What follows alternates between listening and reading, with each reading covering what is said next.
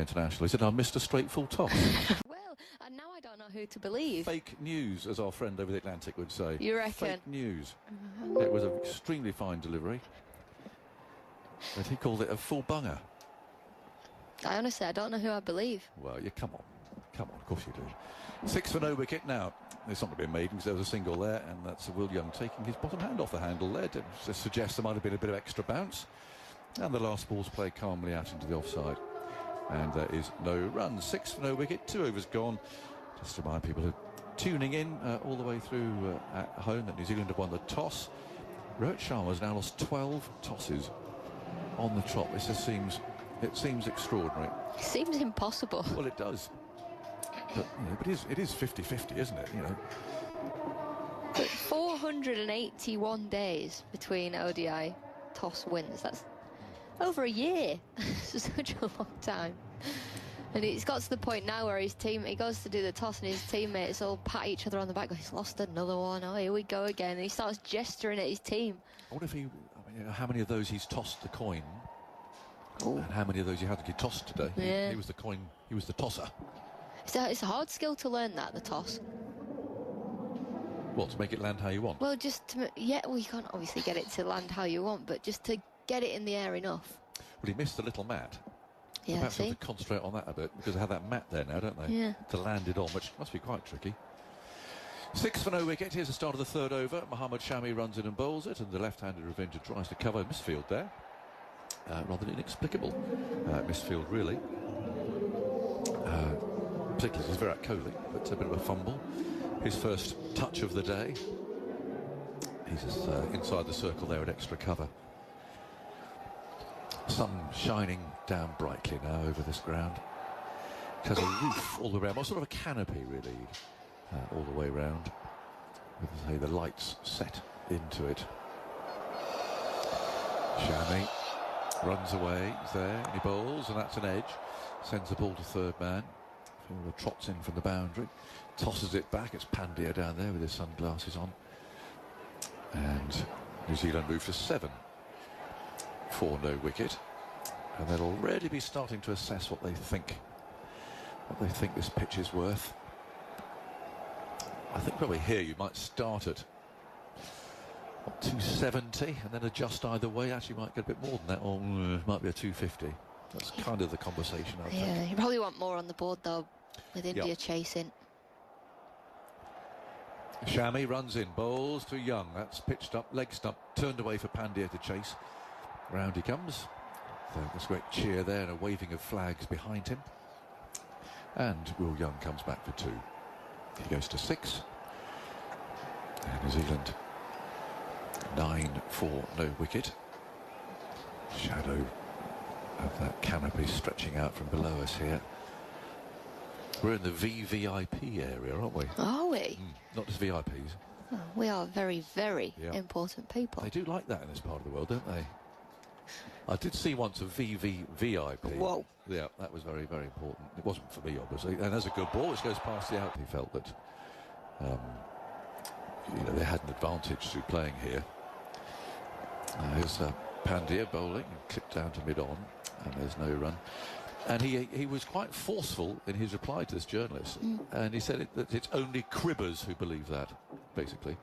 So I'd have liked to follow up saying thank you very much for that, but I've actually never been insulted by that word before. Can you tell me what it means? Yeah, help a girl out. Yeah, what does it actually mean? What is a cribber? I mean, a crib sheet. Well, a crib sheet is someone who kind of cheats in an exam or something, isn't it? It all looked a bit funny that when Shami came out and said, of course we've got an advantage. Yes. Not much communication going on there. No, he was quite an angry man, apparently. There's Pandya again, bowling, tucked away into the shadows to our left. And they take an easy single as the throw comes in on the bounce. Simon's looking it up in the online thesaurus. Simon couldn't find it. Oh. Yeah, he tried to have a look the other day. Oh, people trying to copy other people's views. So it is a crib sheet, as it were. So you have a crib sheet in which you... But that doesn't make sense.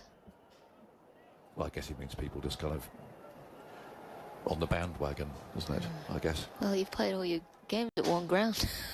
Yes, I mean, I think it's It's a difficult one to argue against. It's not a bandwagon, it's a fact. Yeah, so he just got angry about it. Yeah. Called someone a cribber. And next question, please.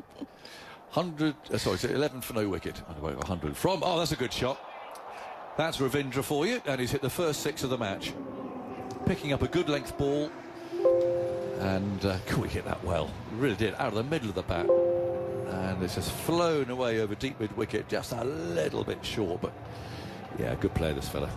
Yeah, it was not a bad ball. When you look at the score and the circumstances, you just think Hardick's just going to bang one slightly shorter, maybe for him to ride the bounce and knock it into the leg side.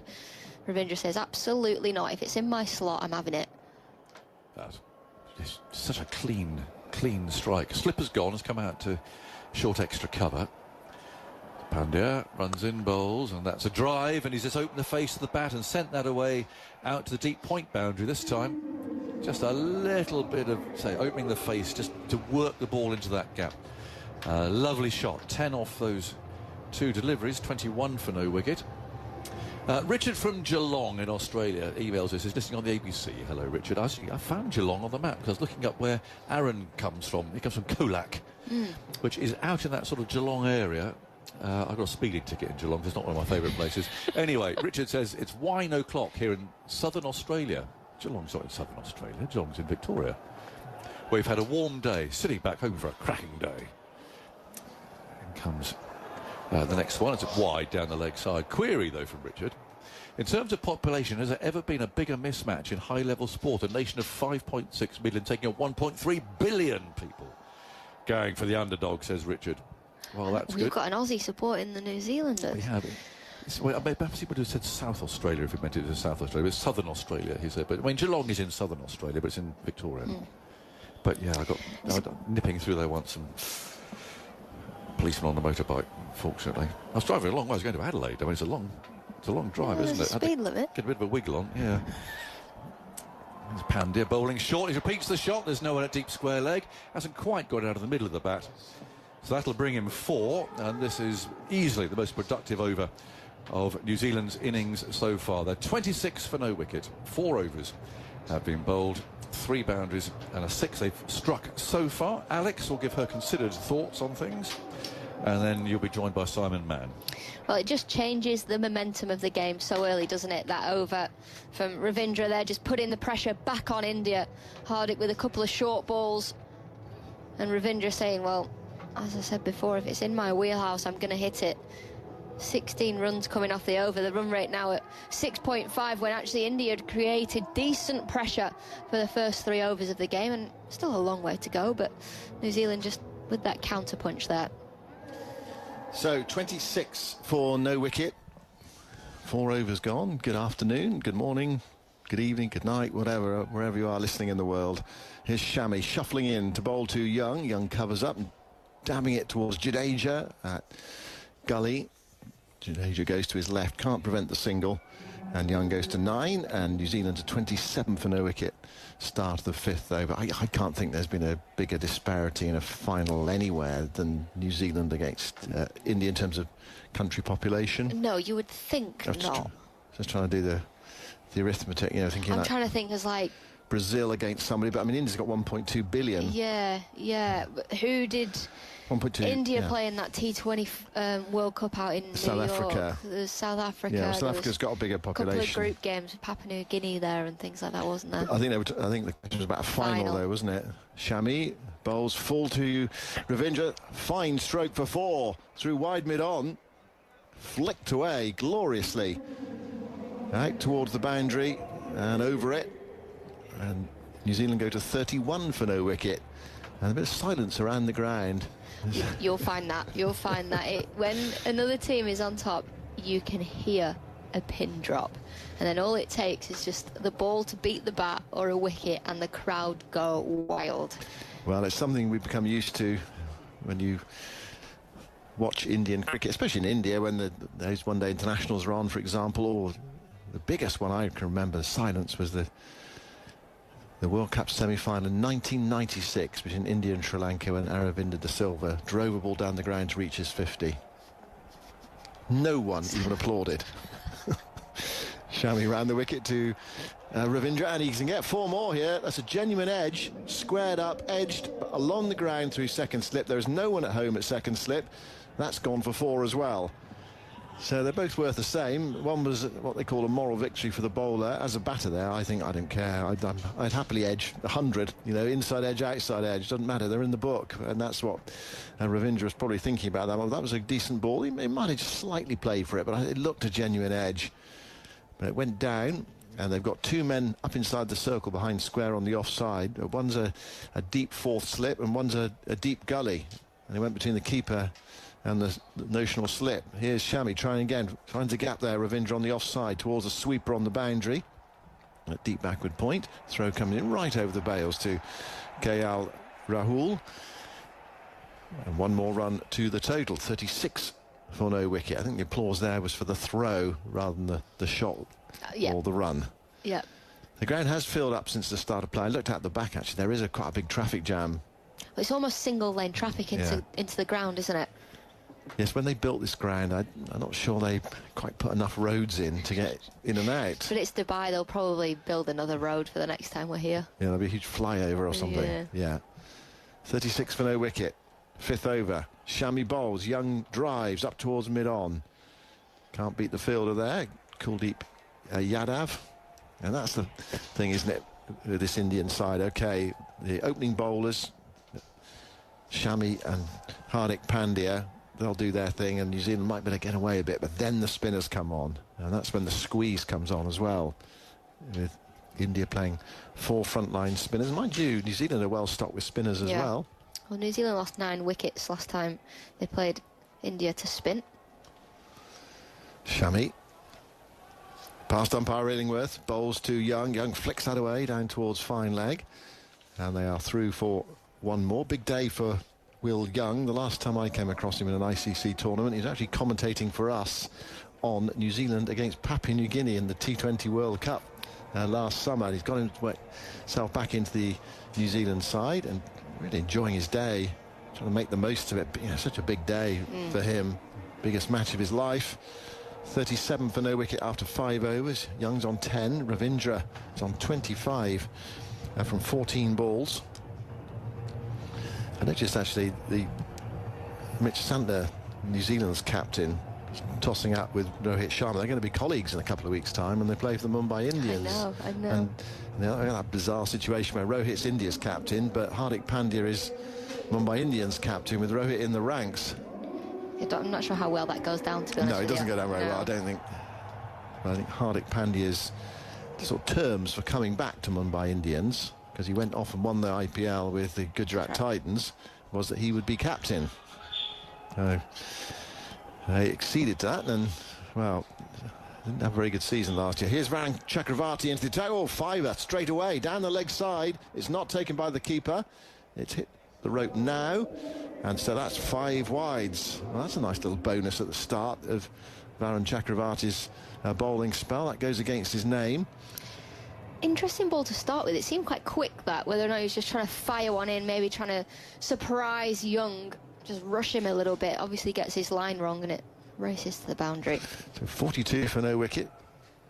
Here's Chakravarti bowling, clipped away by Young, forward a square. Umpire Illingworth saunters out of the way. It's picked up in the deep, and they are through for another single. That's a good start from New Zealand. 43 for no wicket. Start of the 6th over. If you'd said to them this is where they'd be at the start of the 6th, they were more than happy with that. Young 11, Ravindra, the left-hander. I had a quick chat with Will Young, and Ravindra's going to come down on strike. Rohit is himself standing at slip. There's a long off in and a deep mid-wicket, cow corner almost. Those are the 2 fielders outside the circle. Ravindra's taking a fresh guard with the spinner on. Chakravarti's taken 7 wickets in the competition. He's gone at 4.55 runs per over. He got in my team of the tournament. I don't know if he got in yours, Alex. Absolutely got in mine. Stacked of spinners. Here's Chakravarti, ran the wicket. Balls to Ravindra, has a dabble at that one and misses it. It's taken by KL Rahul. We were asked to do our team of the competition. Yeah. Admittedly before the final. So there were a few complaints about people saying, oh, why have you done your team competition before the final. Well, because we were asked to, or told to. Yeah. So we did it. Chakravarti bowls, swept away, out towards the deep square leg boundary. And it's a fine piece of fielding out there. Keeps it down to 2. That was heading out towards the rope. Shreyas Iyer coming around to his left-hand side. He's at cow corner, and he had to get to deep forward square leg then, and he did well, very smartly around the boundary. Good sweep shot from the left-handed Ravindra. 45 for no wicket, middle of the 6th. Who did you have as your captain for your team of the tournament? Mitchell Santner. Okay, interesting. Right. That's the normal idea. Chakravarti bowls, cut away by Ravindra towards backward point, finds Kuldeep. There's no run. I did my team of the tournament and thought, I'm not really got captain. Don't tell me you left out a wicket-keeper as well, did you? No, I put a wicket-keeper in eventually. I worked the team around number 3 and the wicket-keeper. So I went with what I thought was a brilliant, bright idea. OK. Chakravarti bowls, nudged away by Ravindra towards wide mid-on, through for another single. 46 for no wicket, coming to the end of the 6th over. I've got Virat Kohli, I've got Joe Root, but opening the batting, I've got Ravindra. And I thought, he's a future captain. Right, so you went for him, I went for him. Right, He can learn off the experience of everybody else. Well, you can go to the BBC Sport website and have a look at those if you're so minded. Our teams of the tournament, those who've been out here commentating. Chakravarti now to bowl to Young. Dab sweep in the air, just on the bounce to Kuldeep. Short fine, and that's the end of Chakravarti's over. So 9 runs off it in all. 5 wides from the first ball helped New Zealand along there. 6 overs gone. 46 for no wicket. You're listening to 5 Sports Extra, ABC, the ICC website, Champions Trophy final, and highlights clips will be on the BBC Sport website as well throughout the day. The big moments, and Glenn Phillips has been to the fore in recent matches. Seen some highlights of his catches on the BBC Sport website. There's also an article about his fielding written by Matt Henry. A really interesting article. It is, really yeah. Interesting. You know, Matt Henry's trying to say, what makes you such a good fielder? And he's like, I like flying planes. I like... And there was nothing about, like, you know, my technique, my anything. It was like all about his hobbies, and he likes archery. So the fact that he thinks it helps his hand-eye coordination, I thought it was a real insight into probably the type of person that he is. Definitely, yeah. He says, some days I fly a plane from Manchester to Heathrow, doesn't he, on the simulator in his room. Shami round the wicket, bowls to Ravindra, turned away into the onside firmly, but straight to Kuldeep. He's getting in the action a lot here. Picks that one up at mid-on, and there's no run. The other thing he said was, I think the one thing he said that was interesting is I try to throw as much as possible with my weaker arm. Yeah, left hand. Yeah. So it's his left hand, is it? Yeah. To try and strengthen it. It goes back to... You won't remember this, but Bobby Charlton, the great Manchester United and England World Cup winner, who outside Old Trafford, I think it was outside Old Trafford against a wall, he would practice shooting with his wrong foot to really strengthen it. It put me in mind of that. Yeah. Here's Shami bowling, shout for LBW as he tries to swing it away into the leg side. Nothing from the umpire. He walks away. Ball goes down into the gully. Shami steps forward, thinks about a review. What does Rohit say? They're having a chat. 10, 9, 8. Rohit doesn't look minded to review it. I think probably height there might have been the issue. Anyway, they're not going to review it. And New Zealand stay on 46 for no wicket. So having another look now. Shami from round the wicket. Probably height was the issue. Yeah, back leg, but above the pad. And so umpire Illingworth gave that not out. And that's probably a wise decision there not to review it. Probably straight, but going over the top of the stumps. Shami's in his 4th over, no wicket for 19. Now they've got a short point in for Ravindra. Shami moves in again and bowls to him. That's hit firmly back, and it might have been a drop catch on the return there. Shami on his follow through, he rings his left hand. That would have been a magnificent catch if he'd taken it, because it was hit hard by Ravindra. It's parried up towards deepish mid-on, and they ran through for a single. Just having another look at that, there was a miscue. Shami got his 2 hands up there, it came off his left hand and went away, and the physios coming out onto the ground. 47 for no wicket, middle of the 7th over. Alex Hartley has departed, and Ramiz Raja is here. Well, we should be in Lahore today, really, Ram. Yeah, but we are in Dubai. I'm missing Lahore. Have you been there at all on this trip? No, not done any games in Lahore. my hometown. So I was in Karachi. And that's right, you were in Karachi with us last weekend, weren't you? Yes. Yeah. But he pushes the ball hard. Very risky, very strong through the line. Rachin would have been a great catch, would have helped India a great deal. But that's the second or third drop on his follow-through. Shami probably not as keen as some of the other fast bowlers when it comes to catching the ball of their own bowling. That would be a blow if he's done some significant damage there. It looks as though he's getting the tape. Well, he's already got some tape, I think, on that left hand, and now he's getting one on the little finger of his left. That's being taped up as well. If he were a left-arm spinner, I don't think he'd be able to bowl like that, would he? They would ask him to remove all the tapes. Please take that off. And the reason being that you can... The feeling is you can get more purchase on the ball if you've got your hands taped up. Plus also the visibility point. I mean, you know, because the ball, I don't know whether you get a clear view of the ball or not. Yeah, he just knocked his little finger back. It's horrible, actually, that when it gets bent back, you get the bruising in the finger. Anyway, catch goes down. Shami is midway through his fourth over.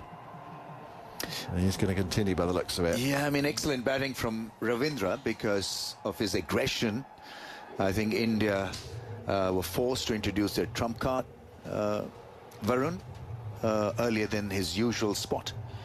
Let's see whether... I think India are in desperate need of a wicket here, because if Rachin has a good time of it, he's quite capable of scoring hundreds. He's already scored 2 in this Champions Trophy, and a natural white ball cricketer. Well, he scored a lovely 100 in that match against South Africa, a semi-final in Lahore at the Gaddafi Stadium the other day. So did Williamson. 362 for 6, far too many for South Africa. Actually, the winning margin, 50 runs, didn't really tell the final tale that accurately as Shami bowls and Young has to defend, head right over it. Ball goes towards short extra cover. South Africa were well behind. There was no chance of them winning that game. Only that bizarre innings from David Miller got them within 50 runs. And he only started, I don't know how much you saw it, he only started to really go for it after they couldn't win the game just about. That's right, a little late in the piece. I'm not saying they would have won in any case. They probably wouldn't have done, but they've got to give it a go. Yeah. Anyway, getting his 100 off the last ball of the match. As his team's defeat was confirmed. Shami bowls. Young defends again, dabbing it into the offside. Rohit Sharma, rather numbers forward to pick up there. And there is no run. So, obviously, Young wants to continue for a long period of time at the crease. I think that's how he's looked at his role in ODI cricket. Player 50 overs, get 100, and others will rally around him. And so he's just looking after his role. His pace is not great, 11 from 20. But Ravindra has provided New Zealand with a lot of aggressiveness here. Yeah, I think they'll be happy with where they are at the moment. Shami goes into bowl to Young to complete the over, and he forces that away for 4. Wide of mid-on. Well, that's a good way to end the over. Brings up the 50 for New Zealand. 7 gone. 51 for no wicket. I'm not sure if Young was conscious there. He just played a couple of dot balls and just needed to get on with it a bit.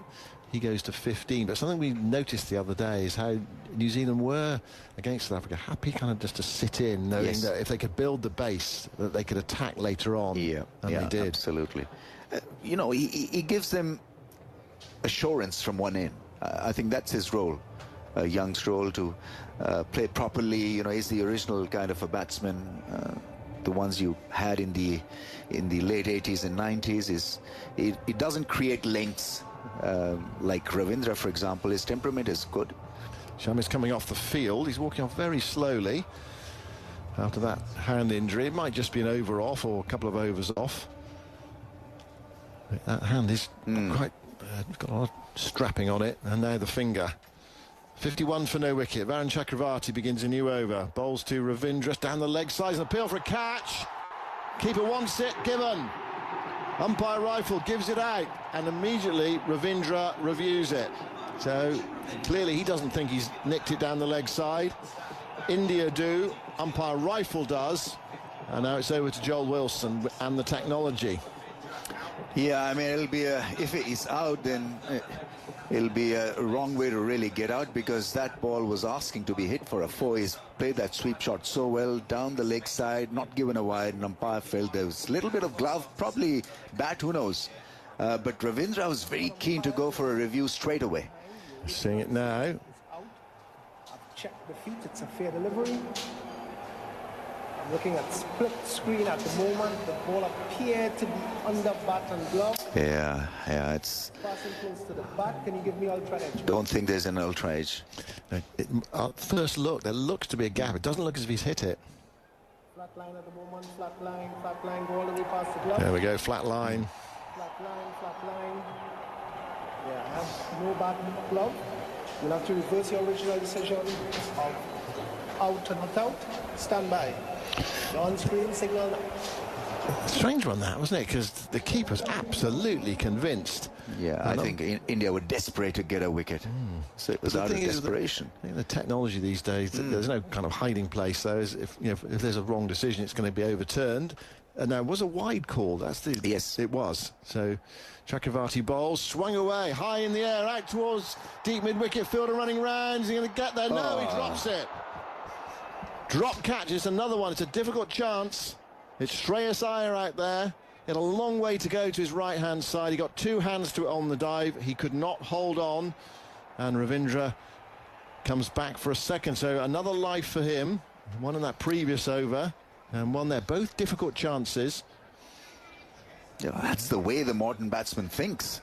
I mean, there was a bit of drama given out, not out, declared by ultra edge, and then off the very next ball, it was skied up in the air. Would have been a great catch. Shreyas Iyer is such a brilliant fielder, but somehow I think when he was catching the ball, he was a little off balance. Yeah, just couldn't be more balanced. And just watching the slow motion replay just gave you an indication that he just paused for a moment, yes, didn't he? And, and that's exemplified, so exaggerated, I should say, by the slow motion. Just see it more clearly. It was only a fraction. And then he realised he had to dive for it. 54 for no wicket. Chakravarti bowls. Ravindra drives towards wide long off. They've gone for 1. They'll come back for the second. Picked up by Shubman Gill. A deep extra cover. 2 more to the total. 56 for no wicket in the 8th. So many options as a striker, Ravindra. So he can play the cover drive and the slog sweep. He's good against the short ball in ODI format. Plays spin well. This has been a fascinating start. Here's Ravindra knocking it into the onside. Ayers rushing in from deep mid-wicket, looking to atone. Shows some aggression in his fielding, which he does. He actually hammers in quite a difficult one for the keeper to take. It came to him on the half volley. I'm not sure Rahul was that impressed by that throw. But that was Iyer trying to almost make up for what he'd just done. Yes, the adrenaline coursing through his veins. Yeah, I mean, it's the final, obviously. Every little incident is going to multiply the pressure a bit. Especially as India, they're at home. There's all that chat about their sort of home advantages in inverted commas.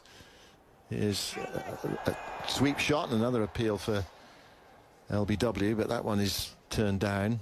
Nothing there from umpire Raif. I say India at home. They've got a home crowd. It's all Indian support here, so it feels like a second home for them. And their cricketers have played quite a lot here. IPL, for example, was here for a couple of seasons. And they've been here for a while. Chakravarti, right arm over, bowls. A shout for LBW. This time it's out. Young's gone, given out. And Chakravarti's made the breakthrough. Young's coming down to have a chat with Ravindra. But I think Ravindra said to him that looks good, and Young's accepted it. I think he sensed that was a good shout. He just wanted a check, and Young is walking off, and Chakravarti's made the breakthrough. 57 for 1, Young's out for 15, LBW. I think his value is regarding the partnership. It was a straight ball, would have gone on to hit middle and leg stumps, so missed the in drift. And definitely India this time were right on the money. So it was a patient kind of an innings. 15 from 23, New Zealand 57 for 1. 57 for 1. Henry Moran's going to take over from me, so if you could just give a few more thoughts, Ram.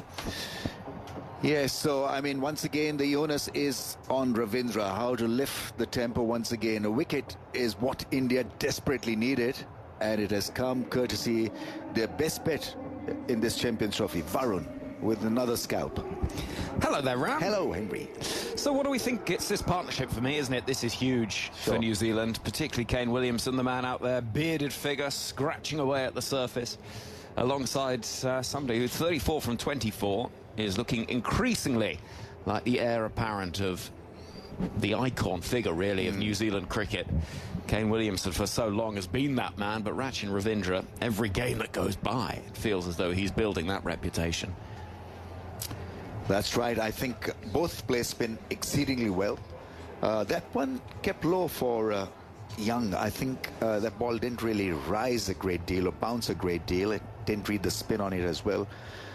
So I think progressively this pitch will become just a little bit more taxing, more challenging to bat on. Well, Williamson's first ball. Here comes Varun, and forward, just tucking that ball into the leg side for an easy single. To keep the strike, Jadeja fields. The clouds overhead here in Dubai. I can see a drone cutting a lonely figure high up there in the sky, bringing those pictures. Here we go. Let's see the replay of that LBW shout. And indeed, yeah, going on to hit around about 3/4 of the way up middle and leg. And that is enough for Varun to strike and collect yet another wicket in this tournament. 1 for 16 from his 2 overs so far. And New Zealand will be thinking, well, realistically, 8 more overs to face from somebody who's been just brilliant in this tournament. The man trained as an architect, who came to cricket quite late, really, Varun Chakravarti, but he's been brilliant in this tournament. He really has. Yeah, I mean, he's so accurate and he reads the conditions perfectly almost. So on a bouncy track, he'll have a different length. On a surface like this, he'll be more wicket to wicket, maybe up the batsman in that driving range. And gets it to spin also. It's ever so slightly, but enough to cause a concern in your mind. Well, Williamson will wait for Shami, who has been a little expensive so far. 4 overs, none for 24. We've got 2 overs left of this initial power play, and here comes Shami. Bowls a delivery that's angled with great ease and calm by Williamson down towards deep third for 1. And the score 59 for 1. Now, this surface is an interesting looking one, Ramiz. It's sort of little lunar landscape. Yeah, I mean, grassless and very dry. And probably it'll play better in the first innings compared to the second, but we know you've got to have a cushion of 20-30 extra runs for Indian batting, so New Zealand must look for a score in excess of 270. Yeah, I think that's the feeling, isn't it? Put a little bit of pressure on. Ravindra waits as Shami comes round the wicket. It's a full delivery which is dropped into the offside, and I don't know if you'd agree with this, Ramiz, but given the damage done already, run rate of 7.2, it almost feels as though the work for the power play has been done runs-wise.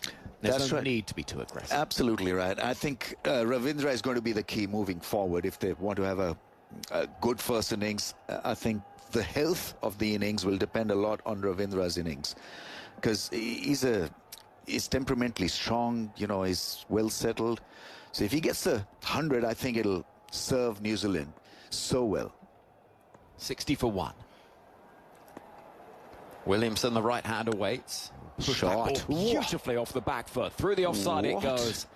And that is some shot from Kane Williamson for his first boundary. Wow. I mean, earlier, Ravindra hit a 6 of the length, but this is matching that brilliance. Probably the best shot of the innings so far. It was nothing more than a tap of the back foot on a slow pitch.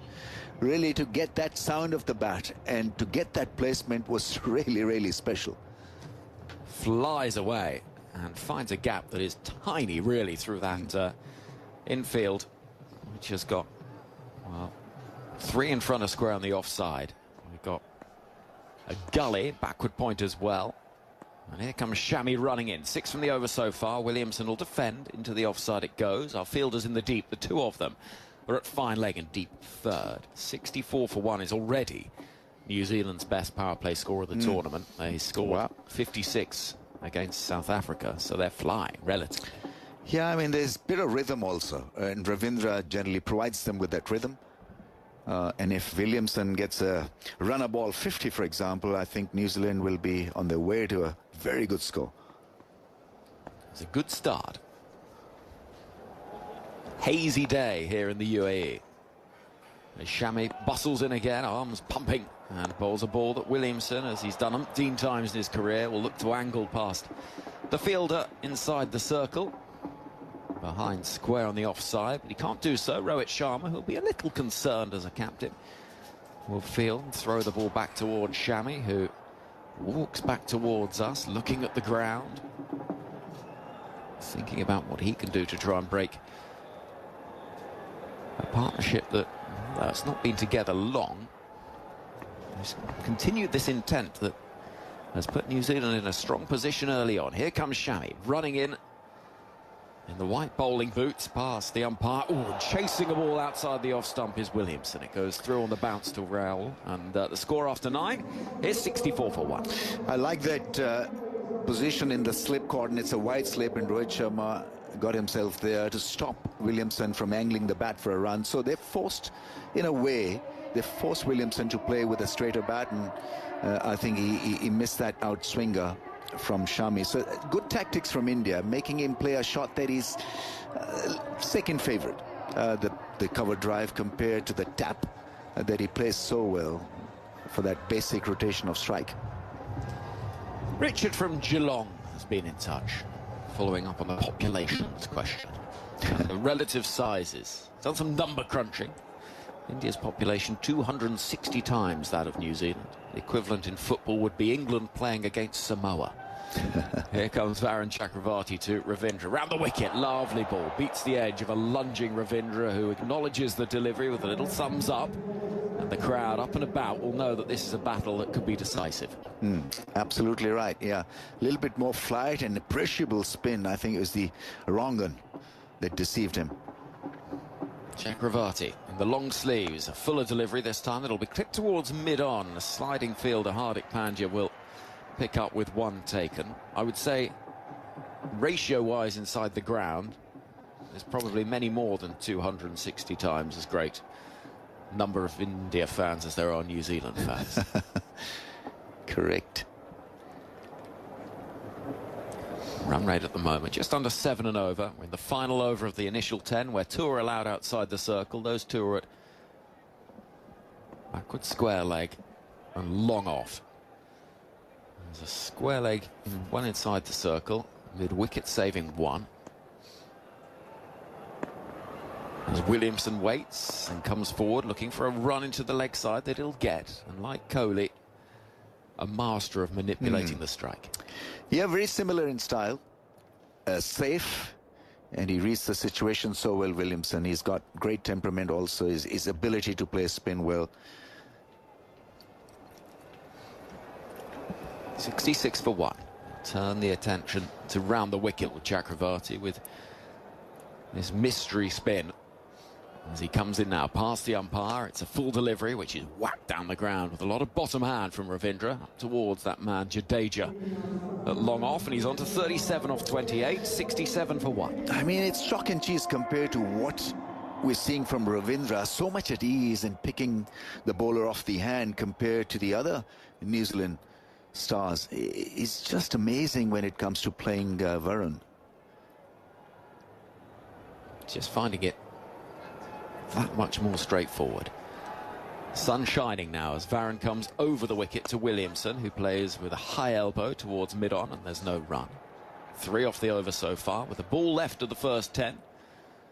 Rohit Sharma, who I think would have expected perhaps 1 downward seemed plausible, but 67 on the board I think he would have been a little surprised at. Yeah, run rate of 6.81. Final ball of the first 10 then is quick up from Chakravarti. Lovely batting, just whipped into the leg side, out towards deep mid-wicket, where the fielder running round, Akshar Patel, will have to make up a bit of ground to pick up. End of the over. He's seen 5 from it, and at the end of all that, it's been dramatic. 69 for 1. The 1 wicket to have fallen, that of Will Young for 15, but it is Rachin Ravindra, this young, dashing left-hander, who's 37 from 28 and has been brilliant. Absolutely, that he has been. 37 of 28. I think the next challenge of for New Zealand will be how well and how far can they maintain this run rate of around 6.5.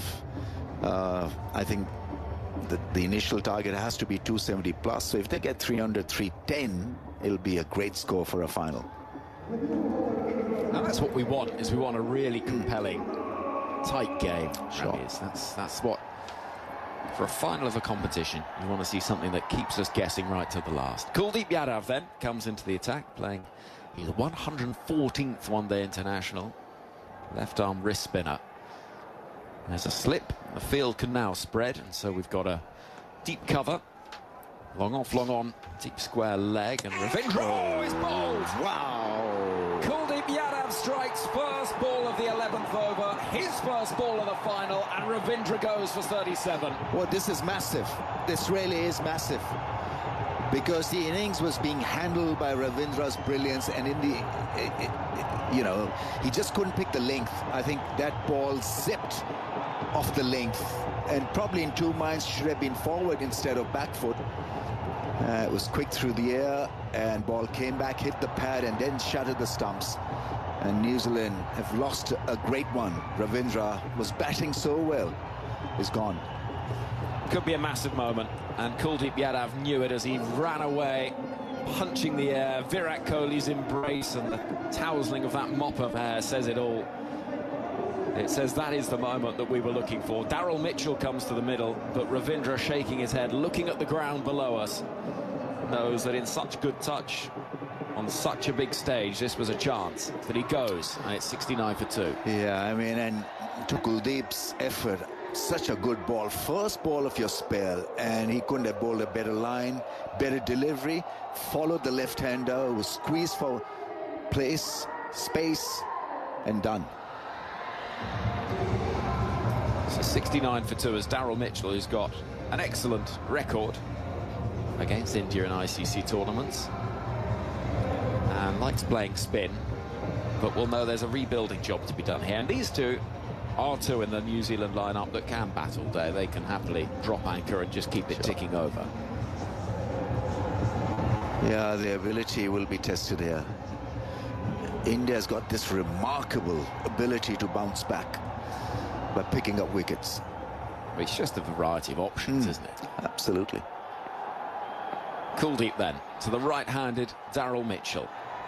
Down the leg side it goes. That'll be wide, signalled by umpire Rifle. 70 for 2. And Kuldeep, who has had an interesting career. I remember he came to an ODI tour of England, and probably 7 or 8 years ago now, England just could not pick him, and slowly got better as the tour went on. But here is Kuldeep outside the off stump and carefully, watchfully pushed towards cover. No run. Yeah, I mean, I was looking at a stat. So the bowlers have bowled around 90 plus kph have found more wickets of the surfaces here in Dubai. Kuldeep again. And the paddle is attempted, and successfully so, down towards fine leg for 1. And so Kuldeep gets it at pace, spins it as well because of the pitch. And that really was a cracking delivery, the first one to Ravindra. Followed him, hit the pad. I think it probably would have been leg before also. There was quite a lot going for it, that one, Ram. Yeah. I think it's fair to say. Kuldeep Yadav.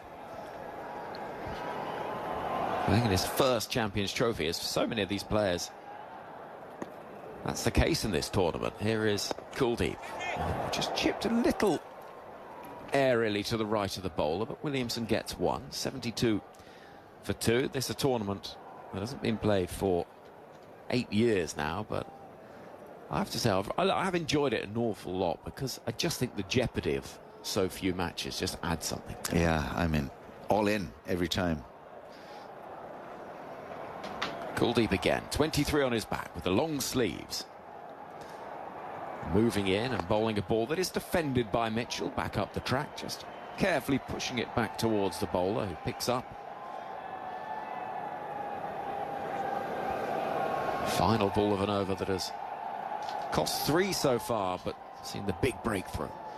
Here's Kuldeep. In once more in the sunshine. That'll be punched down the ground for one from the bat of Mitchell. Thinking about a second. He wants it. I'm not sure Williamson was quite on the same wavelength setting off. And so it will just be the single to conclude the 11th over. 73 for 2. If you want to see that wicket, or indeed any of the best of the action, then the BBC Sport website and app for our listeners in the UK, you can do that. Also live with our text commentary service with Sam Drury, with all the conversation and those highlights there as well to keep you company through the day. You might be listening in Australia on the ABC Listen app. That's what Andrew's doing. Also in Geelong. How about that? I'm about to restart my 370-kilometre return journey after completing my fuel delivery to Mount Gambier, South Australia. The match will keep me company all the way, and then some. What time would it be in Geelong? That's a very good question. Rameez, I'm going to tell you. I love thinking about what people might be doing. It'll be just coming up to 9 p.m. So Akshar Patel into the attack. Left arm spin to bowl to the right-handed Daryl Mitchell, who comes forward looking for a run to whip the ball into the leg side, but only finds Varun Chakravarti inside the circle at fine leg. So no run, 73 for 2.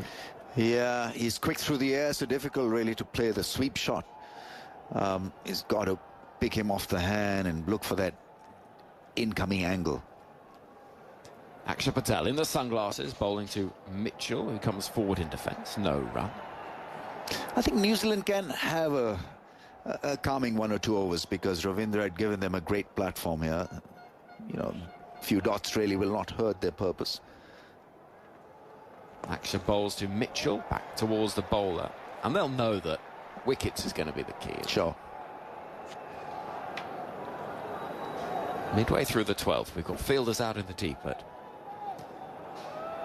sort of a deep backward point, just in front of square on the leg side, and then a long on and a long off. And it's Mitchell looking to try and find a single towards that long off, and he does just that with a little punch down the ground and a gentle trot through. Bearded figure behind the grill of that helmet. He's a tall man, good reach, loves facing spin bowling, and he can accelerate. He's somebody that hits very well straight. Akshar Patel to Kane Williamson is a battle that should be intriguing. The left arm spin to the right-handed former captain. Here is Akshar Patel to Williamson for the first time, looking for that run down the ground. Can't find it. It's a good start this from Akshar Patel. Just one from the over so far. Yeah, he's very accurate. Doesn't have a lot of varieties compared to Varun or Kuldeep, but he's so accurate. Akshar again. Around the wicket. He's in now, and Williamson will get the run this time, just tapping down the ground. And the score moves to 75 for 2 after 12 overs. And we're going to have a change here in the commentary box. I'm getting out of the way, and I'm going to leave you, Rameez, in the company of your old mate, Jonathan Hackney. Yeah, Jonathan without his dandy suit. Yeah, but looking pretty dandy in his jeans, gotta say. Agaz? It's all lovingly wrapped. It's waiting for tomorrow's flight. All right, okay. I know, I couldn't take it out of its suit covering. It's a beautiful dandy design suit cover. Oh, wow. It might last a couple of weeks. Perhaps about as long as the suit. It's too hot to wear a suit here. Yeah. Well, it is actually. But no, just a very nice souvenir from your lovely country, Rameez. Fantastic. So there we go. We had a really good time there. You know, we really did. It's very, very friendly, good hospitable. Yeah, it's great. 75 for 2 then. So a bit of a check situation here for New Zealand, but they've got a master at the crease in Williamson, who played so well the other day to get to that 100 after a difficult start. He's on 11. Mitchell on 3. And Williamson looks around the field once more. There's 4 out now as Kuldeep. The ball. Oh no, he's just knocked back a catch. Oh dear. I think probably he's looking to nudge the ball down to long on for a single, and he's just knocked back the simplest return catch. And they're all on their feet in this Dubai Cricket Stadium. Indian flags are waving. And a very, very disappointed Williamson walks off. I think he just... Well, yeah, he was looking... I think he's just looking to just push it away. Yeah, I mean, it was a soft dismissal in the end. He was looking for that single down towards long on. But Kuldeep, what a start. His number suggested that it's probably his position was on the line. If India were to play an extra seamer, his place would go in the playing 11. But look at the way he started. 2 wickets in no time, 2 massive blows. Well, that's a big one. Kane Williamson looks around the stadium. You often wonder with, what, he's 34, isn't he? Would he see another? I don't know, but he's played in a lot of these finals, and it's a disappointed figure walking off now, thumping his bat into his pad as he walks over the boundary edge and away. So very much India's last 30 balls or so, 3 for 19 they've taken in that time, and what looked to be a promising, really quite an exhilarating start for New Zealand. And 7 and over, well, suddenly they've got the brakes on here. Current rate 6 and over, but they've now lost those 3 wickets and 2 batsmen having to start. Latham's come out to join Mitchell. Test match opening batsman, of course. In fact, I think it's saying that 8 of the 11 of this New Zealand team are Test match regulars. And it's almost that sort of rebuilding that's got to have to happen here now. The pitch is good. Certainly at the moment there's little spin to talk about. But, just 1 or 2 blemishes you can see now on that beige coloured strip. Kuldeep then moves in bowls, and Latham's forward, playing that first ball easily down the ground to long on over Varun Fields, and they take a single. So Latham's off the mark straight away. Yeah, he's another good player in the middle phase. He plays spin so well, at par with Williamson. It's good that it's a right and left hand combination, something for India to work and challenge Indian spinners. Kuldeep moves in, bowls, and that's carefully played by Mitchell. Solid defensive stroke played back to the bowler, and there's no run. Quite a din out there now. You can probably hear it back at home, and the ground it's filling up. It's almost full. There's an area down at the bottom end that's still largely empty. As Kuldeep fields the next one, it's a little bit uppish there again. Mitchell coming a little bit heavy at that ball. I think they want this single through either mid-off or mid-on. But you've got to be careful. The ball is holding up ever so slightly, and if you're not reading the spin on it, then obviously get yourself into a little bit of bother. Yeah, I mean, it was a cunning field setting, really, for Williamson, wasn't it? It was Kuldeep again bowling to him. And Mitchell does get a single now, just pushing the ball gently into the offside where Rohit Sharma fields. But the gap was there, the imitation was there, he went for it. And unless you're absolutely right over the ball on the bat and the pitch of the ball, there is that chance of knocking back a catch. So credit to India for that and for the field placing, and of course to Kuldeep for delivering. 77 for 3. New Zealand winning the toss and batting first. Very excitable PR announcer. Good to see you, Ram. We'll catch you later on. I'm not sure what he's shouting about, but the crowd's enjoying it. Simon Mann looks a little bit weary, to my right.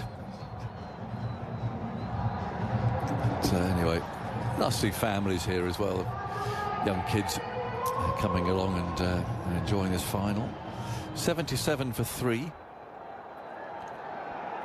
And Mitchell over his bat, waits for Akshar Patel, as sort of a rolling spinner, really. And this first ball's pushed away towards long on. It doesn't get there. It's picked up by the captain, Rohit Sharma.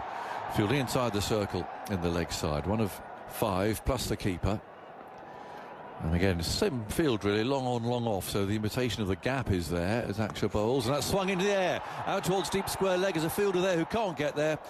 And it's gone for 4. Just for a moment, I suspect there would be some Kiwi hearts in mouths, because it was a bit of a top-edgy sort of a shot.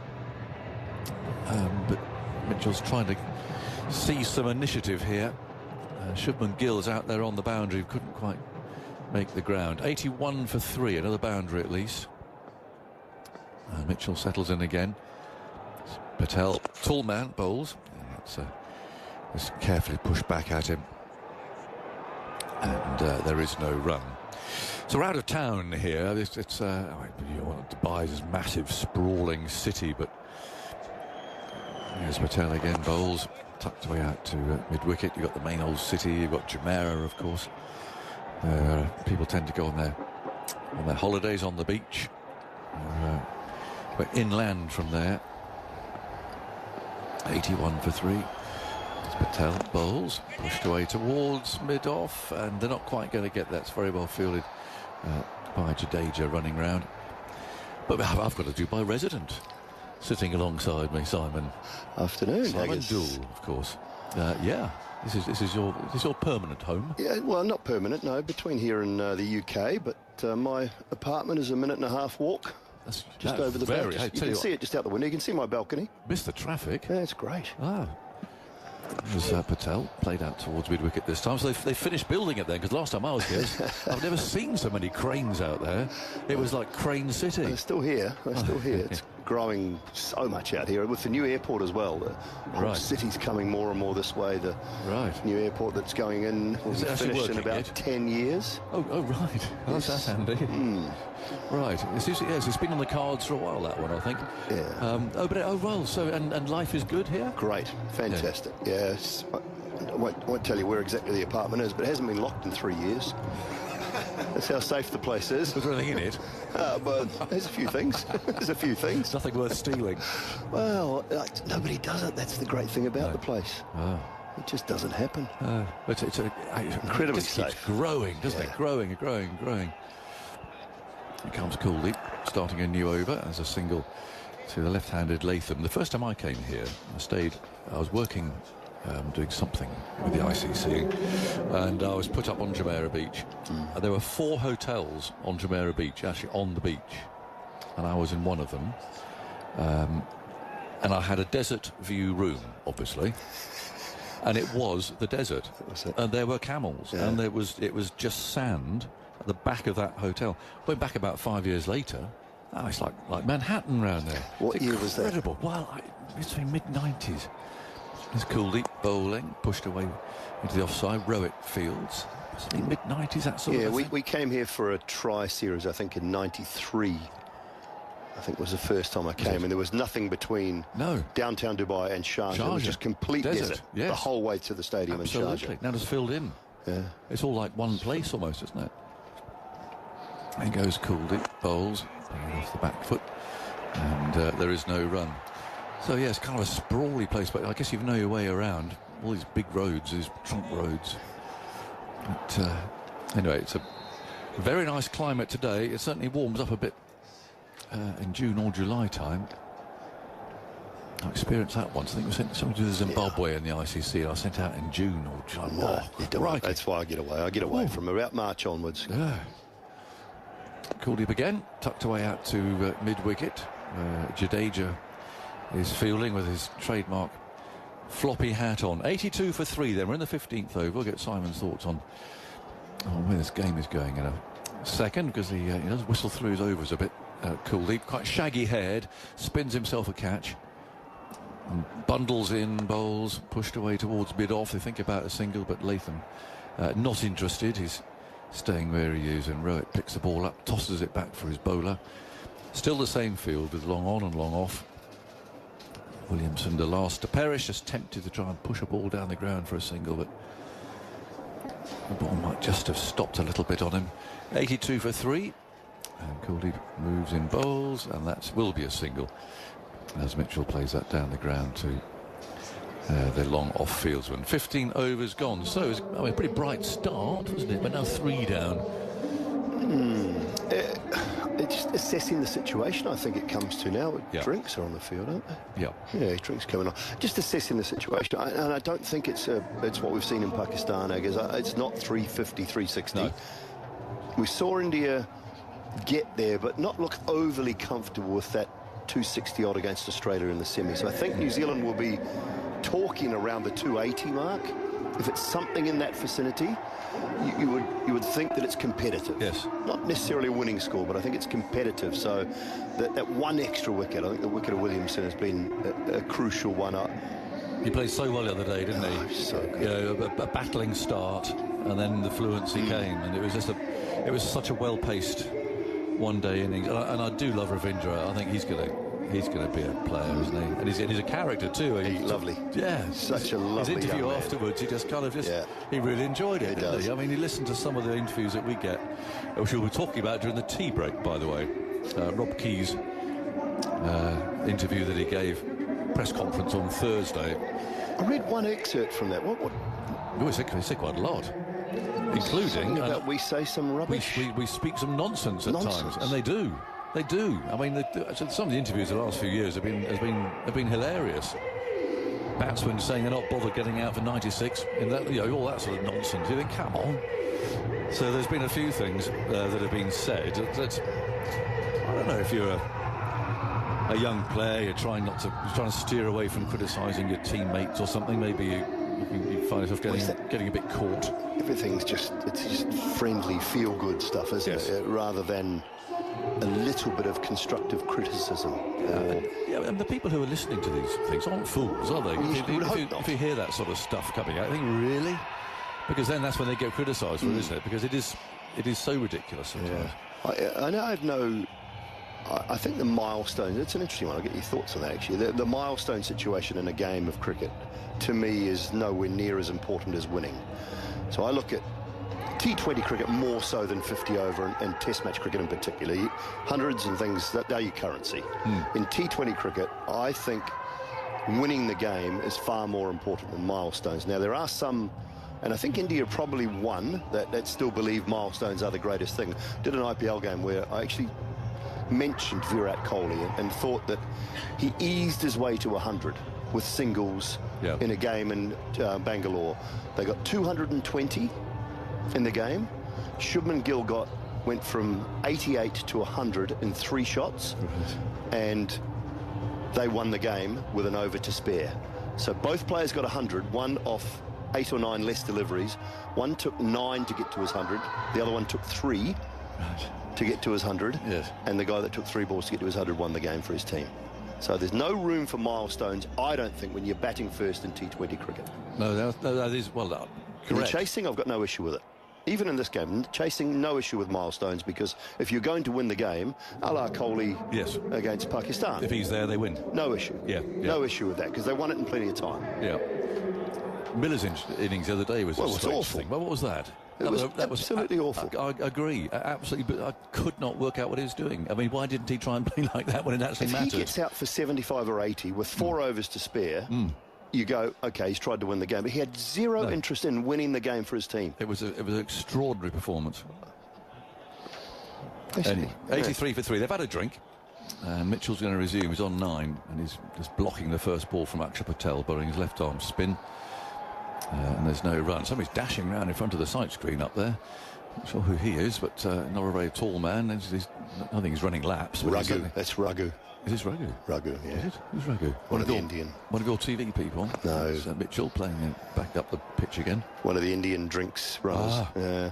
You can recognise Raghu from here. Yeah. He one of the best flickers in the game, Raghu. Oh, is he? With, the dog stick, whatever you call it. He is one of the best in the business. Really?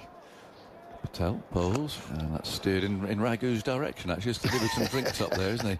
And they pick up a single to long on, 83 for 3. Well, presumably he'll be on the tour in the summer then, if he's a dog stick champion. Chris Donaldson, actually, he's changing sides after this event.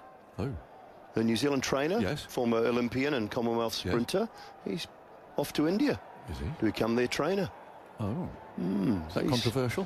A little. Oh. A little. I think he's been with New Zealand cricket for a long, long time, CD. Right. Very famous father, I guess. In New Zealand sport. Here's Akshar bowling, and that's run away down to third man, and there's no run. What's his surname? Donaldson. Donaldson. Oh. Movies. Cocktail. Species. World's fastest Indian. Right. These movies, you know? No. Here's Latham defending the next one. No. They're on some sort of obscure channel somewhere. No, I mean, these are Hollywood movies. Are they? It is a Kiwi. My goodness. Roger Donaldson. You need to do some Googling, you do. I obviously do. Here's Patel, and that's played away down the ground to long on, or move out for a quiet evening in Dubai and have to watch a big film list. I didn't bring my phone. I could Google some Roger Donaldson movies. Right. Tell you, there's some you'll know. Guaranteed. And he is the father of... He's the father of Chris Donaldson. The trainer who's now going to India. Now going to India, and right. who ran the Olympic Games and the Commonwealth Games 100, 200 for New Zealand. Right. Yes. Okay. Well, there you go. Well, thank you for that. There you go. Just... Yeah. Were you in the game? You're probably playing at the Cake Tin when we were recorded for sound effects for one of those very famous New Zealand. Oh, there he's got an award. Roger Lindsay Donaldson. He's an Australian and New Zealand film director. Yes. He's played off the back foot down to long on. You know what the Aussies are like. You know what the Aussies are like. They try and steal everything. Far lap, Pavlovas. So the fact he was born in Ballarat has nothing to do with it. He's Kiwi. Grew up in New Zealand. Films? Well, we'll look up famous Australian films. And I'm sure he'll pop up. 86 for 3. Oh, The Bounty. Well, how do you know The Bounty? No Way Out. Cocktail. Yeah. Okay. 1984, 1987.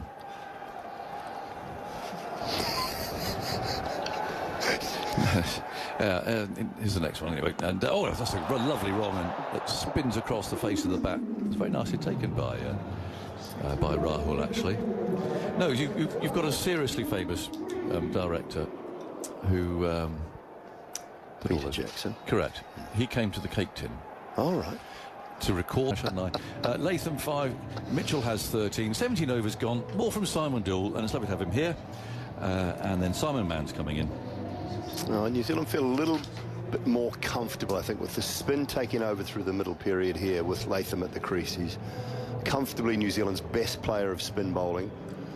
Reads it well. That's not a mocker's call, but he picks up length well. He reads the spinners very well and generally just calms things down through the middle period of this time afternoon. Simon. Good afternoon. Here is Archie Patel, 3 overs rate so far. Bowls to Latham. Latham nudges it way backward a square for a single.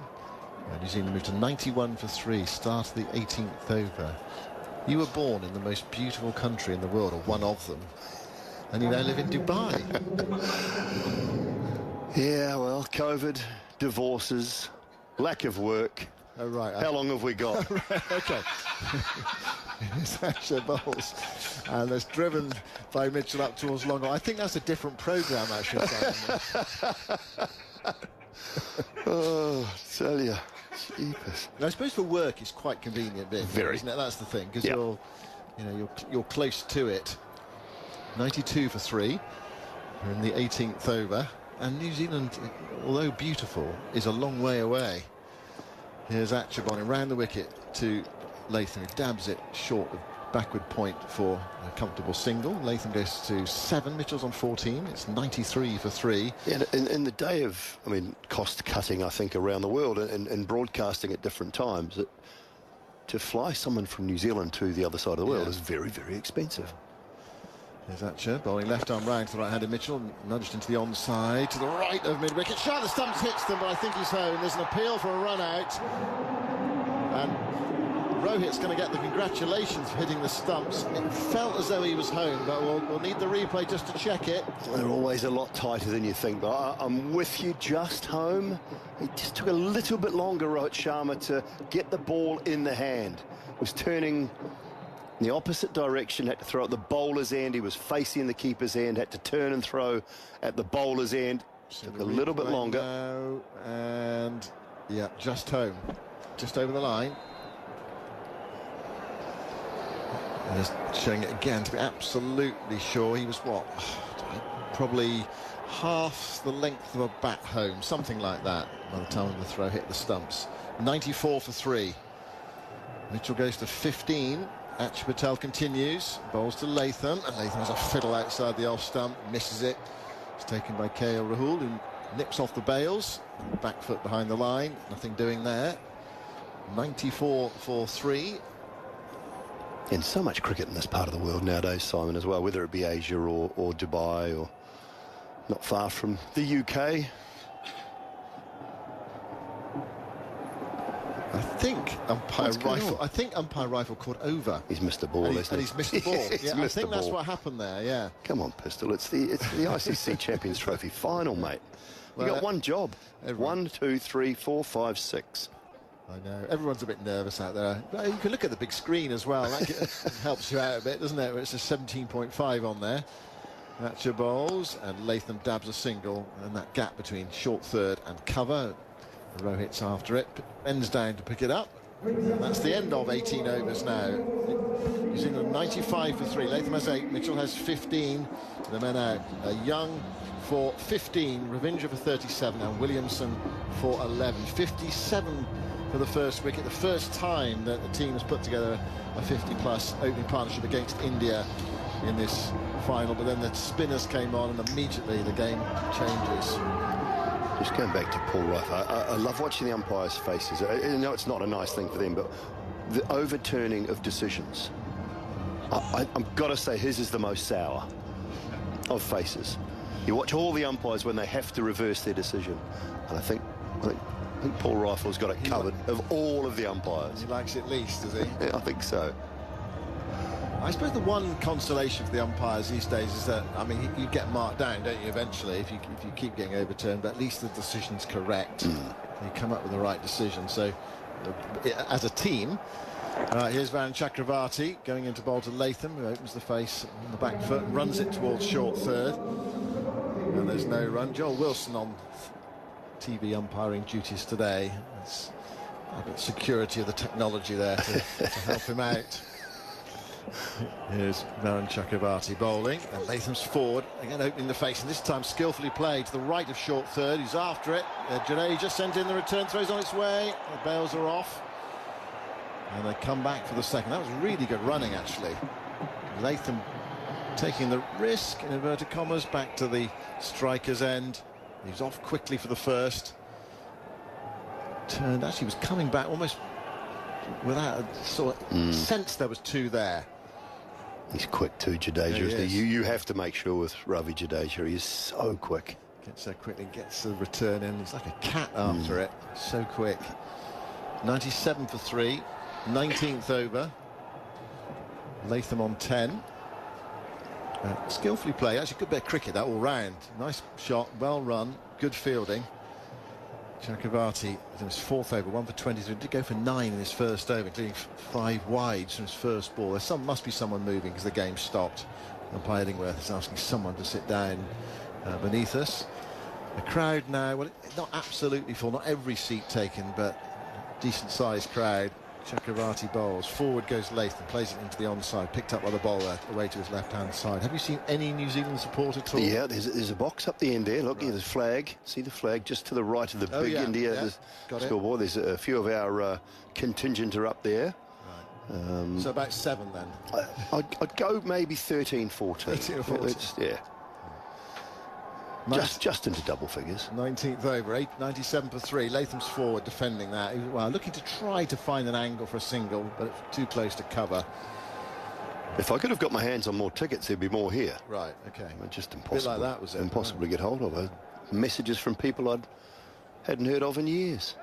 There's a big section down there. There's no one sitting in it. It must be about, what, 300 seats there? Yeah, you'd think so. Here's Chakravarti bowling to Latham on the back foot, guides it away towards square cover on the boundary. Shreyas Iyer dropped that catch earlier, rushing round the boundary against Ravindra. But it didn't cost India too many. He was out for 37. 98 for 3, New Zealand winning the toss, batting first. Last ball of the 19th over. Mitchell just giving himself a bit of time here. You can be hustled a bit by this Indian spin attack. They're at you quickly and often, rattling through the overs, just holding things up for a moment. Here's Chakravarti. Got a purposeful run for a spinner. Some just walk in, he runs in. It's dabbed into the offside. Latham responds to the call, and they're home for another single. 99 for 3 at the end of 19 overs. Chakravarti 4 overs, 1 for 25. Latham has 11. Mitchell has 16. If you've missed any of the wickets so far, they're on the BBC Sport website. You can see the highlights. 3 of them have gone down. You go back a week, I think, Simon, the New Zealand-India game. Mitchell was 17 off 35 in that one. He really struggled to get going, and the partnership with Williamson just stalled things a little bit in the middle. But New Zealand were probably under a little bit more scoreboard pressure on that occasion. Today, I don't think they're actually under a lot of scoreboard pressure. All but 100, 31 overs to go. another 170, 180. I think they'll feel pretty good with anything above 275, 280, 290 would be great. They feel you're in the game with that sort of score. Here's Jadeja bowling. It's knocked away into the onside by Mitchell. Jadeja across to pick up. He's bowling in his sunglasses. Sun's out now. There's some cloud above today. It's not a blisteringly hot afternoon like it was yesterday, but it's still warm, low 30s. Jadeja bowls to Mitchell, who drives up towards long off, and they're through for a single. We didn't see much of that game last week because we were on our way from Karachi to Lahore, but they were keeping up to date with it. And there were, you know, even in Pakistan, there were people watching the game on their phones, really intently watching the game. So occasionally you look over someone's shoulder at the airport to see how what was going on. Yeah, it took us quite a long time to make that journey. Here is Jadeja. Bowls to Latham, who gets tucked up by that one, looking to dab into the offside. Hits it up the onside of the pitch. Jadeja steps forward to pick up. So just a reminder of the scores. New Zealand made 249. India made 249 for 9, and New Zealand, under the pressure of the chase, 205 all out. Jadeja bowls going round the wicket to the left-hander. Forward goes Latham, plays it back to the bowler, picks up and immediately walks back to his mark. Jadeja's one of those who really can hustle through and over. Maharaj is probably the quickest in world cricket, but Jadeja's quick as well. That one is outside the off stump, tapped away off the back foot by Latham towards short third. Be a good race. Minute and a half. I think we've timed Jadeja before, and he can do it in under a minute and a half if he's not going for runs. Be a good contest, wouldn't it, actually, between those two. This time Latham goes back and plays it square with the wicket out towards deep cover. The 100's up for New Zealand in the 20th over. Now, Maharaj the other day, I mean, chucking the ball back to his mark, bowls, that's a real benefit to the fielding side. You just feel as though you're being assailed as well by the bowling attack. And from a batting point of view, you're just getting squeezed, and there's no respite because it's all coming so quickly. So with Jadeja and Akshar in particular, those two in tandem, all of a sudden 5, 6, 7 overs go by, and you feel like you haven't gone anywhere, and the scoreboard hasn't moved much at all either. It's 101 for 3 after 20 overs. So still bags of time for New Zealand, but they're kind of everything's in the balance here. If they were to lose another couple of quick wickets now, and well, it could be something like 200. But I know actually the New Zealand batting order is quite long, isn't it? Very. Yeah, we've got Jameson coming in at 10. Yeah, it's not bad. Varun Chakravarti bowls. As shout for LBW, that's going down, surely. Umpire Illingworth says no. KL Rahul really liked it. Chakravarti, not so much. I suppose the wicket-keeper, well, A, they shout for everything, and B, slightly obscured by the batter. That's the one he fires in. A lot quicker. It's a cross-seamer, but up around the 112, 113 kilometres. Rahul was actually going down the leg side there. Chakravarti bowls. Latham's looking for that single through the offside. Jadeja's in sharply. Picks up, his hat falls off, has the ball in his hand. There's no run. 101 for 3. One of the problems for New Zealand here is that they're just going to have spin from this. It's a trial by spin, isn't it? 35 overs of it. 101 for 3. 21st over. Chakravarti moves in purposefully. Latham drives, gets a single. Along the ground through a long off. Yeah, cat and mouse cricket at the moment. It's no different, of course, from T20 where you've got to go for it. But this game, you can just bide your time. We saw New Zealand actually do it in that semi-final against South Africa. They didn't go hard all the time. They left some in the tank for later. Being 3 down, they just have to set themselves up for that last 12 to 15 overs. There's Chakravarti bowling to Mitchell. Mitchell's forward, digging out full delivery. Back to the bowler. Bends down to pick up. 44 balls since the last boundary. 102 for 3. 21st over. This is Chakravarti going in to bowl to Mitchell, who sweeps, makes reasonable contact, but hits it straight to the short fine leg fielder, who is Jadeja, and there's no run either side, and that would have been 4, even though he didn't hit it sweetly. Not enough bat on it. Of course, New Zealand did this, didn't they? They just built a score in the World Cup final against England in 2019. They just made sure they had a score on the board. And another day, it would have been a winning score.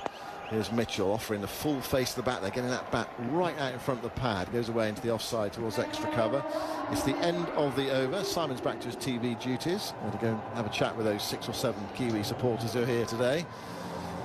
And New Zealand, after 21 overs, are 102 for 3. Latham has 13. Mitchell has 17. It is, well, just about 99.999% Indian in terms of support today. A colourful occasion. Flags, light blue shirts supporting the Indian team.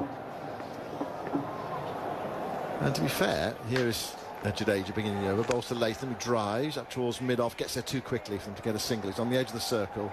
Ball was hit firmly. To be fair, just about wherever India play white ball cricket, there are there's always a lot of support anywhere in the world. So I talk about this being a kind of home venue for them. Lots of great home venues for them, even though they're playing away. Latham taps that one away into the offside towards deep cover. Through for a single. 103 for 3 in the 22nd. Alex Hartley back alongside me.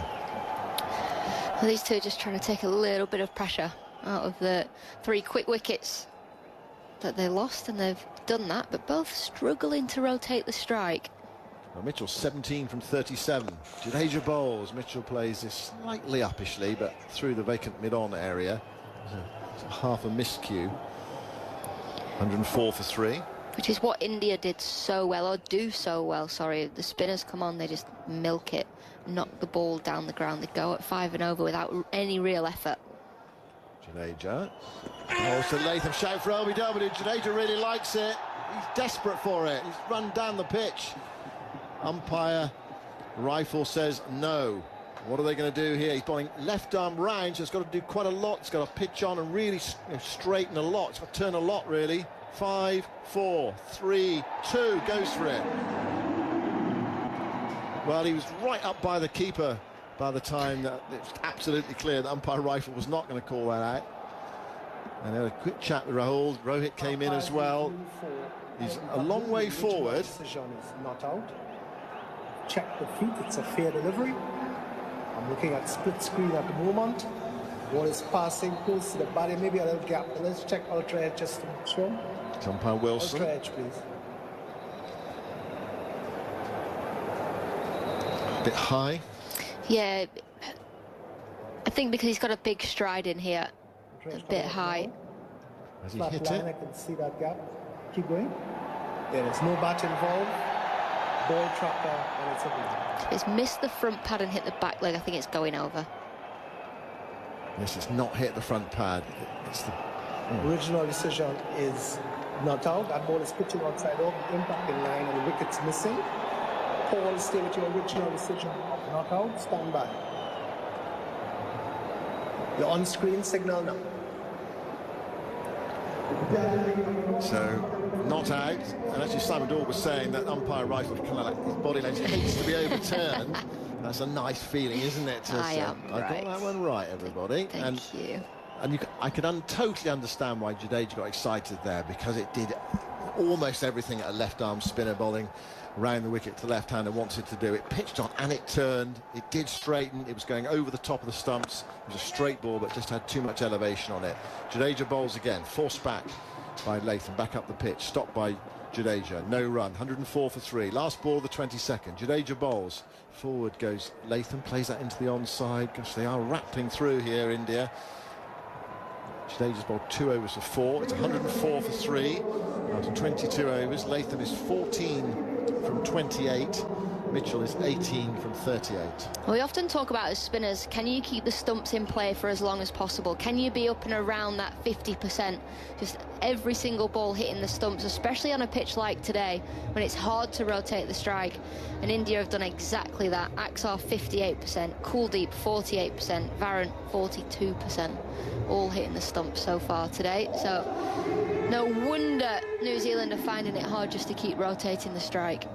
Which, sorry, it's completely different for Axar. He normally bowls outside the off stump, so his line is just to go outside the off stump, turn the ball away from the right-hander and just get hit into the covers, one, build pressure that way. So a little tactic change from him today. Yeah. Well, Vic was Vic Mart's been with us throughout the competition. He's actually gone home to look after the grandchildren.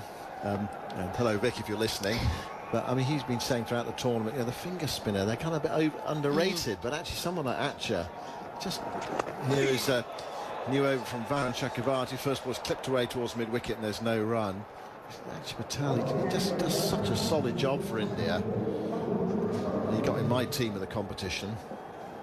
I can't. A few runs and wickets. Got in mine. I think he's batting at 5. Yeah, which is where he does bat for this Indian team. You can check out our teams on the BBC Sport website if you're so inclined. 104 for 3, 23rd over. And here is Chakravarti, reverse sweep, gets it down fine. It's going down towards the boundary. It's not perfectly struck by Mitchell on the reverse. It's picked up inside the rope. Kuldeep Yadav is there. Throws it into Rahul. And they're back for 2 runs. 106 for 3 in the 23rd. Mitchell goes to 20. Trying something different there. It's Chakravarti on the reverse. He went through first slip. Bit of a under edge. He settles over his bat now. You know, Mitchell's a very good striker of the ball down the ground. Comes forward, then pokes it back to the bowl at the moment. They're just trying to piece something together. There is a long on and long off in for the miscue. And it's so easy to miscue a bowler like Varun Chakravarti. Not that long now. He'll be playing in the opening match of the IPL in a couple of weeks' time. Here is Chakravarti. It was a full toss. Mitchell pokes it back and Chakravarti dives to his left and stops it. Goes out towards extra cover. Surprise ball, that one, the full toss, and one of those where Daryl Mitchell probably could have hit that anywhere, but he's leaning forward looking just to defend the ball, so taps it back to the bowler. Yeah, really missed out there. 106 for 3, 23rd over. Chakravarti bowls full. Mitchell drives, beats the dive at extra cover. That was a bit of a going down in instalments dive there. Is it Rohit, the captain? It is. Yeah. It is indeed.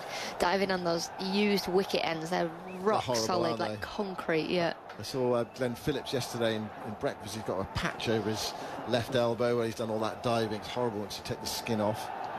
And talking about earlier, but again, you weren't with us. Go to the BBC Sport website. An interview with Glenn Phillips talking about fielding, and very interesting it is too. Written by Matt Henry, but also talks a lot about flying. 7 for 3 and archery. Here's Chakravarti bowling. Forward goes Latham, back up the onside the pitch. It's the end of the over. That one's shot by as well. Yeah. India rattling through. 23 overs gone. 107 for 3. Alex, and then Henry Moran. Well, because there's so much spin that India have rattled through their overs, it's something that we're not really used to in 50-over cricket, is looking up at the scoreboard and a team being in front. Normally you go, they're 4 or 5 minutes behind, or they're 10 minutes behind.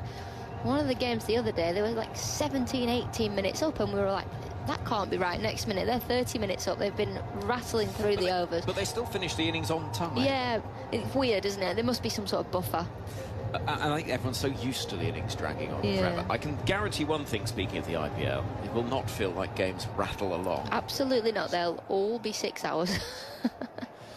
107 for 3. The partnership's 32 from 64, so it has been quite slow going. Here's Jadeja in the sunglasses, running into bowl, and Mitchell get a run down the ground with a little flick of the wrists. 108 for 3. How are you, Alex? Very well. Good, I always feel incredibly lucky when you commentate a final of a competition. I thought you were going to say when I sat down next to you. Well, that as well. We had a lovely photo on the field today, actually. We did, and then told we've got to go. Forget telling off. Oh, big appeal for LBW. Given! Latham's been given out LBW. Ravindra Jadeja celebrates. And New Zealand's best player of spin reviews the decision. But the celebrations in the crowd and on the field tell you quite how significant this could be. It looked good. It was full up. Yeah, I think this is out. I think this is absolutely stone dead. Latham on the sweep, looking to hit the ball into the leg side, doesn't pick the fuller delivery. We have a player review for LBW, the original decision. It's out. Check the feet, it's a fair delivery. Looking at the split screen at the moment. The ball is passing under the bat, bat's going across it, so I want to check ultra edge just to bat. It's close to the bat. The only thing that's saving him is bat. Ultra edge coming up now. Here comes Ultra Edge.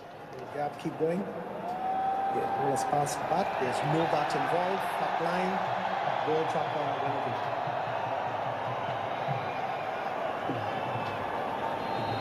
Original decision is out. That ball is pitching in line. The impact is in line. The wicket's hitting. The ball stay with your original decision. Don't stand back. So he's out. On-screen signal. 14 from 30, and New Zealand are in trouble here. 108 for 4. The innings, having slowed down, has now seen another wicket fall, and this burgeoning partnership between Latham and Mitchell that felt like it was providing solidity, if not necessarily much forward momentum, but it has now lost that solidity. And to the middle comes somebody who is much more associated with aggression towards the back end of an innings and rebuilding and consolidating. It's Glenn Phillips, but Latham goes. That's a big blow, Alex. Yeah, huge blow. And it's always the danger, isn't it, when you're trying to absorb pressure and you're ticking along 2-3 runs and over. I mean, in the last 30 balls, only 11 runs coming off the bat. So New Zealand have really struggled, and the bowlers are on top. The spinners get to settle into their spell. And yes, as a batting unit, you are taking pressure out of the game, but in a way you're also adding pressure as well. You need to be able to rotate the strike. You cannot let a bowler settle. And Jadeja has bowled 2.2 overs and only gone for 5 runs, and he's taken that wicket. So 108 for 4 as Phillips comes to the middle. New Zealand, well, we've spoken a lot about what we feel they need to do to put pressure on an excellent India side. Yeah, you can look at it the other way around as well. What do India need to restrict New Zealand to? But it does feel as though, as favourites in this game, it's more a question of what can be done by New Zealand to try and find a way of stopping this great big blue juggernaut towards another title. You just felt everything would have had to have gone New Zealand's way today for them to get a win. It's not over yet, though. First ball to be faced by Phillips. Right-hander, rather crabbily forward in defence. Hello to Nicholas, enjoying the commentary. Thanks for your email. tms@bbc.co.uk is the way to get in touch. Jadeja, sleeves rolled up, round the wicket, into bowl to Phillips, who punches down the ground with a rather jerky action to get 1 run. 109 for 4. You can see that wicket amongst the best of the action on the BBC Sport website and app. And Latham, who's an excellent sweeper, I think he probably knew, didn't he? Absolutely knew, but he's got to take the review, hasn't he? He has to. The situation that they're in. Jadeja. Round the wicket, bowling to Mitchell, who drives as a misfield. That should have been stopped by Akshar Patel. A little bit sloppy at extra cover. 1 run taken, 110 for 4. Latham making 14 off 30. I'm looking forward to seeing how Glenn Phillips plays this, because throughout this tournament he's only played in one way, and that's aggressive. Strike rate of 150, 200. You know, he's taken the game on in a different way. Does he have the capability of batting for 25 overs here? Jadeja with a slip in place, bowls to Phillips. A lot of bottom hand as that drive towards cover is fielded, and Jadeja finishes his 3rd over. He's bowled 18 balls, forgive me, and with that partnership having been broken, Jadeja having the pressure on. He's only conceded 3 runs so far. We've gone 64 balls since we've seen a boundary, Alex. Yeah, that's quite a long time. Well, it's over 10 overs. Yeah, that's a long time. But that's, you know, the spinners have been so accurate. We were talking about the stump percentage, stump hitting percentage, sorry, and it's very high for India today. They know how to play. They've played here before, as have New Zealand, but they've played all their games here. So incredibly hard to get the ball away when it's hitting the top of off stump. That stat you mentioned about the number of balls going on to hit the stumps, it just goes to show how well these India spin bowlers have done. Here comes Varun Chakravarti into the ground from Mitchell. Crowd think it might be a catch as it's retrieved on the bounce. I've just been outside, Alex. I mean, it is like an India home game. Yeah, absolutely. The crowd, and also the PA announcements, it's, you know, it is all India. That noise, yeah. Varun Chakravarti to bowl to Mitchell, forward in defence, and tap down the ground into space for a single. Actual field down below us as the sun shines. It has to be said, I can't see a single New Zealand fan. Well, Simon Dole pointed out that there was about 13 of them to our right. Well, That's some, I suppose. It's not very many. Has to be said. He said he'd have been able to get more in had he been able to get any tickets, but all gone. Well, there is that end up there where there's been some big banks of empty seats all tournament. Varane bowls drilled down the ground from the bat of Phillips for a single. He moves on to 2. It's 112 for 4. I think they're the expensive ones, though. Did a bit of Googling. Oh, yeah. But even so, you'd have thought India in a final. I know. It's not that far as a flight, is it? It's also in the sun all day, isn't it? There is that. So maybe it'll fill up later on tonight. Here is Varane again. Bowls a full delivery and he fields off his own bowling. Almost does. It just squirms through for 1. He's into his 7th over now. 1 for 32. It's 113 for 4. 3 from the over so far. Just to put into a little bit of context what we spoke about, so 270 being around about what we thought New Zealand would be looking for. Anything above that would feel a decent score. Well, they have to go to run a ball from here to reach 264. They're 4 down already. Got 2 balls until the midway point of the innings. Varun Chakravarti is in, pushed into the offside, into space, nicely angled away, but only for 1.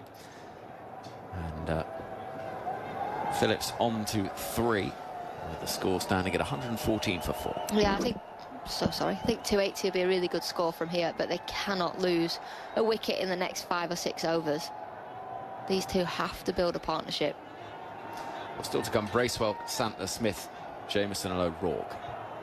Here is Varun Chakravarti again. 4 from the over so far. Will there be a 5th there? No, because Virat Kohli moves to his right quickly at mid-wicket. You always know it's Kohli. You don't necessarily even have to be looking out there, because you can hear the cheer. The extra few decibels that accompany his efforts to field. So 4 from the over, 114 for 4 is the score. And India, who broke that duck with an ICC trophy drought last year in the T20 World Cup final. I mean, it does make a difference. You know that you can do it. Get over the line. It changes your mindset.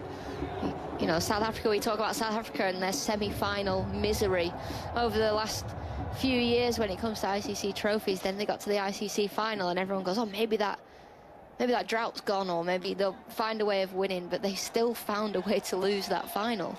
Jadeja to continue from the far end. Worked into the onside, but straight towards the hands of Akshar Patel at mid-wicket. No run. So for India, it's almost like, right, we've done it now. We know what to do. We just have to play our best. Played into the ground again. This time, Jadeja will move to his left to field off his own bowling. I think when it comes to 50-over cricket, India are the best team in the world. They just know their matchups, don't they? They know their combinations. They know how to set a total, a run chase.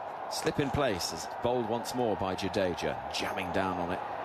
Phillips will block, and something is frustrating the New Zealand batter, who's waving his arms, and I think it's because... There's a man in the middle of the sight screen. Oh, yeah, that'll do it. He's on the phone. Oh, what are you doing? What are you doing up there? Move. Oh, yeah. Who, me? Yes. Oh, yeah, you're in the way. Mate. He's just trotted down the stairs and thought, this is a terribly good seat. I wonder when nobody's sitting here. There's nobody sat here. For goodness sake. Oh, it amazes me how often that happens. 114 for 4. Now 73 balls since the boundary. Jadeja bowling to Phillips. Another dot. The crowd enjoying the Mexican wave. We had concentric ones the other day. One going anti-clockwise on the bottom tier, one going clockwise on the top. I didn't even notice that. That was good fun. Yeah. I always thought a Mexican wave goes... Jadeja, quicker ball this time. That'll be played off the back foot for a single. Down the ground it goes, and one it is taken. 115 for 4. I always thought, every time I've been involved, it comes from my right and goes to the left. I think that feels like the... and I don't know who decides which way it goes. It's true. I don't like a Mexican wave, to be honest. I knew you were going to say that. Just sit down, you're getting in the way. Jadeja bowling to Mitchell. He tries to stop it with his feet, does the India bowler, but he can't do so, so a second run comes from the over. It's 116 for 4. Mitchell's 26 or 50. Phillips 4 from 10. Fascinating piece on the BBC Sport website, chatting to Glenn Phillips about his fielding, amongst many other things. I spoke to him yesterday morning. He's a lovely guy. And talking about the flight simulator that he has within in his room, he takes around the world. Flies for 4 or 5 hours a day? Yeah. So he says that he might fly from Christchurch to Auckland, the full thing, or he might go Dubai to Istanbul, whatever. Yeah, Manchester Heathrow is one of his personal faves. Whether or not that's because he gets to, I was going to say fly in some turbulence because of our weather. It's not a quick flight. It's not a long flight, is it? No, but I suppose, you know, if you did London to New York, quite a lot of time without much happening, isn't there? Yeah. I've done one, but I'd love to do more. You just sit in it, you just put it on autopilot, don't you? Here is Kuldeep, the start of a new over. Driven up the ground up towards wide long off, and a single will be taken. 117 for 4. I mean, I think there is slightly more to it than that. We did a team bonding day at an RAF camp once for England. We all got to fly some planes. Simulators? Yeah, okay. Yeah, not real ones. You think they'd let me fly a real plane? Honestly. In comes Kuldeep to bowl to Phillips, who's deep in the crease and defending. I just can imagine her sort of drifting off at the start of a flight. Hello, it's your captain speaking. You're in for a bumpy ride. I tell you, that would wake you up, wouldn't it? Sophie Eccleston said she wanted to be a pilot. Yeah. 117 for 4. Here comes Kuldeep again, over the wicket, left arm wrist spin. Looking for the run down the ground, unable to find it is Phillips. He can't beat mid-wicket and Virat Kohli. As Kuldeep again. As moves in now. And a ball that is jabbed down towards short third. Ooh, there's a thought of a run, and in the end, Daryl Mitchell at the non-striker's end is holding his bat out and his arm out wide in. So that wasn't my idea, it was yours. Stay there. 117 for 4. What's the old saying about flying a plane? It's 99% boredom, 1% sheer terror. Well, I'm sure it's not, but I think that was always the old description. Was it? 117 for 4. It's pushed into the offside, and there is no run. So Kuldeep has bowled almost 5 overs now, and he's picked up 2 for 14. He's having some fun. I think the best part of a flight is turbulence, though. I'm not sure Simon Mann agrees with that. No, not for you. So exciting. You never know what's going to happen. You're sat there like this. 117 for 4. Hit down the ground. There's a nice sound off the bat. Has it got the distance? It goes sailing towards us and slapping into the side screen. Well, Phillips got hold of it. It's a lovely piece of timing. Free swing of the bat. And finally, they break the shackles. That long time since a boundary's been struck. And finally, New Zealand do manage to get something a little more meaningful on the scoreboard. 123 for 4. It was always going to be Glenn Phillips as well, wasn't it? Really interesting to see how he plays this. We know how he likes to play and how he has played in this tournament. Comes in at the back end of the innings, just bashes a few around, changes the game within minutes. He's got a long time to bat today. He's going to have that devil on his shoulder going, hit it as far as you can. Well, that's what makes it interesting, a 50-over game, is you do have to show a little more patience. What is it, these stats you hear about players that start their career and have never batted beyond the 6th over of their innings because they've just never needed to, because it's all been T20 and they've been smashing it at the top අවුරුදු 100 ගානක පරීක්ෂණ කැණීම් වලට පස්සේ මේ වෙනකොට විද්‍යාඥයන් ජයසතුමාගේ සෝහන තියෙන ස්ථානය හොයාගන්න සමත් වෙලා I තියෙනවා. used to love it though when I was bowling and I'd get hit down the ground for 6 because you've got your long on, your long on back, long off and your long on back. You're in the game. Yeah. I used to hate just being knocked around, just take one into square leg. I'd be like, will you just do something exciting, please? Try and hit me. Jadeja round the wicket, bowls a quicker ball this time. Mitchell leans on and we'll get one down the ground. Up it goes towards Akshar Patel in the sunshine, who's making a lot of ground around this field. He's running from that end in the distance right down here to field a fine leg below us now, towards square leg to our left. Cover a lot of ground over the course of 50 overs. How many Ks do you reckon I used to cover in an ODI? Something, it's a lot, it's something like 10, isn't it? Here is Jadeja, deep in the crease. Phillips will defend. 12. Really? Yeah, 12. No wonder I was in better shape. It's a long way, 12 kilometres. And I wasn't batting. A little bit of space created by Phillips. That's a nice shot. He beats backward point Mohammed Shami, and they'll turn for a second run. Shreyas Iyer loses his cap in front of that big bank of supporters who are waving the flags as much as anything to keep cool at the moment. The best bit was like, you'd have Heather Knight extra cover all day, and if she didn't bat or got out early, she'd have to run at the end of the game because to stay fit and get your miles in. I never had to do that. I was running fine leg to fine leg all day. Yeah, you always feel bad for the players that have to do those little extra fitness sessions. Oh, it's half an appeal for LBW, and it's more coming from Slip and Rohit Sharma than it is from the keeper or the bowler. But Jadeja again asking questions. He's conceded just 12 from the 4.5 overs that he's bowled so far.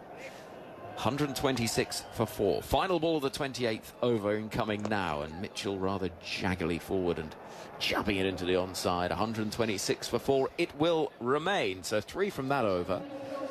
Projected score at the current rate would see them reach 225. They want a few more than that. And at the moment, no wonder it's the India supporters dancing and enjoying themselves. And the innings timer 9 minutes ahead, Alex. He just goes to show how quickly they get through these. Goes to show how quickly you can get through your overs as well. Obviously, more spin here in Dubai than we've seen probably anywhere for a while. Just going into a game with 2 seamers. Yeah. That's the thing, isn't it? You see such a different characteristic from these surfaces in Dubai to what we saw in Pakistan. I mean, a final on a quick pitch in Pakistan would have been thrilling, wouldn't it? Here comes Kuldeep to start a new over. And a little bit short and helped away into the leg side from the bat of Mitchell, who perhaps if this was over number 49 than 29, he might have tried to give it a bit more and clear the ropes. He doesn't on this occasion, just gets 1 out towards the deep. I think you're right. I think he'd have tried to hoy that a little bit further. Yeah, that's all about the patience and the need just to show a little bit of discipline. Kuldeep whirls his arms over once more. Deep in the crease, it's just pushed away by Phillips into the offside. No run. Do join the conversation. TMS at bbc.co.uk.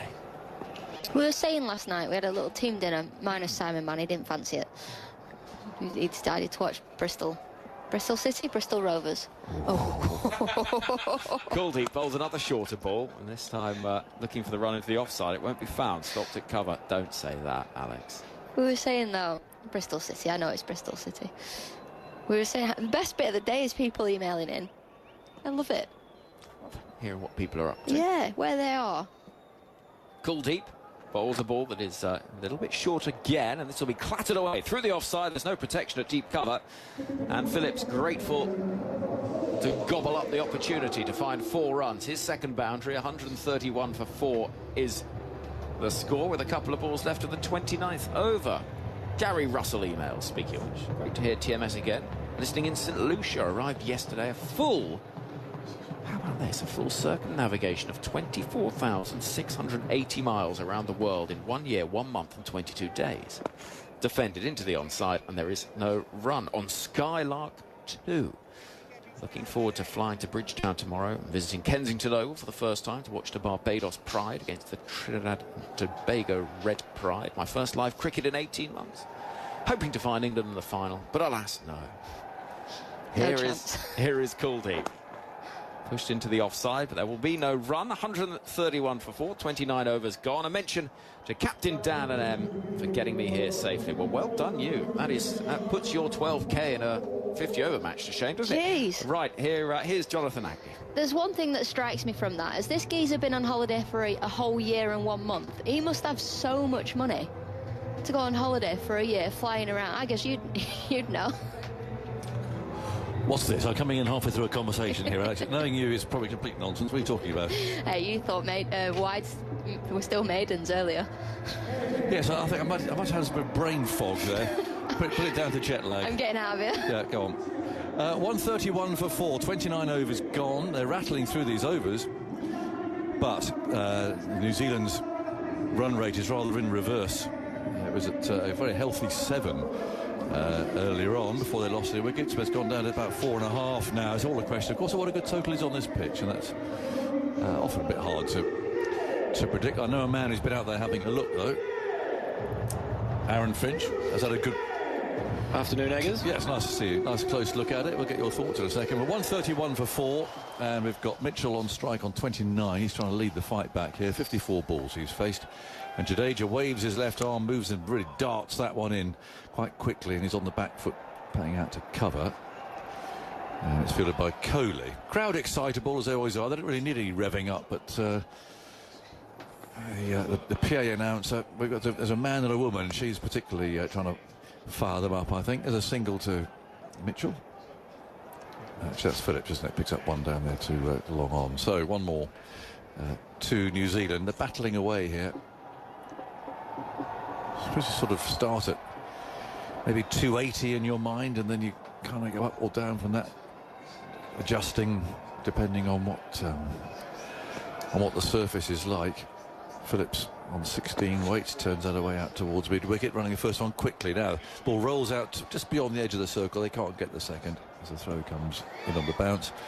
What do you reckon? You had a look. What's a good score? Well, originally, I did 2 pitch reports today, actually. One pre-recorded that goes out to the world, and then one live during the pre-show. Which one's the more nerve-wracking? The live one? The pre-record. Oh, the pre-record? The pre-record is. So many people. Jadeja pushed away for a single. No, they don't take it to point that. And originally, it is bone dry. There is not a blade of grass on the wicket, but it's hard. And I spoke to the curator, and he seemed to think it'd be somewhere around 300. Oh, really? Jadeja bowls, and that's a sweep shot. Just running away from the short, fine leg fielder. They come back for 2. That's swept up in the deep. It can often be hard to judge what a wicket will do in conditions like this, but especially if you've played at somewhere like Sharjah, where the wicket holds together a little bit more than it does in Dubai. So as soon as the spikes start getting in the surface and turning up that top layer, doesn't matter what's underneath it, you'll get some grip, and we've seen that right throughout from the Indian spinners. As soon as Chakravarti and Kuldeep Yadav come into the attack, they were able to get some turns straight away and really trouble the New Zealand batters. 135 for 4, and this one's punched back from a full length to Jadeja, who fields it. 135 for 4 at the end of that over, so 20 to go. Well, as we know, we talk about doubling it. Get the 270. They'd snap your hand off if you offered them at the moment. They would. They'd grab 270, wouldn't they? But ground staff and groundsmen always always big things a bit, don't they? I mean, they say, "Oh, mate, yes, 320 on here," when actually knows full well that 270 is a good score. Yeah, well, he did say that 300 would be a very good score. Oh, okay. Should they be able to get there? And I mean, when you have a look at the overall square here at the Dubai Stadium, there's not much grass going on there. They've had so much cricket over the last couple of months. He said there's just been no opportunity for the grass to regrow. So I can completely sympathise with him. Yeah. Well, there's not a blade of grass on that pitch they're playing on now, is there? Absolutely nothing. And when India's got 4 spinners in their side, if there was one, he would have been asked to cut it off too, I think. True. Even a single one. Here's Axar bowling, starting a new over. It's played off the back foot, just wide of cover, but nice piece of fielding there. By Virat Kohli, hence the big cheer you'll have heard from about 20,000 spectators out there. There's a few more empty seats than I thought there would be. Yes, there are a few at that bottom end. To be fair, that is looking straight into the sun. Yes, on a warm day down the leg side. It's going to be a wide. We could rattle through some overs here. Sorry, we could rattle through some overs here with Jadeja at one end and Axar Patel at the other. Yeah. They're well ahead of the time. I think about 10 minutes up, I saw on the clock up there. 136 for 4, the run rate 4.5. As the next one from Axar again pushed off the back foot. There's that big cheer because Kohli's picked the ball up. Conveniently throws it into the dirt from 15 metres away from the bat. As if he couldn't quite make it full distance. It was just off balance, so he couldn't quite get the distance on his throw. That good scuffing throw into that very dry square. 136 for 4 in the 31st. Patel again bowls. That's played away off the back foot, looking to try and play the ball to long on. Doesn't get there though. It's intercepted en route. They can keep throwing it into the dirt, expecting some reverse swing, but I'm not sure how many more overs the Quicks are going to bowl today with how well the spinners are dictating terms. So again bowls, and that goes past Kohli this time, down the ground to long off, and they'll just trot a single. 137 for 4. Below 4.5 now. That run rate that they're going along at. Have to try and up that, but simply can't afford to lose any more wickets at the moment. Axar again, round the wicket, bowls round that Midland leg, prodded away by Mitchell. That's the dilemma at the moment. Yeah. How long are you prepared to stick in and let these dot balls build up?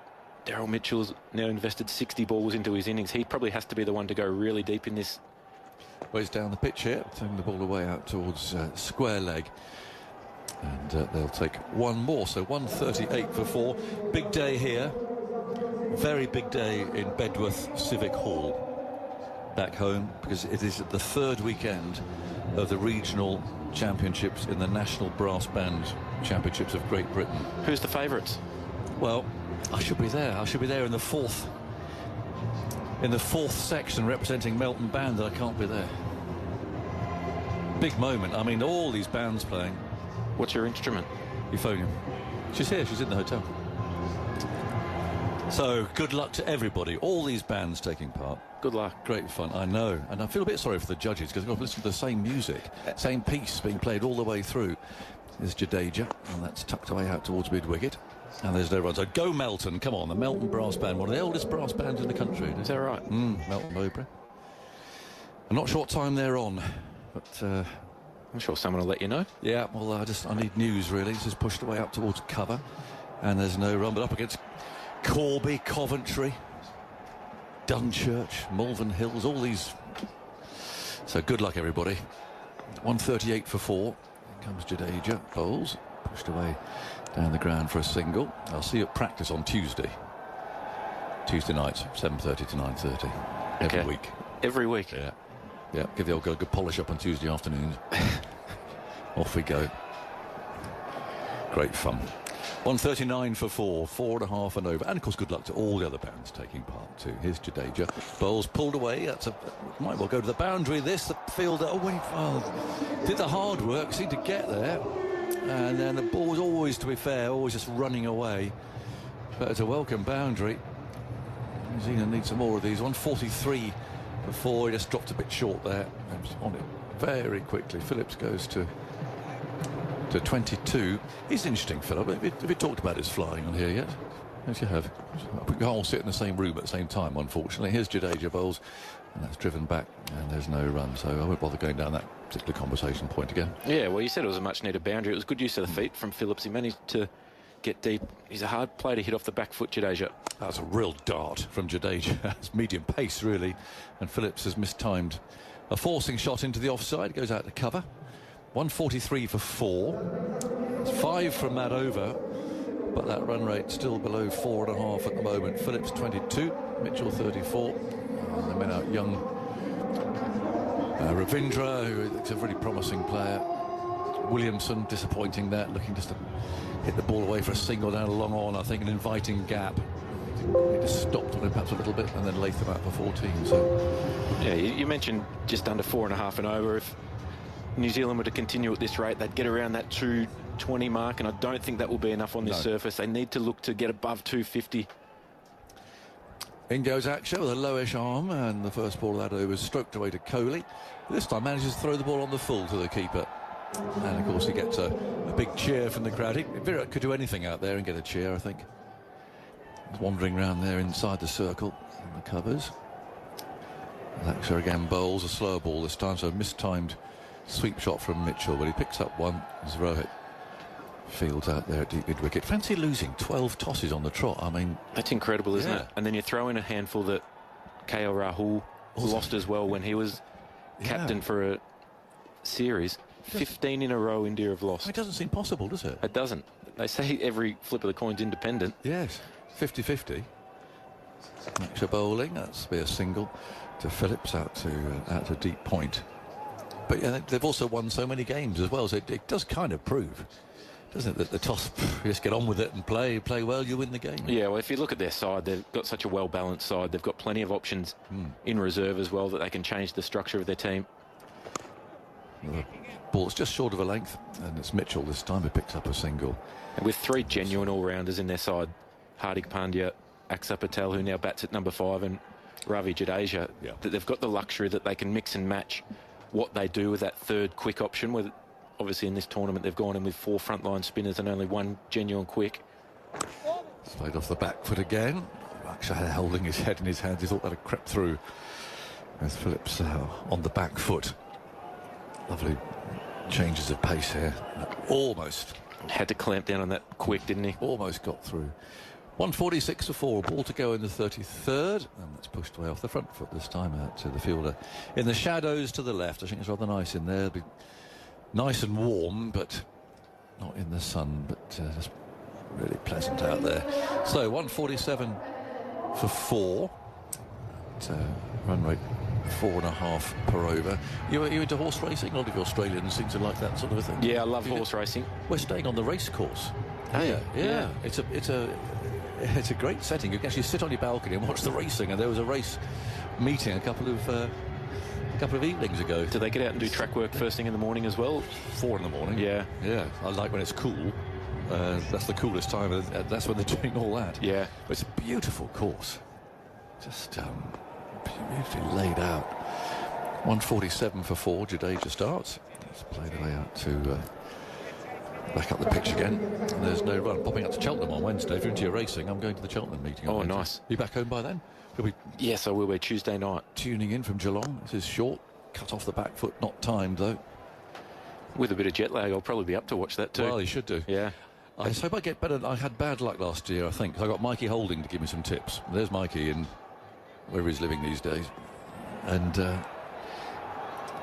this is played off the back foot out into the onside, no run. Everything lost. Yeah. But he's a jumps man. He hadn't realised. He said, yeah, no, he's flat. This is jumps. So got it the wrong way around for a minute. What's that all about? I think it's Jadeja bowls off back foot. It goes out towards point. And they take 1. That's all they're going to have, actually. So there's poor old Mikey watching the telly out in Grand Cayman, sending me these tips. They're still running. Said Mikey. He said, no, he said, I'm a flat man. These are over the jumps. I can't do it. It can happen. Ascot is on my bucket list to get there one day as well. I've been to a couple around the UK. Jadeja bowls. That swung away into the leg side. Mitchell picks up 1. Fielder comes trotting in. 149 for 4. You spotted Akshar Patel off the field there, didn't you? Yeah, Akshar Patel was getting some work from the physio, and he looked.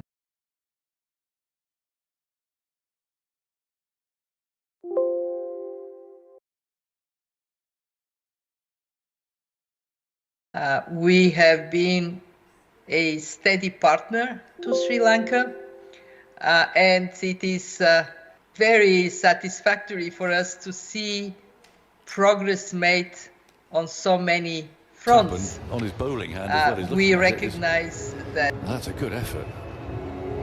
It looked like it was his little finger. A throw come in in the last over that he bowled, and it was a half volley from the deep. And he was in a bit of pain there, but nothing like we saw in the dugout when the physio's reefing around with it and trying to pull it back into place. That's not nice. The one we all remember was when Graham Gooch, the physio, tried to put his dislocated finger back in the West Indies. It wasn't dislocated? No. Graham's got both feet off the air. He's screaming. It's funny when it's not you. Oh, can you imagine the pain? 149 for 4. So Patel continues bowling anyway, despite that. And this first ball's played back at him. And there is no run. Yes, I think they were in Trinidad. Nothing like a little crack in your finger and then the physio decides to make it a displacement. No, don't. Akshar again, almost Yorker length that, almost got under the bat. Mitchell can only play it to cover. They're rattling through these overs. And look at this. It was not so long ago, it was 30 overs. We're now into the 35th. And they're just feeding his balls like a bowling machine, really. And the back foot goes Mitchell, picks up a single. Yes, it's a point. So you might be wondering, what can New Zealand do? What can they do to try and change the momentum of the game? Because it's not easy when you've got very accurate spinners who are bowling quick through the air on a surface that is just helping them. You have to be prepared to take a risk that's in your favour. To me, I think it might be Glenn Phillips looking to play a sweep. Akshar bowling to him and picked up 1, sending the ball down just below us here. Too long on Shami Field, so that's 18 runs off the last 30 balls, 18 since the last boundary. It's all rather dried up, that run rate. It was at 4.5 when I sat down here a few minutes ago. It's now 4.3. So it's rather going in the wrong direction at the moment. Patel bowls, and that's short, and he's been put down. Not the easiest catch that Rohit Sharma has had, but he got the hand to it, and they're going to come back for 2 runs. It was pulled at him. It was high. He got one hand to it. He just almost mistimed his jump. I think it was coming harder than he thought. Yeah, it was a half wasn't even that short. Mitchell tried to pull it away and just gets it high on the bat. He just times it slightly. He got a good piece of it in his right hand, up above his head, both feet off the ground, but it didn't stick. No. Yeah, and he looks at the bottom of his bat there. So it didn't come out of the middle. 153 for 4, Patel. Walks in. Bowls the next one, which is just simply played back at him. And there is no run, so Mitchell drops on 38. 153 for 4 is the score. And well, a tall man would have got that possibly, but Rowett just ends up on his back with the legs in the air. Now we've got a new bat coming out. That's obviously the answer there for Daryl Mitchell. Yes, I think it's coming out. Yes, it is. Faltered for a moment. Reminder, there's no Matt Henry in the New Zealand side. He looked very upset too. He was quite emotional when he was ruled out. Yeah, you feel for him because he's such a key part of this New Zealand side, and he's been a wonderful bowler and led the attack since Bolt and Southey haven't been there, who obviously had that role for a long period of time. So he was devastated. Yes, he tried to bowl 2 balls off a couple of steps. That was all, was it? Yeah, and he knew straight away. And at times that takes a lot of courage from a player who's desperately wanting to be in a final, to have another chance to win. He's been in a couple of losing ones. Jadeja darts in a shortish ball, hit firm to Kohli. Cover. Yeah, he's got to be honest, haven't you? If you're not right, you're not doing yourself or your teammates any favours if you go in and you're not fully fit. That's tucked away out to square leg. Yeah, absolutely right. And you wouldn't forgive yourself if you put your team in that position and you happen to break down. Yeah. And it comes down to small moments in the game. Yeah. He landed awkwardly on it the other night. It's a very hard outfield in Lahore. Jadeja bowls again quickly. Mitchell plays straight to Rohit Sharma at mid-wicket. 154 for 4. Mitchell 40 now from 74 balls. He's finding it quite hard work, but he's got to keep going. He blocks another. Yeah, it's been an interesting series for Daryl Mitchell. Someone who's touted as being a good player of both pace and spin, but he's struggled to get going in the tournament. Oh, he pulls away now. Jadeja bowls the ball, but he was not standing up to face that. Rifle swings his arms as if to say that that ball doesn't count. He just sneaks up on you so quick. A lot of players have still got their head down going through their ball-by-ball routine when Jadeja is almost at his release. He comes again, bowls, just past his outstretched left hand this time for a single. Norman Gifford is always the one for that. He used to play for England. Widely left-arm spinner, Worcestershire, Warwickshire. He would suddenly just turn around and bowl. Bang. Yeah. And I think he must have got every young batsman out he ever bowled at. Yeah. He does them once. Well, because the natural reaction is to still try and swing at the ball, even if you do take a step back. Yeah. Jadeja bowls. He has swung at this one out towards deep mid-wicket, and almost a brilliant catch out there. Very low. Jadeja disappointed, but I think realistically, I think he might have stayed 4 there. I see the replay of it, but it was very low. He was on the run out there at deep mid-wicket. And the chance has gone down, but how easy was it, I wonder? He should have taken it, Shubman Gill. I'll have to disagree with you on that. That's all right. No, happily. It's that sort of day. Simon Mann's coming in. He did some hard yards to get to the ball, and then very similar to a catch that went down from Shreyas Iyer early in the day. He put 1 or 2 short steps in to try and time his jump. Maybe a couple of full-length strides, and he would have been able to take it waist tight. But another one goes down for India. That's their 3rd opportunity today. I reckon that's 4 now, Aaron, actually, isn't it? There's the Corton bowled Shami. Oh, of course. There was the Iyer one, the Rohit Sharma one, and that one Gill as well. Maybe 3.5 then. Shami, he puts a lot down off his own bowling. He's not the best when the ball comes back at him, but it's still catchable, you're right. Yeah, 4 chances today. Right, the players are taking drinks. It's 156 for 4. We've had 36 overs. So India really have bowled their overs quickly. They're 19 minutes ahead. That doesn't mean to say we're necessarily going to finish at 4:30 local time, because they actually give some allowances as well. So actually 1 hour and 19 minutes remaining. So that's what they're working it out on. but they do put you under pressure by bowling their overs so quickly. It gives the DJ a chance anyway to get going, don't they? They don't need a second invitation. And they don't mind pumping up the sound systems around the ground.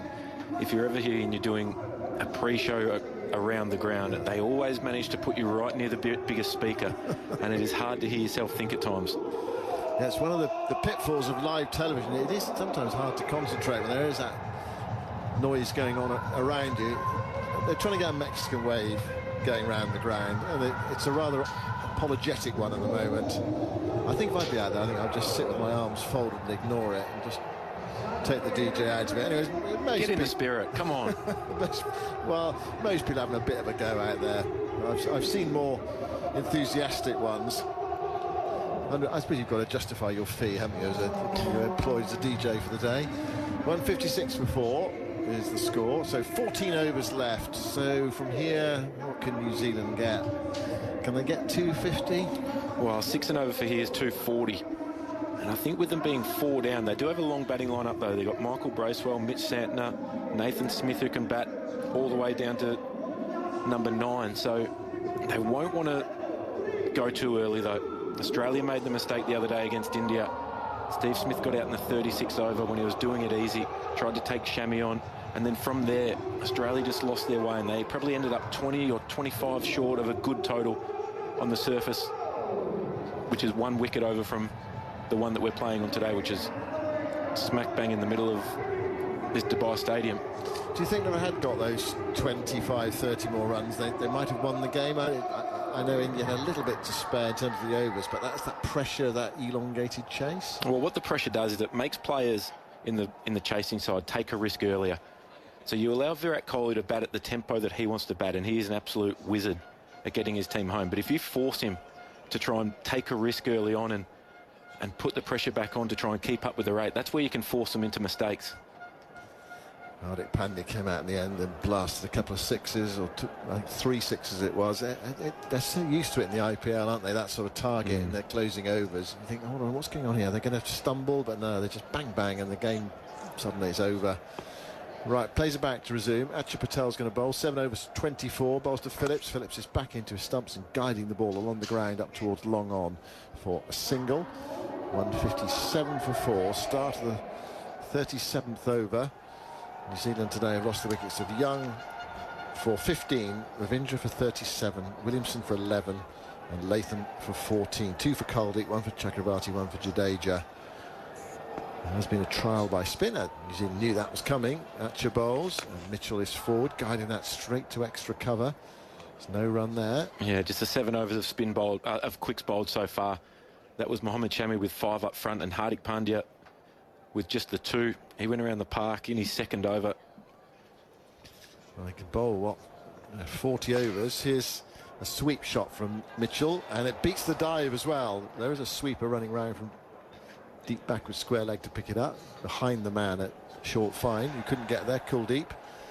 So they come back for 2 runs, 159 for 4.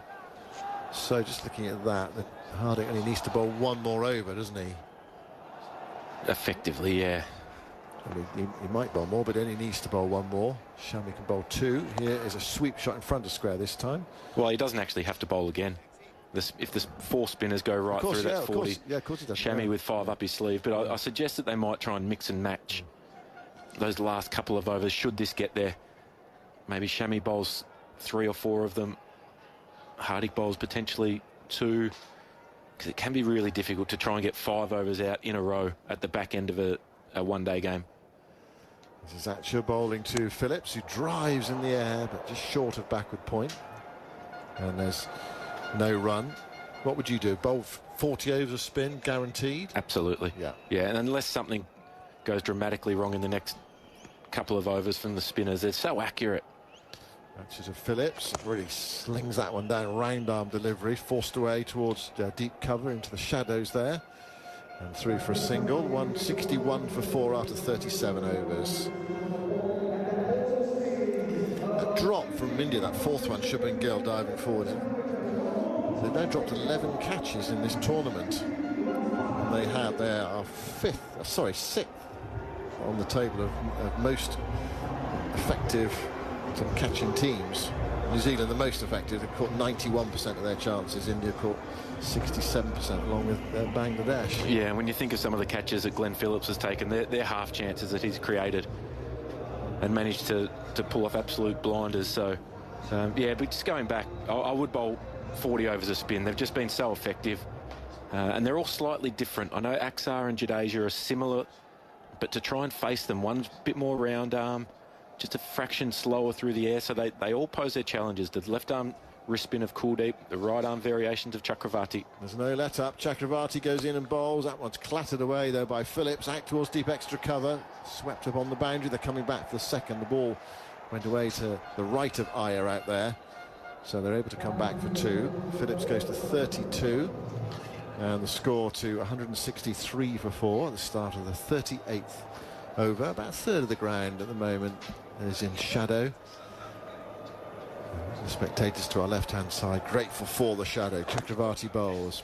Phillips plays it back to the bowler. Chakravarti bends down to pick up. I think we get to that stage, well, it's 3:30, where I think everybody would be happy for the sun to be turned off. Really, we're sitting staring into the sun all afternoon. It is warm in Dubai today, and that cloud that we had earlier has disappeared. Chakravarti, very purposeful run, bowls, cut away through backward point. More work for Iyer to do. Gets there quickly, sends in the return to the non-strikers end. They're home for 2. A back cut there by Phillips, so he's gone to the right of Iyer, to the left of Iyer. He's sucking in some deep breaths out in the boundary now. He's had a couple of good hard chases.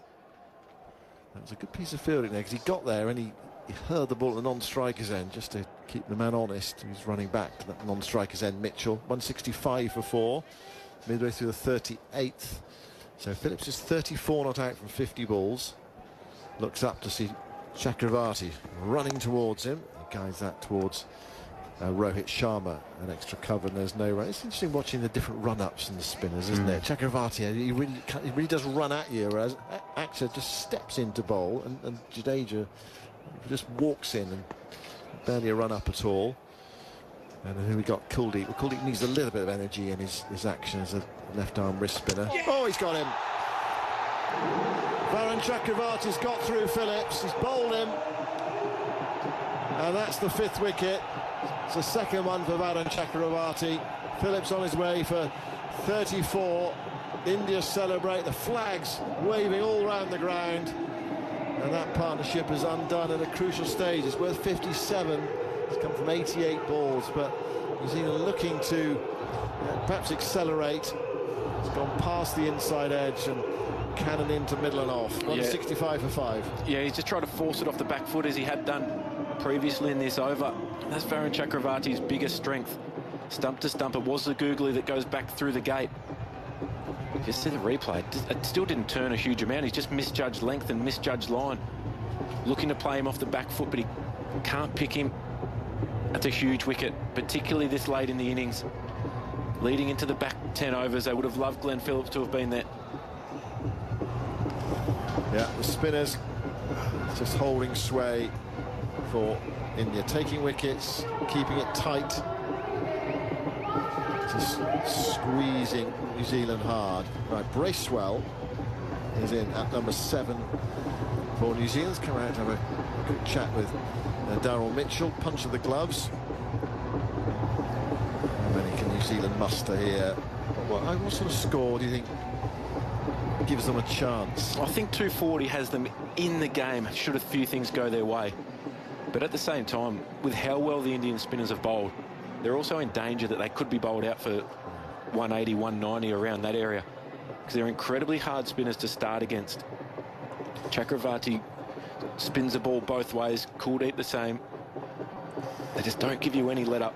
Yeah, that's the benefit of having spinners or wicket takers, and that's what India have.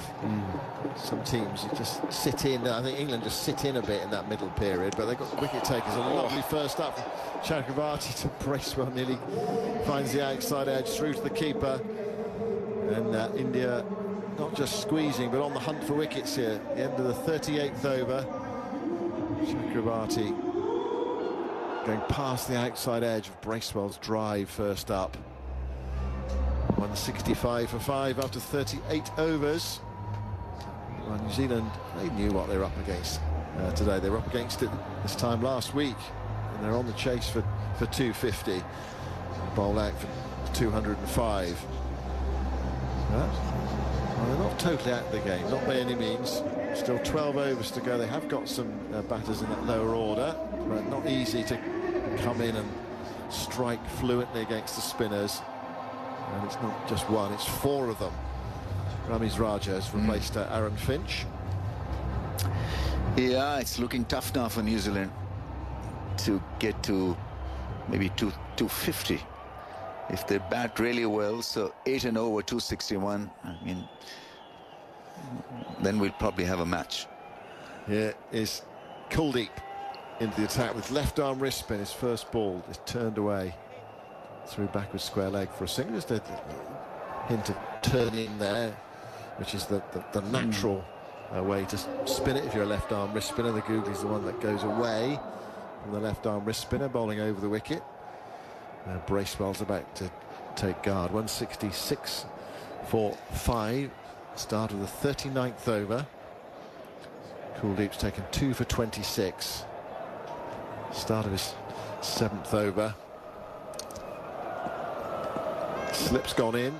Bracewell, left-handed, tall, looks up to see Kuldeep approaching. He drives to that one and misses that one as well. He's had 2 goes. He's missed them both on the drive. I mean, you've got to somehow read the mystery on the ball, and that one narrowly missing. Yeah, that was the googly, wasn't it? Yeah, absolutely. So the one that goes into the left hand or away from the right hand is the googly from the left arm wrist spinner. Kind of have to switch your thinking around with the left arm wrist spinner. You're so used to often batting against the right arm wrist spinner, or the other way round. Kuldeep bowls, forward goes Bracewell, getting the bat right out in front of the pad there, playing it back to the bowler. No loose drive. He's had 2 big drives at first 2 balls. That one defended. 166 for 5. 39th over. Kuldeep moves purposefully in and bowls, and Bracewell rather cautiously forward there, opening the face, offering the single, but it goes straight to backward point, and there's no run. Champions Trophy final on 5 Sports Extra, ICC website, ABC. And India posing New Zealand some big problems.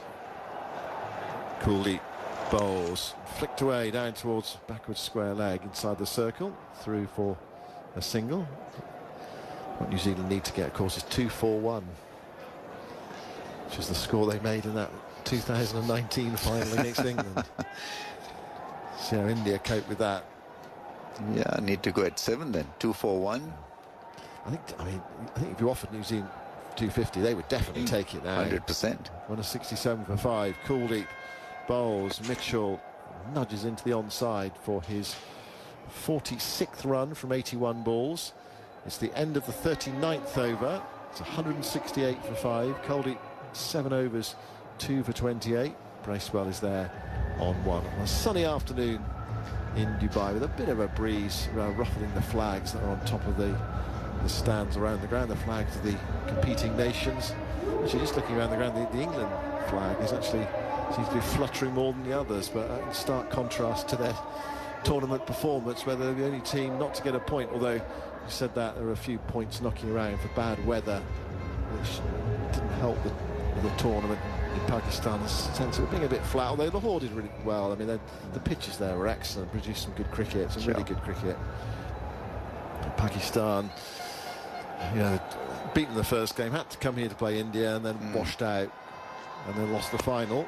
Here's Mitchell pushing that way towards a deep cover for 1. They're going to come back for the second, there they're not. And the throw comes in from Iyer out there. I thought from Bracewell's going to come back for the second. That would have been very risky.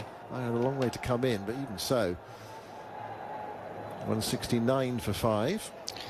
Yeah, I'm just a little surprised looking at how New Zealand have played Indian spin, and this is the second game here in Dubai with so much of analytics and video analysis at your disposal. It's still not been able to overcome the mystery of Indian spin. It's Jadeja going round the wicket to left-handed Bracewell, who shovels this into the leg side forward of square, takes a single to Iyer again, who's not only that boundary rider out there, but he's also in the sunshine all afternoon. He's had a lot of work to do. At least he gets a bit of a rest before he gets to bat. Coming in at number 4, Jadeja bowls, Mitchell plays it back to the bowler. Mitchell on 47, 170 for 5. I suppose there's all the analysis, but there's also just going out and physically playing it in the middle. Mitchell plays that one up towards long on. This time he will get a single. 171 for 5. Mitchell, for example, now he's got to assess his scoring options, because he's such a powerful sweeper of the ball. You know, he improvises so well, but India have not allowed him to play that sweep shot. So what happens next to his batting? I mean, what happens to his batting DNA?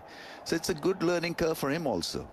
He needs to pick the ball up when it's up in the flight off the hand. What, go straight down the ground? Yeah, find different options. I think he's still struggling to read the spin on the ball. Jadeja bowls that one flat, driven by Bracewell towards long on. One more. They are just creeping along with singles. The occasional 2, a very rare boundary. 172 for 5. Actually, how many 4s did they hit? It's somewhere on our screen. It's sometimes hard to work out quite where it is. Here's Jadeja going into bowl to Mitchell. Mitchell turns that away, but diving save at mid-wicket prevents a run. 10 4s they've hit and 2 6s. No one's made a half century yet. It's 172 for 5. We've reached the 40 over mark, so 10 overs to go, and we've still got 50 minutes of the New Zealand innings to go in terms of like the natural 3.5 hours. Just shows you how quickly India have got through their overs. Anyway, more from your Rameez, and then it will be Henry Moran. Yes, so India once again being so impressive. Their range is immense when it comes to spin options, and the ground fielding has been very good. And once again, New Zealand, the receiving end, how well they began, and well, they faltered. And courtesy actually Indian strength with the ball. They have this great ability, I've said this before also, to claw back from an impossible situation, from a precarious situation. They have this ability to row back, pick wickets, and settle the issue. Such variety in the attack as well, Rameez. Kuldeep is moving in. 2 wickets so far, and the left arm wrist spin to the left-handed Bracewell, who defends as a slip in place. And how long has it been since a boundary? 51 deliveries. That's been the sequence, actually. They've taken a lot of balls to hit a 4. Bracewell waiting. And as Kuldeep bowls, he thought about winding up and decided against it. Oh, they almost hit each other with a throw hits. He's gone. And in the end, it misses from Ravindra Jadeja, and he's probably as good an arm as any in this India side. And that was not far away. It was all down to the collision between the two, as they almost ran into each other, both ball watching. Yeah, you got to be so careful when Jadeja is picking up the ball and shying at the stumps. He's such a natural, instinctive fielder. Well, it's time actually to throw it into the hands of the bowler. But I think Kohli's asking the question why a little more time wasn't taken. 173 for 5. Here's Kuldeep again to Mitchell. Reverse sweep attempted. He gets hold of it, but only as far as Akshar Patel inside the circle. Fielding at short third. 173 for 5. At some point they're going to have to start. Yeah, absolutely. Something here. Mitchell's on 48. When will he try and go straight down the ground? He does like to hit that shot. Kuldeep moving in again. This time a paddle attempted, and nicely struck once more, but there is a fielder in the distance to pick up. It's the energetic figure of Jadeja once more. And as the throw comes in, this one does hit the stumps inevitably. 174 for 5. Yeah, I mean, for him to really go downtown, he's got to pick the line A and the spin on the ball, and he's just been hesitant. That's how he's operated, Mitchell, on 49. I don't know whether this innings will help New Zealand build up pressure in the last 5 or not, but he needs to be out there for the next, whatever, 9.2 overs. Yeah. They need to go at 8 and over to even get close to 250. The mustachioed figure of Bracewell waiting for Kuldeep. who's in now. Bracewell deep in the crease, can only push as far as Kohli at cover. The singing of the India fans intensifies. They sense this is their day, I think. It's going to take a big final 9 overs from New Zealand. Just feel that they need something more than what they're currently projected to get. Kuldeep bowling to Bracewell, whipping through mid-wicket. There'll be at least one there. But it is only the single. Out towards the deep. 3 from the over. Kuldeep's got 2 left. He's got 2 for 31. It's 175 for 5 here on Test Match Special, the final of the Champions Trophy. India against New Zealand. India, of course, will presumably tomorrow be leaving their hotel rooms that have become quite the home for them in recent times. Yeah, they've been stationed here now for what? Good about 2 weeks? And the rest. Yeah. So, yeah, it's the function of the tournament. As soon as it was decided that India were playing in a neutral venue, they couldn't have done it any other way. It's worth pointing that out. I think the other thing to say is, this isn't on the players, any of this.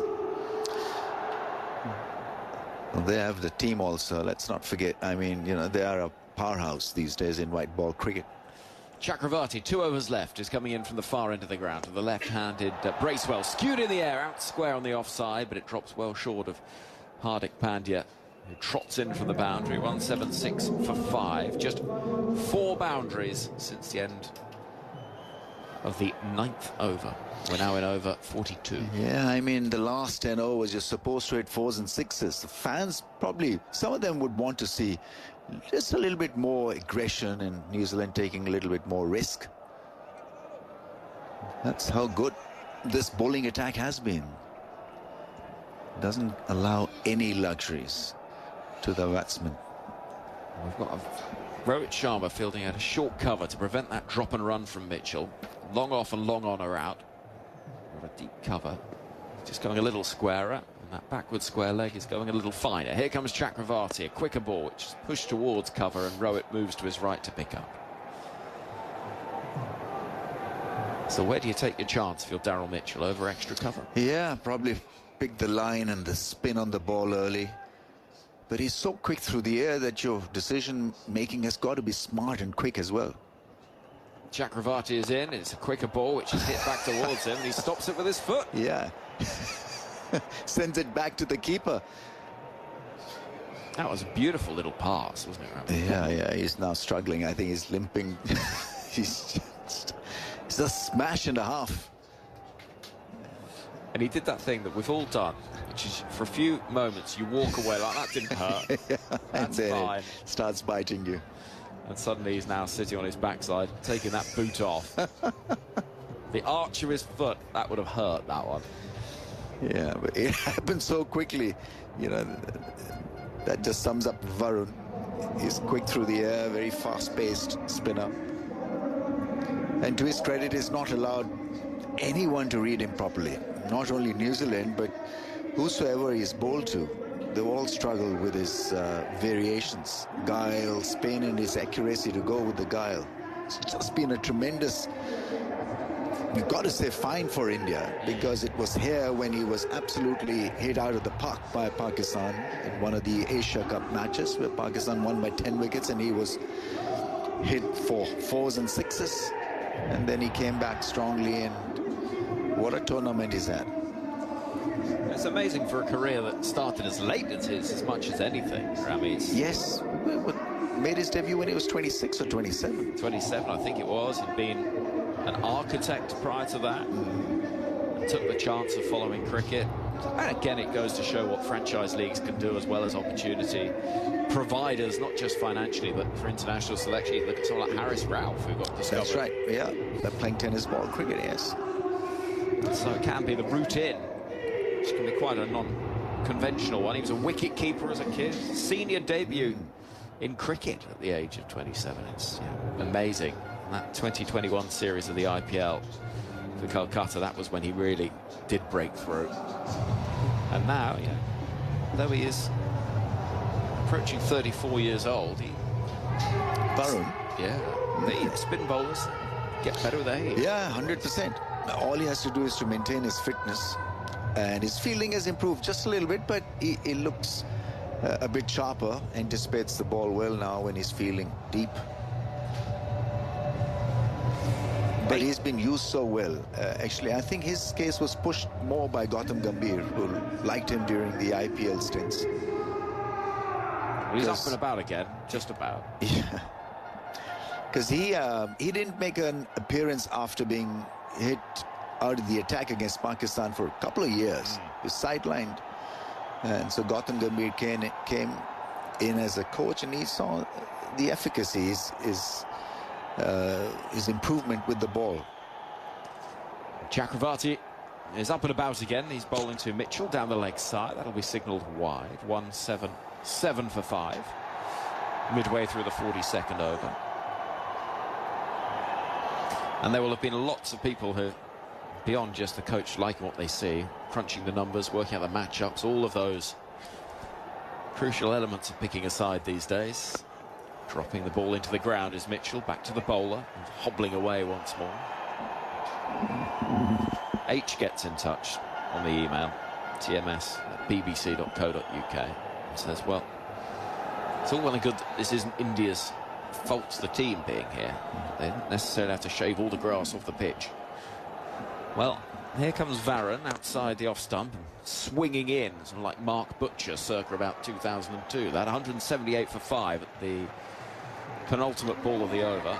And with that, Daryl Mitchell reaches 50. And it's been a well-constructed 50 as well. Just the one boundary in there. 50 of 91. Yeah, he's showed resolve, and his temperament has been good. He could have also thrown his wicket away by getting a bit itchy, but he's somehow held his own. Strike rate of 54. Mitchell and Bracewell, the partnership with 13 off 25, need to get that scoreboard moving. And Bracewell won't be able to do so there, just dropping the ball into the offside, and there is no run. So what can they do with 8 overs left? From here, 10 and over would take them to 258. That feels a long way away to me, Ramiz. Yeah, I mean, there has to be a miracle kind of stuff for them now to get to 250. Because India probably a strike away from making it tough for New Zealand to get even to a 225. Yeah, which is still almost 50 runs away. Just on that point about the surfaces, it is worth pointing out that a lot of cricket has been played here that wasn't anticipated to be played here. It's a square that has 9 surfaces on it. You're going to have to use one of the central ones. We had the Women's T20 World Cup here in the autumn. That wasn't due to be. Then the ILT20, which was, and now a number of games in Champions Trophy. So there is only so much a ground to do 100%, yes, to make a surface as good as possible.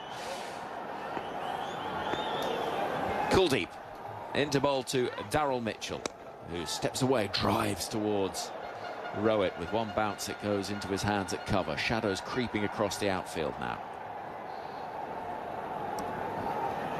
178 for 5. Doesn't feel like enough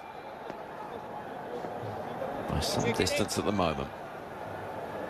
Interesting stat for you in a moment, Ramiz. As sweep is attempted, hits the pads. I'll run through for a leg by. 179 for 5. This is comfortably the game with the smallest amount of spin that we've seen in Dubai in this tournament. Really? Well, they've been so accurate. Yeah, you're looking at 3.5 degrees average turn in the first game between Bangladesh and India. Today, just 2 degrees. India, Australia, the next lowest at 2.7. Kuldeep bowling to Bracewell. Deep in the crease, looking to try and find a way of getting an angle for a run, anything, but he can't do so. So credit to Indian spinners then, not able to find prodigious spin, but yet been so good. Got to be that length they've hit and the straight deliveries, the ball hitting the stumps. Kuldeep bowls. This is swept hard out to the deep for 4. Well, there we go. First boundary we've seen in quite some time. Just the 5th boundary since the end of the 10-over power play. So that is a little bit of welcome relief. Camera operators finally found a New Zealand fan in the crowd. 183 for 5. Yeah, it becomes an easier bowler to hit when he overpitches the ball. And I think it was cashed in, nicely put away. Strong hit from Bracewell. Kuldeep again, long sleeves, shirt tucked in, moving in past the umpire now. and striking the pad, and Kuldeep turns in half enthusiasm, but I think realises that there's nothing doing with that shout. He's bowled well though, hasn't he? 1 ball left of his 9th over, 2 for 35. He walks back to his mark, almost like a petulant teenager, do you know what I mean? Yes. Slamming his heel to toe. 183 for 5. Kuldeep again, with the left-handed Bracewell on strike. And he'll get a run down the ground to keep the strike. So 6 from the over. It's 184 for 5. And Kuldeep 2 for 36 off his 9. So 7 overs left, Ramiz. Realistically, what is a total that could be defended? Oh, well, against India, you've got to cushion yourself with extra 20 every time. 30 maybe. And since you mentioned that this is a pitch where the ball has not really turned a great deal compared to the other pitches that India have played, so I think New Zealand need to get to 230, 240 to at least make a fist of things. Yeah. Well, this could be a little change in the dynamic. We're going to see Seam back into the attack with Mohammad Shami, who, along with Hardik Pandya, took a little bit of treatment from Rachin Ravindra at the start of this game. Yeah, it looked at that stage when they were absolutely flying. 37 off 29 Ravindra got. Yeah, it looked like it really could be a big total, but things really fell away when the spinners came on. Here is the bearded Shami running in to bowl to the left-handed Bracewell, who will defend a ball from the top of off stump back towards mid-off. We've got a fine leg, backward square leg, a long on and a deep cover, the 5 outside the circle. Well, this is New Zealand's chance to make it happen. They've got to take risks. Shami not as lethal as some of the other spinning options, but he's quite equipped really to surprise the batsman even at this late stage of the innings by varying the pace. You see the cutters from him. Shami bowls to Bracewell. He's through the shot too early. It's half an appeal for LBW, which feels highly ambitious. 184 for 5. That looked to be sort of hip height. But you also think about 5 wickets down isn't 8 wickets down. There is still a little bit to come. Santner particularly has hit some big hits during this tournament, so it's not impossible that more runs can be scored by others. Problem is that when you're in that frame of mind where you're looking to be sort of a bit defensive and trying to survive, I think to then get cracking suddenly can be tough.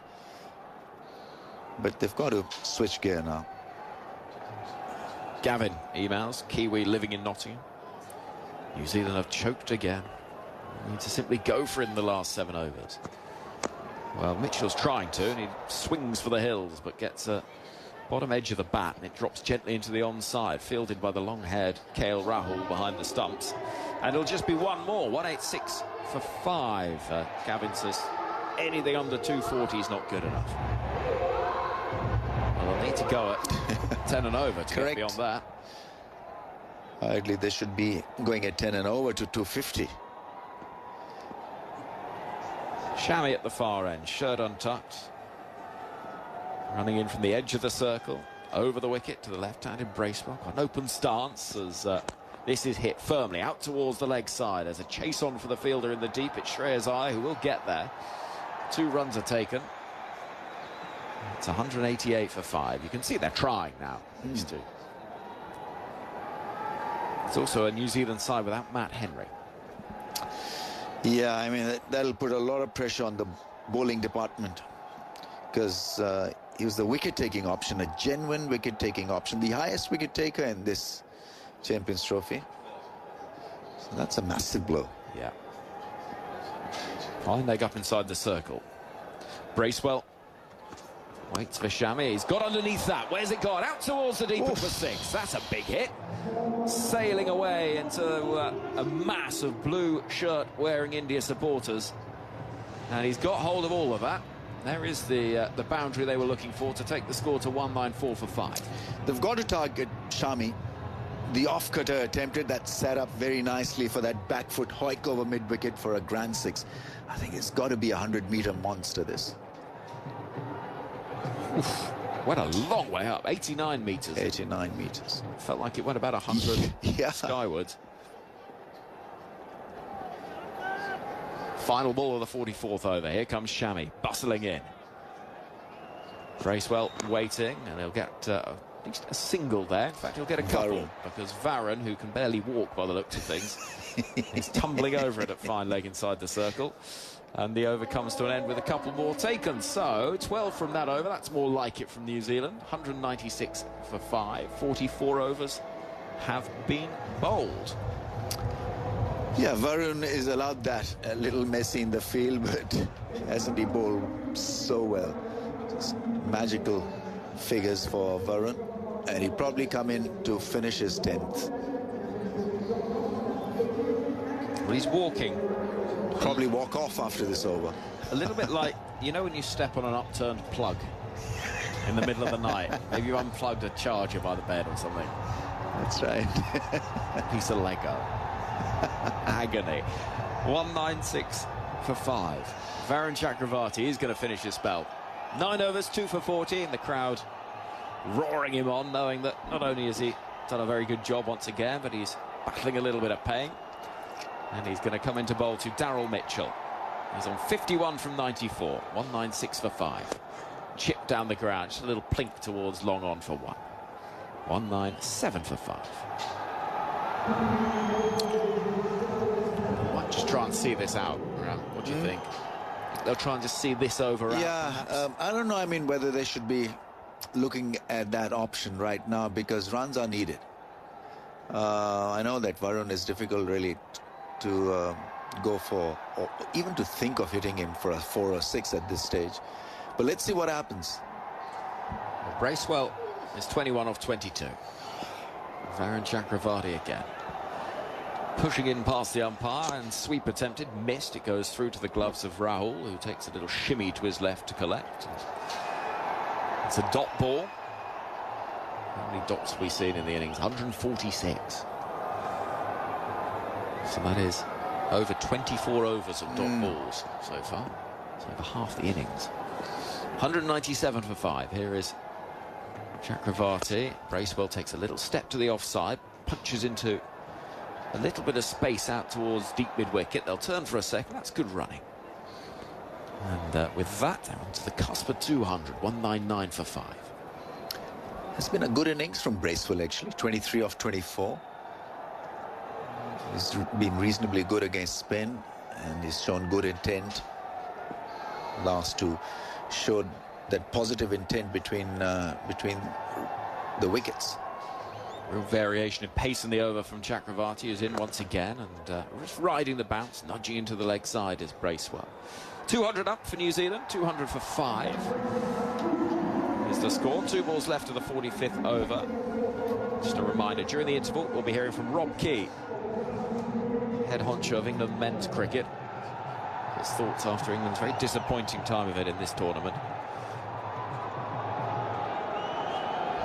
Still just over 5 overs of this innings that could be so decisive. Alex Hartley joins me. Here comes Varun Chakravarti, pushed back towards him by Mitchell. There's no run. And there's 1 ball left of an excellent spell. Good tournament he's had, Alex. Brilliant, absolutely brilliant. That 5 for against New Zealand last time out here was unbelievable. Chakravarti in, outside half of the bat, skews towards backward point, and a run will be taken. So 5 from the over, 201 for 5. Mitchell on 53, Bracewell on 24, and Chakravarti with 2 for 45 today. Finishes with 9 wickets from his 3 matches in the tournament. Could be potentially a decisive contribution to India's quest for glory. And we'll see how the final 5 overs play out. Alex Hartley in the company of Jonathan Agnew. Yeah, I think it's just heating up now. Last 5 overs of this game. If New Zealand go at 10 and over, they'll still only get 250. And there's a lot of talk at the start of the day of how you probably want as a minimum runs on the board in a final 270. Could New Zealand get up towards that 300 mark? But 3 quick wickets that they lost at the start of their innings has just slowed things down dramatically. And the spinners for India have been absolutely outstanding. Chakravarti has actually just hobbled up the stairs. Yes, there. it has. And Akshay was injured earlier as well, but they have been superb, haven't they? Chakravarti, 10 overs, 2 for 45. Kuldeep, 9 overs, 2 for 36. Akshay, 8 overs, no wicket for 29. And Jadeja, 10 overs, he's bowled his lot out for 30. So they've been outstanding. They really have. And all the grumbles about the politics, which are well founded. They've got to do something about this. But that aside, India have been the team of the tournament, and there's no question. They have played to their conditions brilliantly. The other teams have had to have more balanced squads because they're playing in different conditions, and India can come here knowing what they're going to get. But they really have played extremely well. 201 for 5. Still 5 overs left for New Zealand, though, to make an impression here. You don't feel at the moment that they've got enough, or that they're on course for enough, but you never know. Shami from the far end runs in bowls to Mitchell on 53, who slogs into the leg side and gets 4. Well, that's a start. Deep in the crease, Shami just bowled a little bit too short, and Mitchell was set up for that pull shot and sent the ball nicely away into that mid-wicket boundary, which now has a fielder going out there, so fine leg will come up. Third man is already on the edge of the circle, and so Shami now is going to have to pitch up. And, well, Mitchell knows where the ball's going to be. It's also been so much easier to score against the seam than the spin on this surface. So much easier.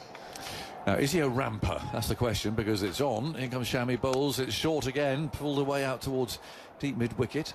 This will be a single this time. Oh, no, they come back for the second. Well, they shouldn't have got those.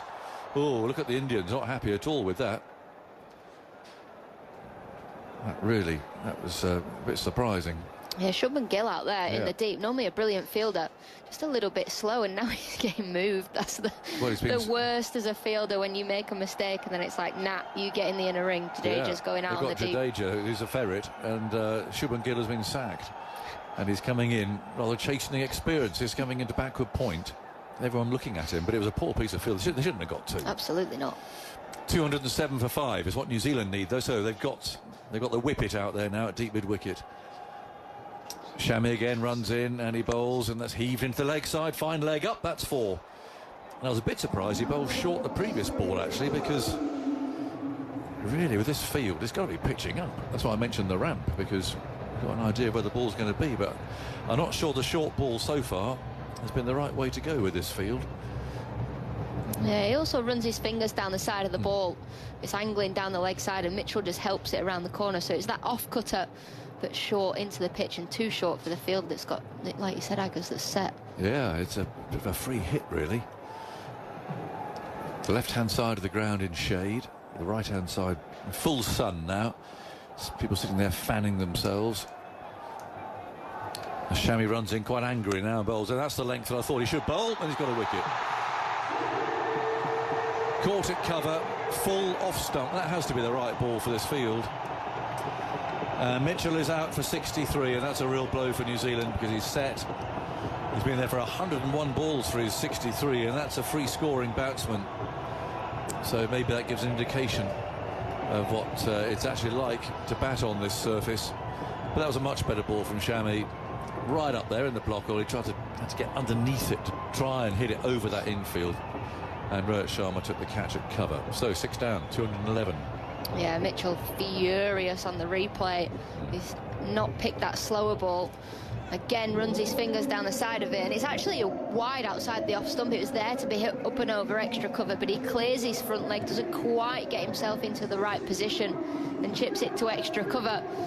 And another New Zealand batter, pretty similar to the previous game played between the two sides. They get in, they take their time, absorb pressure, but can't kick on at the back end of the innings. So Mitchell Santner here is probably just going to have a little bit of a swing. Yeah, into the 46th. He taps gloves with Bracewell, who's played nicely for his 24 from 25. And this is New Zealand's 50 overs captain, who appears now. And he's having a quick briefing there from Bracewell for taking guard from umpire Rifle. He tells him that's it. I think what you want. Yep, he's happy with that. Not very much point in trying to make an impression, I don't think, on this pitch. It's rather like trying to, I don't know, run some studs into a terrace or something. It's just like, it is literally concrete out there. He had a good little cameo last time out against India. He got 28 off 31. So he's ready now, and Shami's going to come round the wicket at him. In he comes, bustling in bowls. Santner just digs that out, plays it firmly to mid-off. And it's fielded by Akshar Patel, 211 for 6. And apart from that area, which is slowly filling down there at the far end, I think we can more or less declare this a full house. There's some empty seats around, but there must be 23,000, I should think, here probably, which is good. 22,992, I think, are supporting India. I think you might be right there, Angus. 211 for 6. Ball to go in the 46th. Shami bowls, Santner drives. Now they're going to steal a single there. Patel couldn't stop that. He was just languishing slightly on the edge of the circle. So Santner will be on strike for the start of over number 47. 211 for 6. The Champions Trophy final coming to you from Dubai. 3 weeks or so we've been bringing you coverage of this, like a mini World Cup, really. The 8 best teams in the world. It always drags a bit when England's knocked out from our perspective. Because, well, seemed like they were ages ago they were knocked out, wasn't it? A long week. Yeah, it's disappointing. But we are going to hear from Rob Key in the interval. He's been talking to the media. Quite punchy as well. Well, he said a few things of interest, certainly. So we'll listen to that, and then we're going to give some thoughts about what he's said during the course of the interval to come up after 50 overs. The fact that India are whistling through their overs makes no difference to the interval. It just happens between innings, and it's half an hour long. So that's what's coming up in the break. Kuldeep's got 1 over left, I think I'm right in saying, and he's going to bowl it now. He's going to start bowling to Santner. In he goes, left-handed Santner. Forward, comes skipping down the pitch. The ball hits the pad and then bounces away into the offside. Bit of excitement there, but he managed to make sure there was a second line of defence there as he came dancing down the pitch. Turns quite a long way as well. Big Great googly. delivery, Big googly. 211 for 6. Can they get 250? It seems a long way off, even that does at the moment, as that's turned away into the leg side. Now, can they get 2? Long chase for the fielder coming in. No, says Santner. Although Bracewell was up for it. Good piece of work. Kohli gets a big cheer. Obviously. Yes. Well, for me, this has got to be the right man that's on strike anyway, Bracewell, at this stage of the game. So, yes, they could have potentially got 2, but at least you've got your in-batter on strike. 213 for 6. And he's gone for a huge swipe and missed it outside the off stump. He's not picked him. He has absolutely not picked him there. That was the leg spinner. Obviously going to go away from him. It's not the googly. He's just going to heave that anywhere. Yeah, that could have literally gone straight up. It might have gone for 6, I suppose, but he's in your Multan's team, isn't he? You'll be coaching him. Yeah, I will. I'll be talking to him about off spin. Yes. Setting his fields for him, helping him out. That's really exciting. It's Kuldeep over the wicket, bowls flatter, played back. You got a word about his moustache, or you leave that? I'll get to know him first. You know.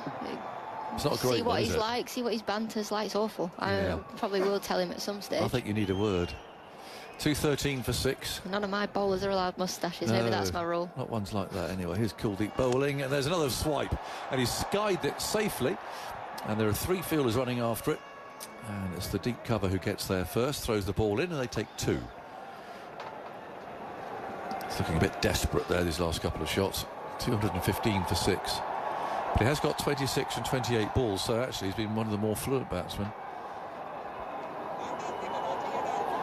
He'll be bowling his off-spin later on, of course.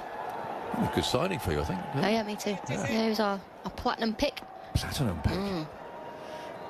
Kuldeep bowls to him, and that's tucked into the leg side. Now, will they get 2 this time? No, they're not going to. I'm going to push that a little harder, but there's 2 fielders coming for that. It's the end of that over, number 47, so there's 3 to go. Kuldeep pulls on his cap, his work is over. 2 for 40 from 10 overs. And no Matt Henry for New Zealand today, which is a real shame. The leading wicket taker in the tournament is a terrific bowler, but as we saw the other night in the semi-final against South Africa, he landed heavily on his right shoulder. I thought they might have been struggling. But, so it proved. He had a quick fitness test this morning, was ruled out. Bit of hustle and bustle around. This is sort of a two-tier stadium. This, it goes round. It's a perfect circle. It's not an oval, which is of course the traditional shape of a cricket ground. But, it's like somebody's with a compass and a pencil has drawn. That is so true. It's a perfect circle, isn't it? Perfect circle. You sort of feel that here it probably has to be in Dubai, doesn't it? Because everything's sort of, the buildings are all pristine. Yeah. 2:16 for 6. There's 3 overs to go. And Shami's on his way. Bowls way outside the off stump. Umpire Rifle says, no, you're not getting away with that. And Shami's not happy. He gestured there as he turned round. It certainly looked quite wide from here. So they get another ball. They get an extra as well. 2:17 for 6. We've spoken a lot about the dot ball percentage at this ground. And teams that haven't done well have had a really high dot ball percentage. And New Zealand today, 152 dot balls. It's been so many. Yeah. It's half your innings. 2:17 for 6.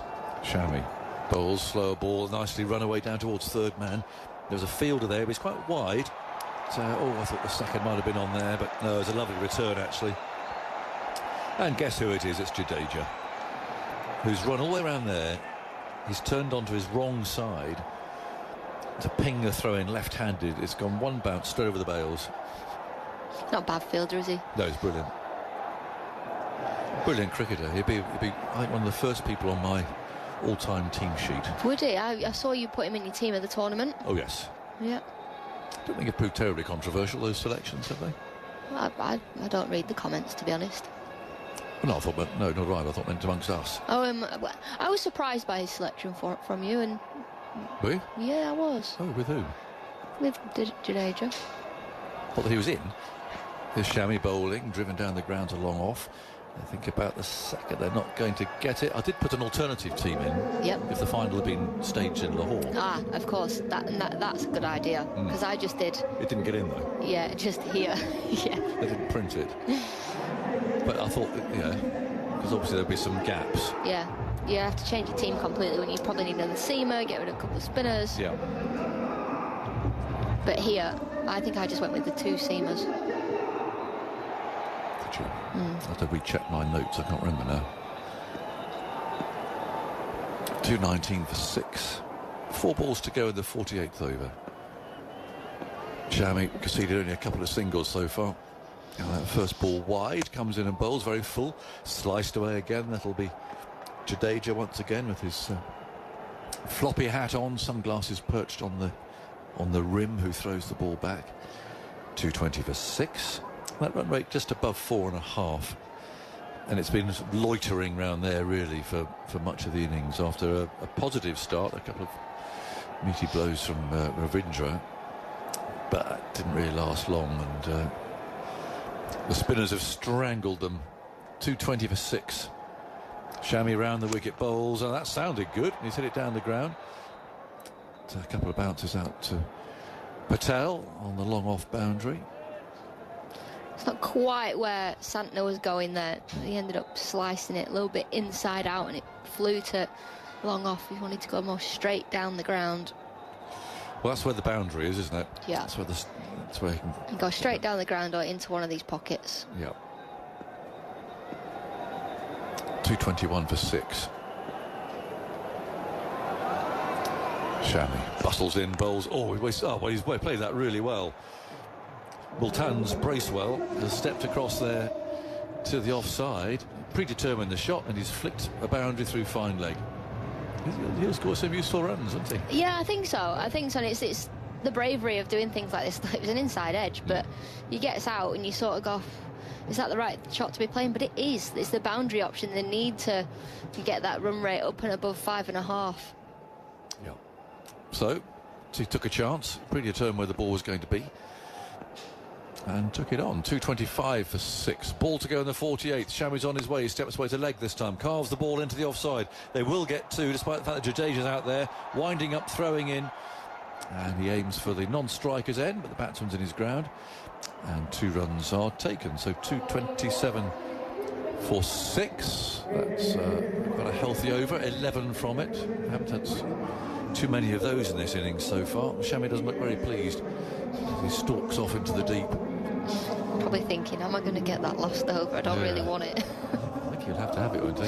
Yeah, you would think so. What's he got left? He's got, he actually got 2 left. They've got plenty to play with. Down here it's going to be Pandya, who comes back to bowl the penultimate over. He's only bowled the 2 today. Yep. They're from the other end too, weren't they? And he's bowling from here. He's just moving the bowling marker, the little white disc, putting it in the right place. Rohit Sharma's checking the field. Well, it's the same, really, as there was for the previous over. 3rd man up, fine leg up, and a deep backward square leg, deep mid wicket, long on, long off, and deep point. So again, you're expecting this to be full. And whether Santner has got the ramp shot or the little reverse sweep or something up his sleeve, we might find out. But this is the sort of field that you see Joe Root and co playing those shots. In goes Pandya, bowls well. He's done a double bluff. There's a horrible ball.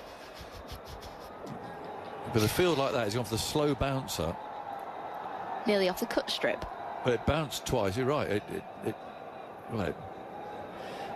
barely hit the moan part, and it's taken by the keeper. So starting off with a wide. You can see why. Yes, it's a bluff, really, isn't it? Trying to bluff the batsman, but it's not a great ball for this field. Again, Pandya runs in over the wicket, bowls, and that's Fuller played away down the ground to long on. Where Jadeja will field. 229 for 6, with 11 balls to go in New Zealand's innings. I hope we're going to have an old school classic today. This would be what, this would what we'd probably call it a low scoring thriller now, wouldn't we? You know, with the scores, the average scores quite often 290, 300. Yes. So. Well, I think they'll have to lose some early wickets, won't they? Yeah. They need to get Kohli out. Yeah. Rohit obviously need to get amongst that middle order. There's a bit of pressure on them. Rohit hasn't necessarily fired in this tournament. He's had a few 20s and 30s. Just think, it's either due or it's just not happening. No. Well, Kohli, as we know, he's just the master at knocking off targets, isn't he? Paces it so well. Change the field. We've got one more going into the offside now. They've got this moving. They've got a long on. Deep mid wicket, and that's it as far as the leg side boundary is concerned. So this looks to be full. Off stump. In he goes. Bowls short leg stump. It's pulled away and it's going to go for 6. Poor ball into this field. Very, very well put away by Bracewell again. So hitting, it's actually pulled him over long on. Well, I was thinking wide Yorkers with that field. Like, I can't see him bowling anything else, and he's bowled a short ball into the pitch and goes hit for 6. So what's Pandya going to do? Bowled his field, really. Pitch it up. Driven away. Very, very good diving save by Rohit Sharma on the edge of the circle. They've taken 1. I don't think it'd have gone for 4. There's a man out there, but very nice piece of fielding. 236 for 6. Henry's got his eye on 241.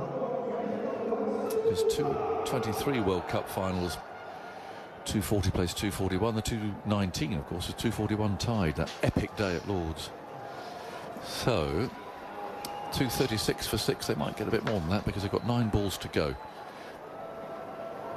Pandya runs in smoothly, bowls a low full toss, clipped away into the leg side. Jadeja's after it, and well, it's a bit of a fumbly stop, but he's done what he had to do, which is prevent the boundary. And then passes the ball on to his colleague coming from mid-wicket. 238 for 6. Loses his trousers in the process as he fielded that one, did Jadeja? Yeah. A bit out of my view down there. Just see on the screens the replay of actually Rohit, Virat and Shami all having a bit of a discussion before that over he bowled, disagreeing with Fields or something. Well, they have taken a bit of a chance with the way they've bowled to their fields, haven't they? Pandya over the wicket, runs in, bowls again. It's short. Well, there's a slower ball, took the pace off that, and Santner was through the pull shot a bit early. But with only one man out, a deep mid wicket, it's a big gamble bowling that. Yeah, it absolutely is. But he gets away with it. Runs his fingers down the side of it. Santner just trying to swing and heave it into the leg side, loses his shape. I actually think he had his eyes closed as well. He might well have done. Bracewell's coming down for a conversation. It's a brave ball to bowl with this field. 6-3 offside field. Let's see what he does now. There's 2 behind square in the offside in the circle, and a little bit finer. 238 for 6.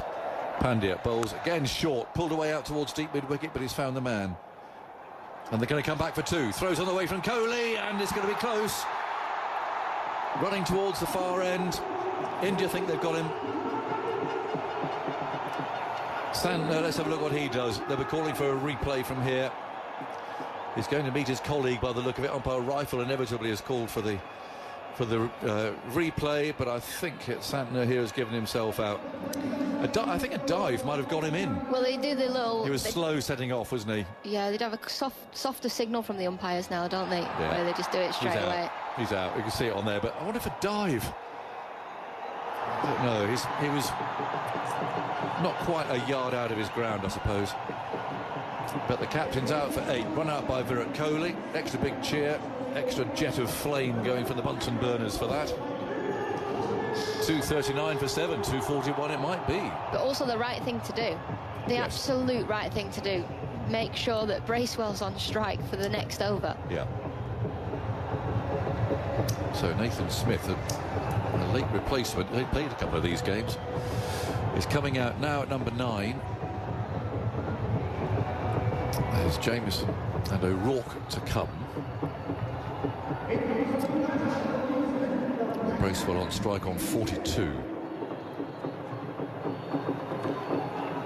Rahul wants to change the field there. He's waving at Rohit Sharma, who's inside the circle at cover. Now he's waving in turn out to the fielder at deep point. 3rd man up, fine leg up. Backward square leg also up. So there's no one on the leg side boundary from deep mid wicket all the way round. Shami's on his way, bowls, and Bracewell slides it away off the face of the bat down to 3rd man. A big chase there for the fielder. It likes to stick his boot on it, but I think it's gone for 4. To have a look at that, because it all happened very quickly. Jadeja demonstrated his footballing skills, and in fact Paul Rifle's signalling 4 runs. He was really moving. He's got to be careful too. He could have trodden on that. It's a lovely shot though from Bracewell, isn't it? Just opening the face of the ball. A poor bit of fielding from a world-class fielder. He actually stood on it. Again, a dive I think might have stopped that. But anyway, 243 for 7. 5 balls to go in this innings. And Shami is asking Jadeja to go a little bit finer down there.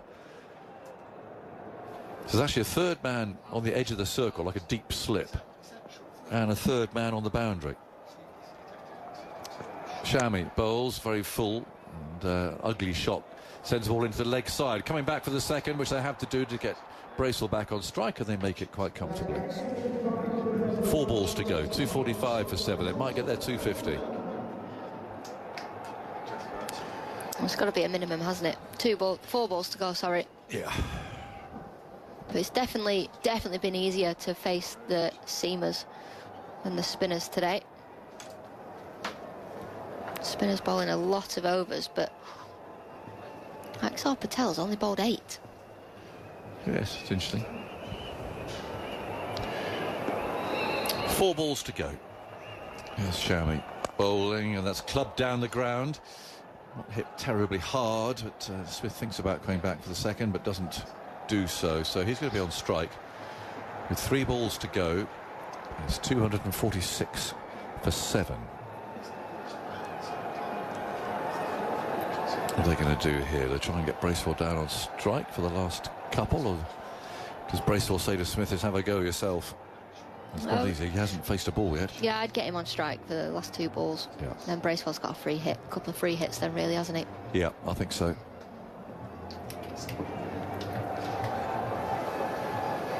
$246 for 7.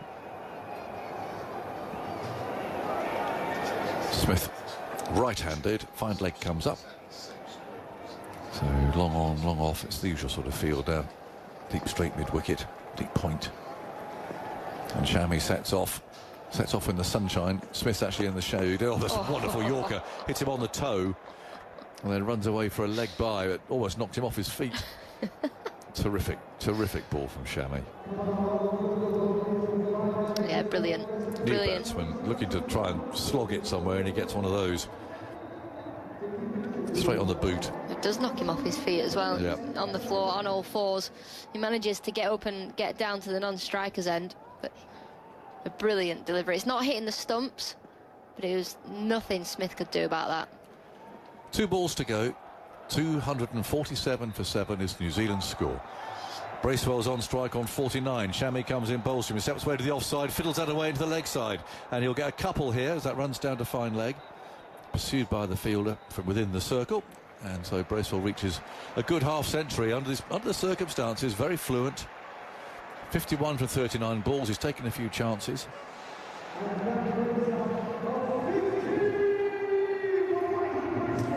Might be up the order. Multan is right. Well, I wouldn't want to give any team tactics away, but... No, I think he might. Very well might be. Yeah, play well. Right, so the last ball of the innings. Can they get up to 250? They should do. 249 for 7 is the score. Shami's on his way. He bowls to Bracewell, who drives that down the ground. They'll come back for seconds. Smith turns already. He's very quick. And there's a fumble. Go on. So they've got 2 there, which is very good running by Smith. Very well played by Bracewell, who's slumped to his knees there. He looks exhausted. 53 not out from 40 balls. And Smith comes up and gives him a little pat on the back. He says, well done. And India need 252 to win the game. 280 felt like more of a par score, if I'm honest, but the ball did spin a little bit more there towards the end. They were wrist-spun googlies, which tend to spin more, obviously, than an orthodox finger spinner. But all that being said, I think India will be pretty happy with that. They've got some master chasers in their side, and they're in good form, and they've been used to knocking off totals here. So they'll know exactly what it's going to be like, what they're going to have to do. And off go the players. There'll be a quick interview with somebody at some stage down there once they've set it up. Ian Smith, I see there, the veteran New Zealand commentator, putting his jacket on, wandering over to do something rather. Harsha Bhogle, all the big guns are here. Various TV networks and so on. Nasser, I think Nasser Hussain's over there. Mike Atherton. So they're all gathering on the boundary edge. Meanwhile, a little light roller goes trundling out, and that again demonstrates what India think about this surface. It's good, basically. They don't want to flatten it anymore. They don't want to deaden it anymore and take any pace out of it. So just a little tickle with the light roller. The thing is, I can't really see what the point is. You don't take your light roller to your patio, do you? I mean, that's basically what you're doing there. It's just well, if there cement. If there is any dust or anything left after this swept, I suppose it'll just flatten it into the surface, won't it? I suppose so. But it's a tiny roller. It is. It's a very light roller. It's a bit like a sort of an empty Coca-Cola can or something that they're going to trundle over the pitch. But so that's ready to go. Ground staff doing their bit. There'll be a half-hour interval. So which is quite convenient because it'll be more or less top of the hour, 1 o'clock at home. That India's chase to become Champions Trophy winners will take place. So just waiting for people to gather below us. I think our old friend Ramiz is conducting the interview. Who's it going to be? It's going to be Chakravarti, he's really hobbling, actually, and that's one of the slowest shuffles out towards an interview I think we've seen. Oh, yeah. He's got flip-flops on. Well, good job he backed 11. Yeah. Anyway, he's going to take up position. He's grabbing a microphone. And hopefully, with all the miracles of modern technology, we'll bring you Ramiz Raja talking to Varun Chakravarti very shortly. He's got 1 or 2 people there making sure that everything's in place. Ram is sweeping back his hair. So 23 without loss the score. 2-5-2 the target. Jamieson with a short cover in place is bowling a ball that is attacked by Rohit Sharma, coming galloping down the surface. And he misses. There's a little smile on the face of the tall fast bowler who walks back towards us. Something's going to happen this very next ball. Well, it is, isn't just feel it. Sharma dancing down the pitch. You said the previous ball he tried to hit to Abu Dhabi. That one he's trying to hit out of this stadium. Here we go. And a message from Dan, who's listening in Louisiana. Amazing. How good's that? The dogs and I have been listening since around 4 a.m. Come on, then. Right, let's see this ball. Jamieson bowling to Rohit. Well, it's only going to be a couple of runs, I fancy. Just nudged off the pads down towards long leg, and it is a couple. Oh, it could be more. No, luckily 3 fielders backing up, and the final one of them manages to stop it. 25 without loss. The dogs and I listening since 4 a.m. It seems the Kiwis have a bowling challenge ahead. As a late-in-life fan, I'd love to hear any insights Alex could provide about how a team would approach this. Huge Multan fan. Here's a photo of Sheba left and Demi on the right. They look gorgeous. Oh, must be cold. They've got their coats on. It's the middle of the night, I suppose. Well, yeah. But do dogs get cold because they've got fur? Yeah, like you see whippets in a jacket, don't you? But you see those dogs that just love the snow. Yeah. Jamieson runs into bowl, and this is clubbed into the ground from Rohit, straight back to the bowler. End of the over with just 3 from it. That's a good recovery from Kyle Jamieson. 25 without loss after 3. So, yeah, go on then. How does a bowling side approach this when you are defending a low total? You have to accept that Rohit Sharma's going to play in the way that he is. And he's probably going to give you chances, but he can take the game away from you. So actually, you don't want him having the majority of the strike, which is exactly what's happened so far in this game. He's faced 16 balls, Gill 2. You want to keep him quiet for as long as possible. And it's just about being patient. Can you try and create opportunities? Can you try and find different ways of creating pressure? Because you know you get 1 wicket, Virat Kohli's going to come in, and he's going to be the most selfish player in the world. But he's going to do it for his team and just knock the ball around. I think when the spinners come on, that's when it's going to get tough. Here's O'Rourke running into bowl to Shubman Gill. He's defending into the onside. Still that short mid-wicket in place to O'Rourke, who doesn't have any margin for error. Anything outside that off stump is going to get punished. Because India have this ability to just keep rotating the strike when the spinners are on. And it's what set them apart. It's been different from all the other teams, hasn't it? I mean, Virat Kohli, did we see the other day, he's got 5,000 runs in singles. Yeah. I think in singles alone, he'd be England's 3rd highest ODI run scorer. Right, so you've got to try and find a way of stopping him just punching the ball down the ground. O'Rourke bustles in once more.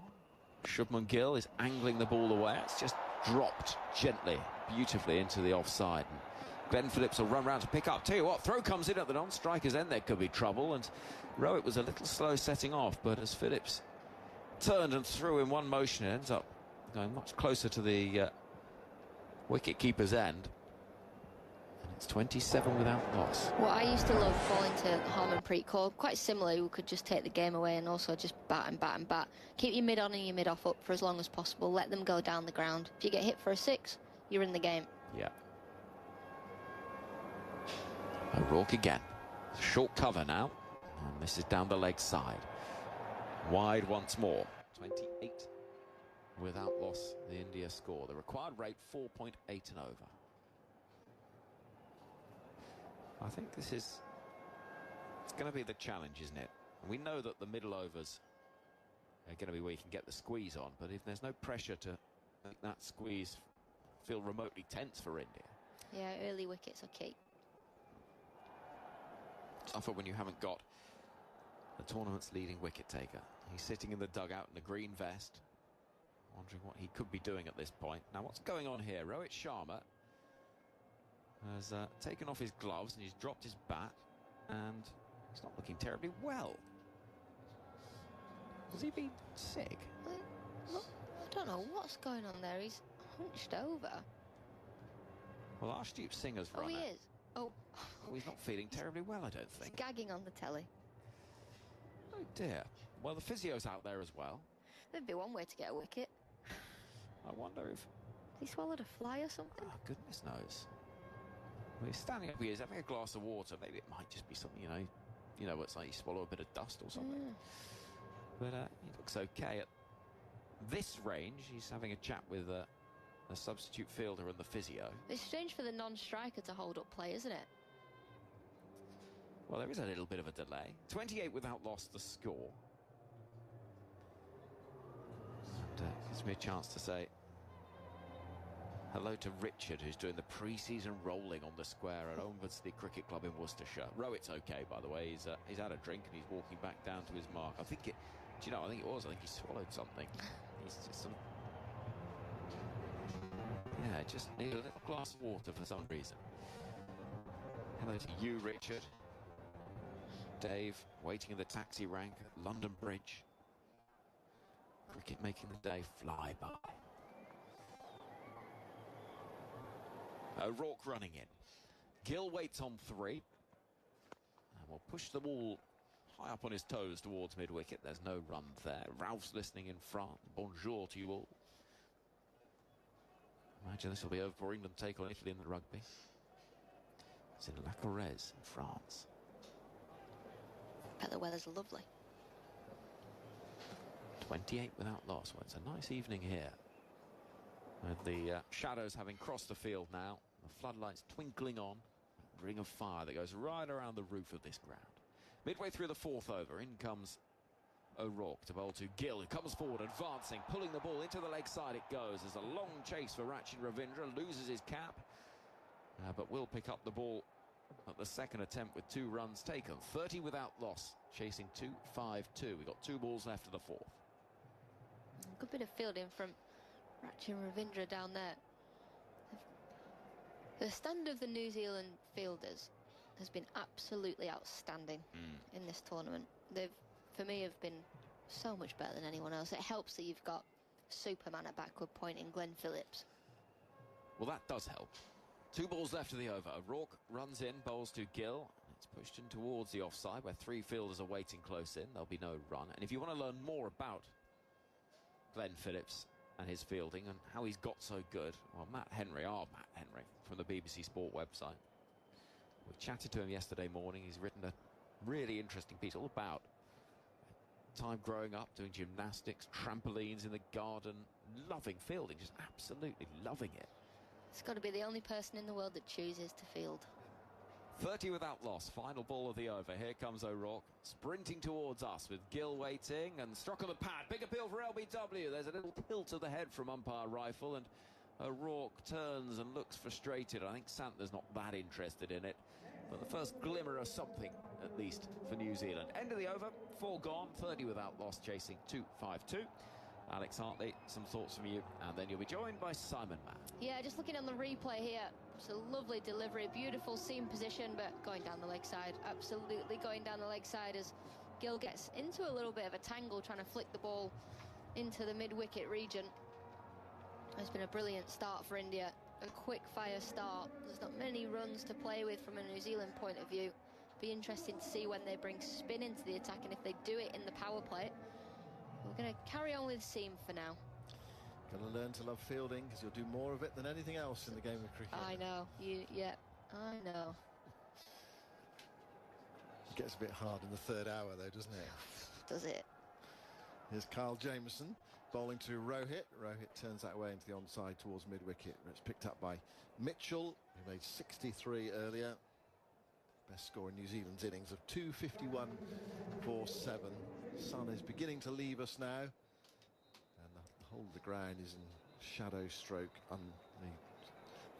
The light from the ring of fire around this ground, and the spectators have turned up today. I would say nearly everyone is happy inside the ground with match situations. 30 for no wicket. Start of the 5th over. 2:52 to win. Here's a full delivery from Jameson, and Rohit eases the ball up towards Santner, fielding it mid-off, and there is no run. India have already won 3 matches in this competition on the chase, and their previous targets were 242, 229 and 265. So on this ground, last Sunday they made 249 for 9 batting first. So they'll feel they've got this under some sort of control.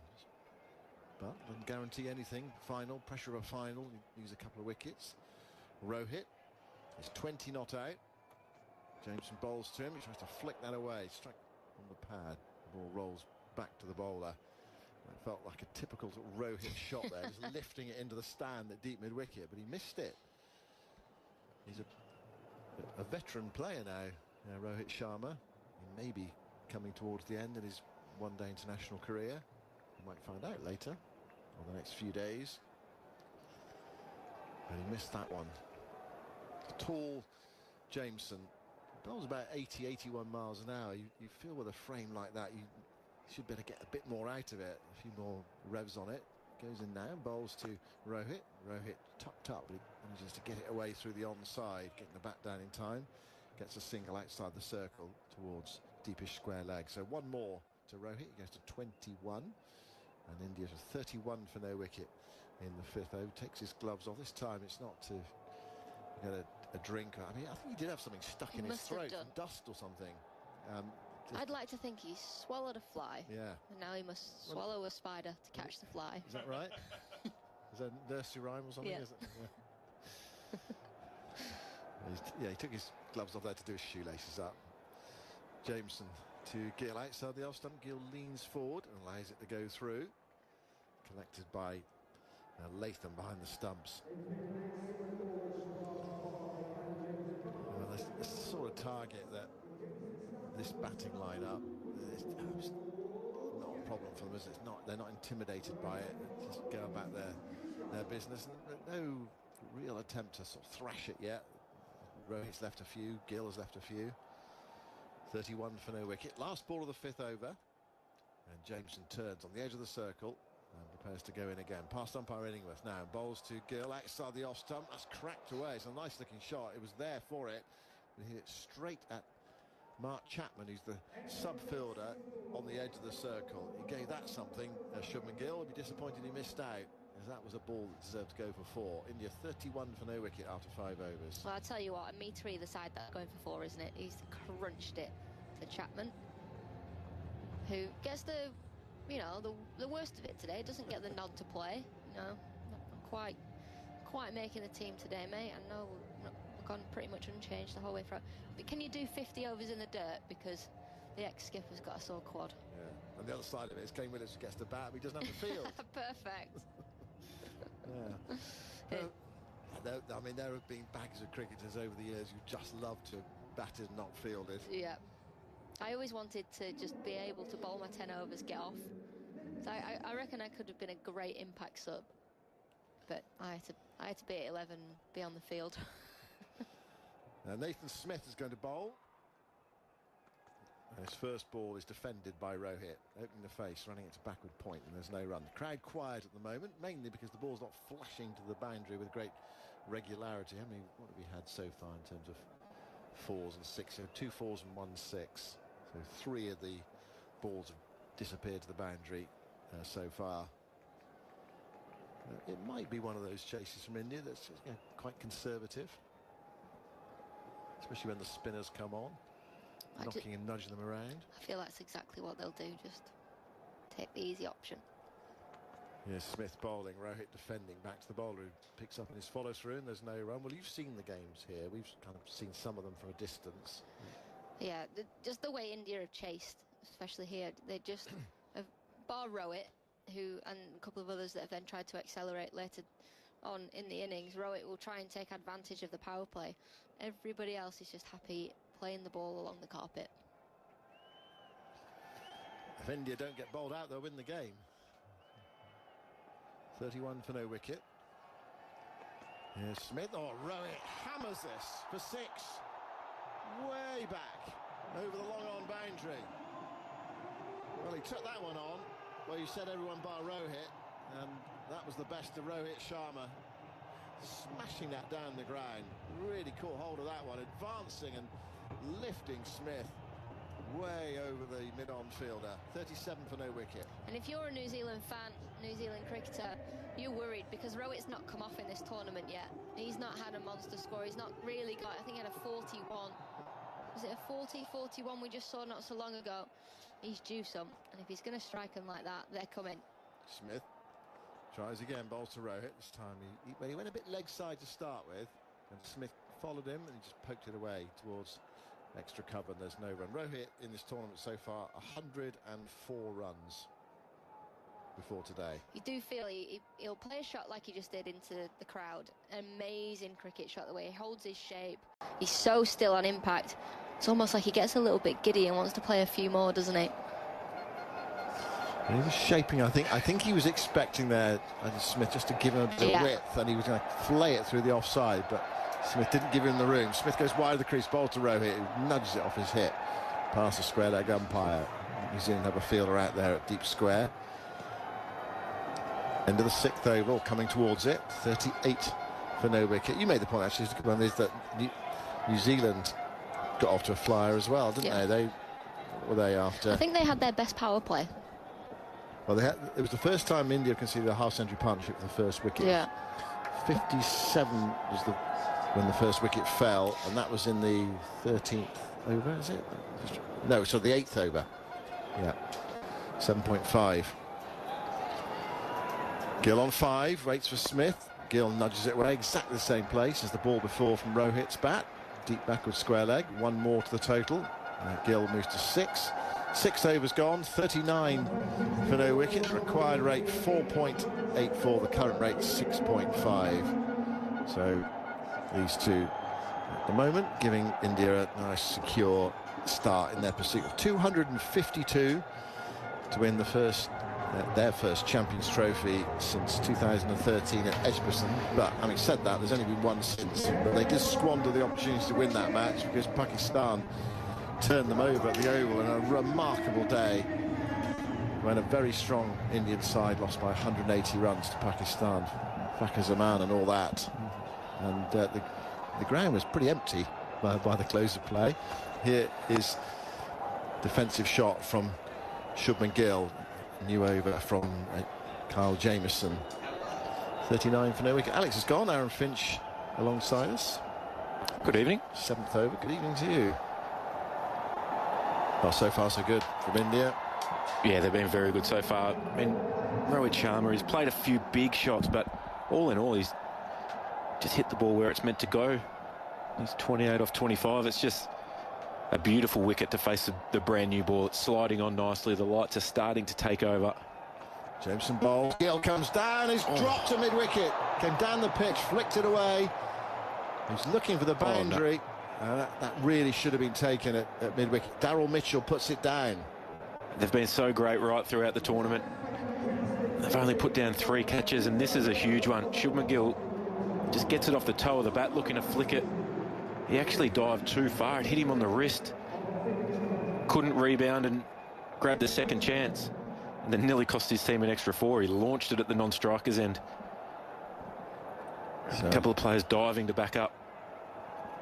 Let's have a look at the throw coming in.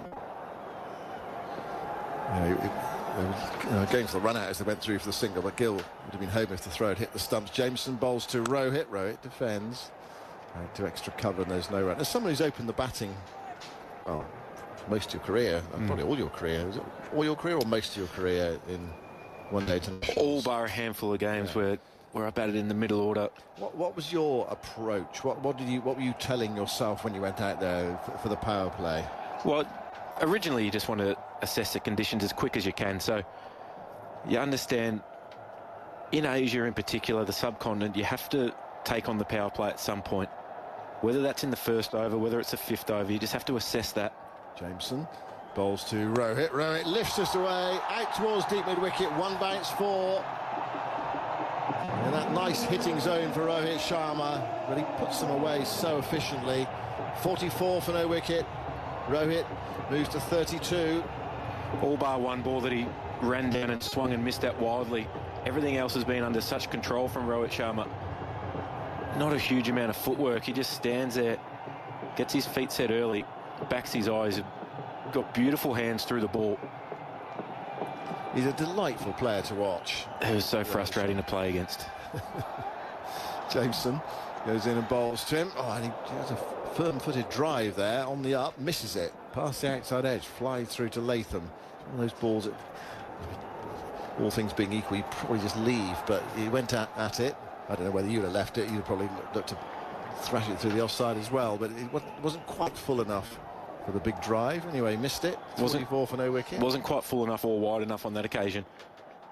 But at times, he's 32 off 28. His job in the power play is to try and get India ahead of the game. So you understand that that's the way he's going to play. At times, it's going to be high risk. But when it comes off, when it all comes together for him, it's perfect. Jameson bowls to him. Rohit dabs it away towards backward point. Sliding save from Phillips. Can't prevent a single. And Rohit, good counter as well, takes the bowling at the end of the over. 45 for no wicket. So he's had a lot more of the strike so far, actually. 29 balls. Gill's only had 13. Gill watching on at the non-strikers. And Rohit's just pinched the strike there. 45 for no wicket after 7 overs. But Gill will be happy enough to see his captain striking it like that anyway. Yeah, absolutely. And that's what good partnership batting is. You know as a batsman when you're having a day that you're seeing the ball well, you're hitting it nicely from the start, and you tend to be a very good counter to 6 when you open the batting.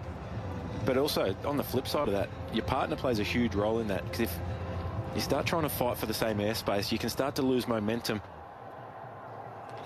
It's going to be Nathan Smith to continue. His first over went for 8.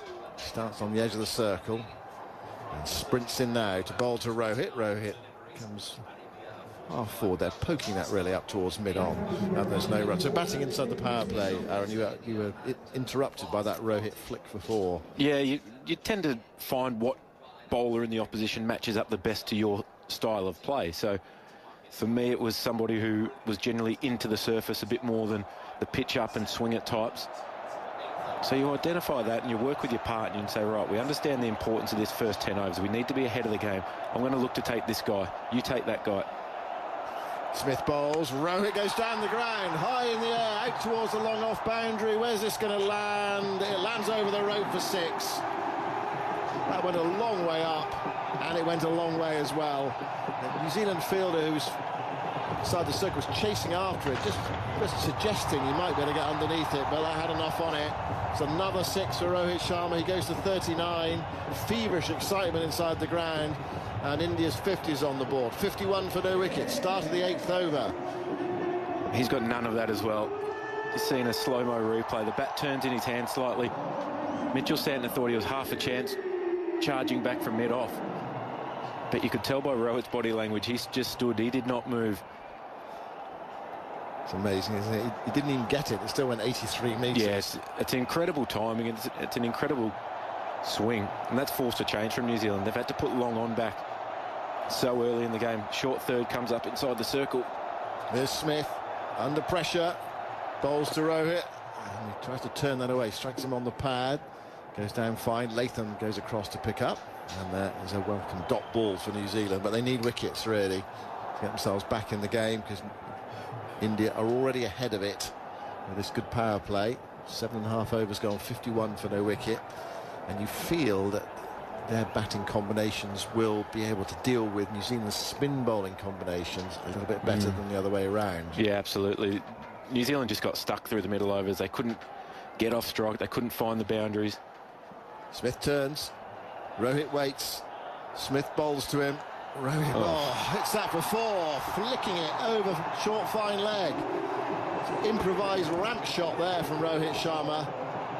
And New Zealand beginning to go around the park here. 55 for no wicket. Rohit 43 not out from 33 balls. Okay, not spectacular scoring, but extremely efficient, ruthless actually. It was quite predictable from Nathan Smith. Fine leg is up inside the circle, third's up inside the circle. So Rohit knows that he has to be on the fuller side.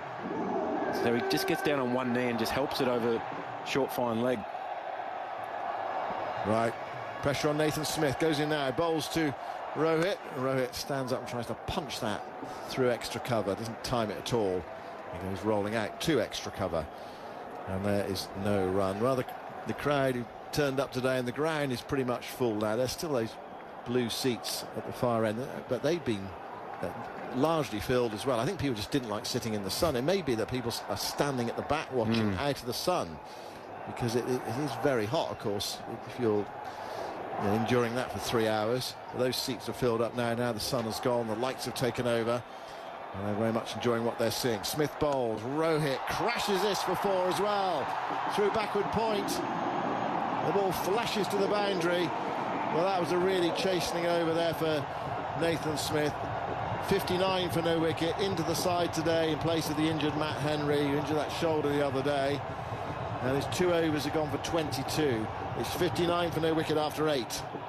It's just one of those situations where Rohit is identifying who he feels the weak link is inside this New Zealand attack. Nathan Smith only playing his 2nd game for the tournament. Played the 1st game, the opening game of the tournament against Pakistan in Karachi.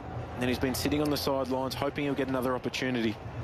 When that happens, a player like Rohit understands what kind of pressure a young bowler is on in that situation. So he's taken it upon himself to put him under maximum pressure. That'll force Mitchell Santner, who is just coming into the attack now, to have to make some tactical changes. Do you think that Santner would not have bowled, he's going to bowl now, would not have bowled himself until the 11th over or until after the power play's gone? Or do you think the plan might be to bowl inside the power play? In a perfect world, he would have bowled outside the power play. Generally what we've seen throughout this tournament, that he's been prepared to go to Michael Bracewell before himself. It's just the fact that there's 2 right-handers in and they're both destructive against spin. So he didn't want to have the opportunity, the ball turning in. Right, Santner to bowl with a long off and a deep square leg in. Bowls to Shubman Gill, who we haven't really been focusing on at all because he's barely faced. That was only his 14th ball. Rohit's faced 35. Gill taps that away into the offside. And there's no run. We're still inside the power play. Santner took key wickets in the semi-final to actually win his side the game eventually. Here is Santner bowling. Gill dabs that towards backward point. And there is no run. He looks relatively innocuous, Mitchell Santner. Yeah, he's got such a great ability to change his pace both up and down with minimal action change. He does have that slight delay in his action, which then allows him to vary it. Bowls now to Gill. Just a hint of turn there. Just a hint. It slides away off a thickish outside edge down towards short third. There's no run. He's one of the few of this New Zealand side who are going to be playing in the IPL. I mean, he goes back there quite regularly, doesn't he? Yeah, he does. Well, they rate him highly too. Santner bowls, and that was turned away by Gill through forward square leg for a single to the edge of the circle. Chapman goes after it and picks it up. So one more, 60 for no wicket. Gill to 8. Rohit is 47 not out at the other end. There are 8 balls left of the power play, 60 for no wicket. The target is 252 to win for India. And now Rohit Sharma on strike, and Santner moves into Bolton. And Rohit is quietly forward there, dabbing that into the offside. That's the most innocuous forward defence you've ever seen. It was in slow motion again. Once Rohit Sharma gets on a roll, he does not take the foot off the pedal though, so he'll identify that Santner at the end of his first over. He's got plenty more overs of fast bowling to face in this innings. Santner bowls to him, and Rohit blocks that back down the onside of the pitch. So just a single off Santner's first over, even though it was inside the power play. 9 overs gone, 60 for no wicket. The target 252 for India to win this match. More from Aaron Finch, and then the return of Jonathan Agnew. Yeah, there's some tactical issues here for Mitchell Santner with 2 of his 3 quicks going around the park so far. Will O'Rourke 2 overs for 18, Nathan Smith 2 overs for 22. And a lot of pressure then will start to come on Kyle Jamieson, who bowled 4 up front. As we say that, there will be another change of bowling. He's gone to his other left-arm spinner, Rachin Ravindra, inside the power play. Well, he's just taking a chance, isn't he? Because how do you stop Rohit Sharma when he's going like this? Left-arm spin's a good option. He has got out, particularly sweeping inside the power play over the last 12 months in all formats of the game, because he looks to be so aggressive. Well, fielders there for that. There's a fielder short fine leg inside the circle. There's a fielder out in the deep square leg. The other one out. They only have 2 out, of course, is at long off. So it's Ravindra then coming in. He's running actually to Gill at the moment, who drives out to cover. And there's no run. But Rohit Sharma, 47 for 37 balls. He's just really been in a league of his own today so far. Makes batting look so easy with just so much time. He's leaning on his bat, waiting as Ravindra turns again, trots in, bowls, and Gill turns that into the leg side. Roy a bit slow setting off there, but do come through for the single. But Santner there has made him stretch a bit. He was just leaning on that bat rather more than he might have been. He doesn't have too many cares in the world, Rohit Sharma, does he? I don't think he does. So he doesn't strike one as he looks incredibly laid back. So what's he going to do? There's a temptation here. 61 for no wicket. He's only got those 2 fielders out. Ravindra comes in, bowls. Jimmy just leans on this ball and sends it back up the pitch. If he gets over pitched slightly here, Rohit Sharma will try and launch him over mid-on. What they've done is they've got a deep forward square leg, and he's probably 20 yards in front of the umpire out on the boundary. They're encouraging him to try and take on the sweep shot. Ravindra again, shaggy-haired, bowls. No, he just plants that down to long off for an easy single. Takes Rohit to 48. He's waving towards the dressing room. He wants something or other. Below us here was a drink. And Ravindra turns again, bounces in, bowls, and Gill's on the back foot. Has he got the gap? Oh, very well fielded. Brilliant piece of fielding there at point. Well, that saved 4 runs there. It's Mark Chapman, the substitute for Williamson. Brilliant diving save there, full length. Yeah, it was almost past him. Yeah, good shot from Shubman Gill, just allowing the ball almost go past him. Just couldn't quite get it through the gap.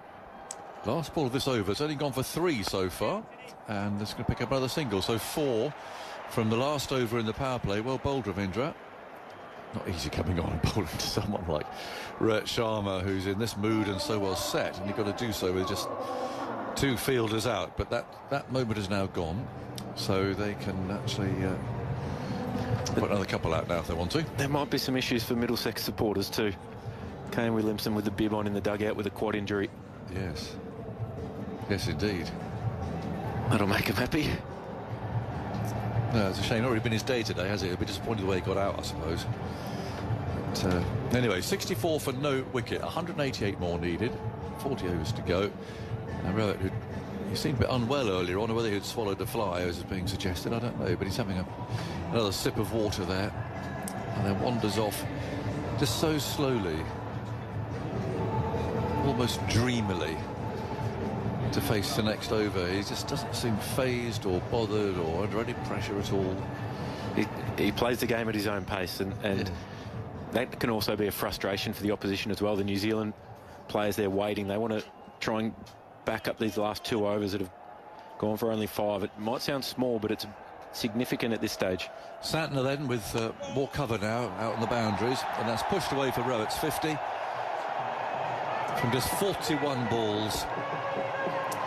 And well, it's just the start for him. He hasn't had the most productive of Champions trophies, but the captain's leading India, certainly at the moment. He's leading them home. It's been a brilliant knock so far. Just took the initiative early on.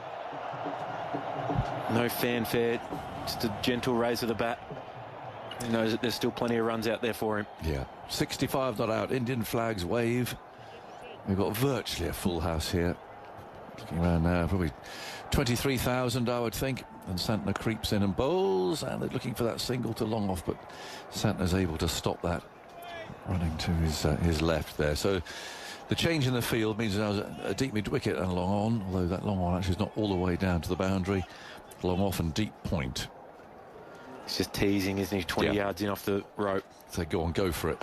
In fact, he just plays a defensive stroke, picked up by Phillips coming in at cover. So we saw this in the Australian semi-final against India the other day, when they left themselves probably 20 or 30 runs short. So once India got in front of the game, they were able to just dictate how they wanted to go about it. They didn't have to take risks. Santner again. Gill defends. Very content to play second fiddle here. 10 from 23. Hasn't really broken sweat yet. He's just watched his captain batting from the other end. 65 for no wicket. Santner creeps in, bowls, and again that can't beat Phillips. Ever present there in the covers. The sun starting to go down now. It's lights are on, or the ring of fire anyway is alight. They don't actually have floodlight pylons here. Santner again. Bowles. Oh, that turned. Pitch on the stumps, missed off. And nicely taken by the keeper, Latham. That's what New Zealand want. A few of these is from quite wide of the crease. Well, that's turned a long way. That's turned a long way. It was just 86 k's an hour. So it's got some time to grip into the surface. Just get a few of those and get a couple of wickets through it and just put a bit of uncertainty into India's mind. That one's spun harmlessly past the bat. 65 for no wicket. It's just hard to build any pressure at the moment. The run rate required is still under 5 per over. We know that it got harder and harder through the middle overs with 4 spinners that India had. This is one advantage that the Indian top order in particular have got. Their masters have been able to get off strike against the turn in particular. See, that was naughty, what you were saying. Rohit there, he didn't look up. The bowler was ready, everyone's ready. The bowler started to run in and he still didn't look up, so he's got to go back and do it again. There's Ravindra again, bowls to him. There's a single. Played down the ground to long on. Batsman should be ready when the bowler's ready. There's so many breaks in the game these days, though, isn't it? Yeah. And that's one thing that India in particular, like I said before about Rohit playing the game at his own pace, the Indian cricket team play at the pace that they want to. Ravindra bowls, that's sliced away to backward point. That might have turned a bit as well as it goes back to us, so hard to see from here, but it definitely found a thickish outside portion of the bat. Gill 10 from 26 balls. And Ravindra turns again, wraps his fingers around the ball, moves in past umpire Rifle, falls out a little bit shorter. It's cut out to a deep point. I'll take 1 run there. There's a fraction of turn there for Ravindra, but nothing compared to what we saw in the previous over from Santner. He's more of a bowler that just bowls out the front. He's almost looking to just get it down the other end, whereas Santner really gives it a rip. Sharma on strike. Again, a very flat one, almost got through there. That hurried Sharma, if anything ever does hurry Sharma. But he had to jab his bat down pretty quickly on that one. And just a suggestion of a nod of approval to Ravindra there for a good ball. 67 for no wicket, 2 from the over. Ravindra again, bowls. Oh, that's got, well, it's going to come down for 4. I'm not quite sure how much that came off the edge and how much he just tried to run it in that general direction. Do you think it's total edge? Total edge there, just a fraction of width, and he's tried to play it through point. Tried to hit in front of point. It's a side spinner. There wasn't a huge amount of revs on it. The hand comes off the bat, and it's a genuine edge, straight through first slip. No catcher in place. Yeah, uncontrolled. He's looking to get it away somewhere squarish, but certainly not as fine as that. And disappointment for Ravindra, who comes in again, bowls, and well, a cut and a miss this time. So the spinner's just starting actually to get a bit of control here. I mean, they haven't got wicket. They're going to have to bowl India out. Absolutely, no other option. Yeah, but they haven't managed to do that, but they have at least put a bit of a break. Yeah, on the scoring. 12 of the last 4 overs from the spinners. And it's just small things like that. Sometimes you have to be prepared to just be really defensive as an attacking option. And that might sound really funny, but at times it might be 3 or 4 dot balls. It might be an over of built-up pressure, backed up by 1 more over, and then you get a big shot, you get a wicket, and then you can start to attack again.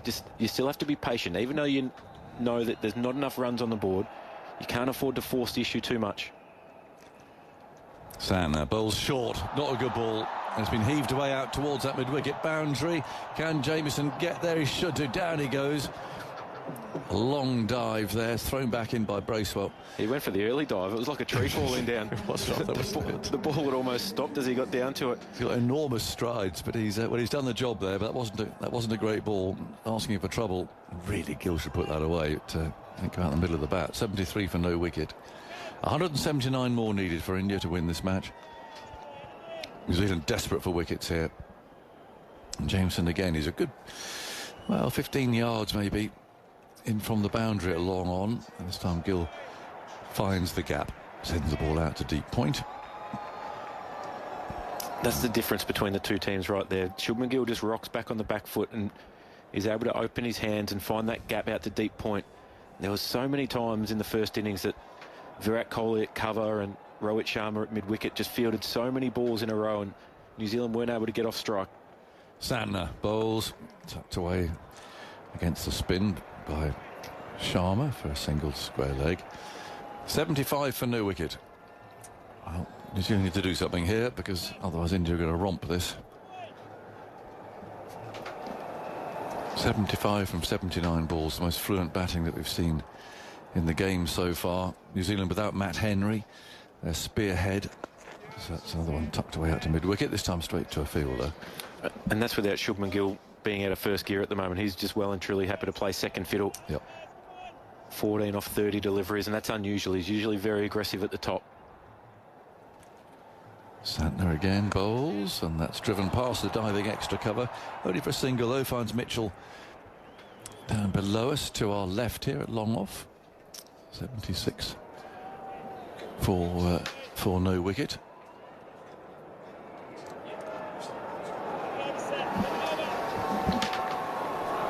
It feels as though they might be able to put some pressure on Shubman Gill to force him into a big shot. Santner bowls to forward, smothers it. So Sharma, so it'll be Gill on strike. Are you leaving us, Aaron? What can I say? It's been lovely catching up with you. You too, mate. It really has. And we'll pop in again if there's any time. Well, you can do. That's an unofficial farewell, but otherwise we'll see you in the winter in the Ashes. We'll remain friends, whatever happens. Well, promise? That can't promise anything after what happened last time. Toys went out of the cop from both teams, didn't they? Well, they did, actually. Anyway, lovely to you, Aaron Finch, of course. Great company. 76 for no wicket. So 176 more needed from 37 overs. And at the moment, difficult to see where a wicket's going to come from. The New Zealand really is preying on either a ball spinning, pitching middle and leg and hitting off, or just a mistake. At the moment, Rohit's in very dangerous form, and Gill's just plodding along at his own pace, and Ravindra bowls to him. He drives it for a single down to long off and gives his captain the strike. Simon Doull. We're going to get a wicket from. We're going to get quite a few wickets from. Mistakes. I think that's about the only way at the moment. I've taken control. They used the new ball, I think, was going to be crucial, and played it so well, much like New Zealand did for the most part of that first 10 overs. Ravindra bowls. It's cut past the fielder inside the circle. Pressure on the one running round now to his left out there in the deep. And they take two. So Mark Chapman out there fielding substitute for Kane Williamson. A bit of an injury. Those small moments, isn't it? All through the tournament, New Zealand have actually been, the catches have stuck. The Mitchell one didn't stick tonight or this afternoon. The little things that have worked well for New Zealand at the moment, they haven't. No. As Rohit Sharma looking to drive the ball to long off, but can't beat the bowler this time. 79 for no wicket.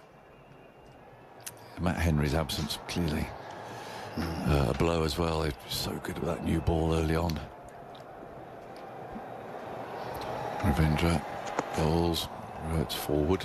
Looking a little bit more suspiciously at the pitch at the moment. He's had one that's turned sharply, albeit from the other end, but it's the way the pitch is likely to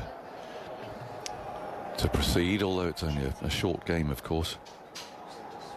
It just shows you how good the Indian spinners were, doesn't it? They gave nothing away through that early stage.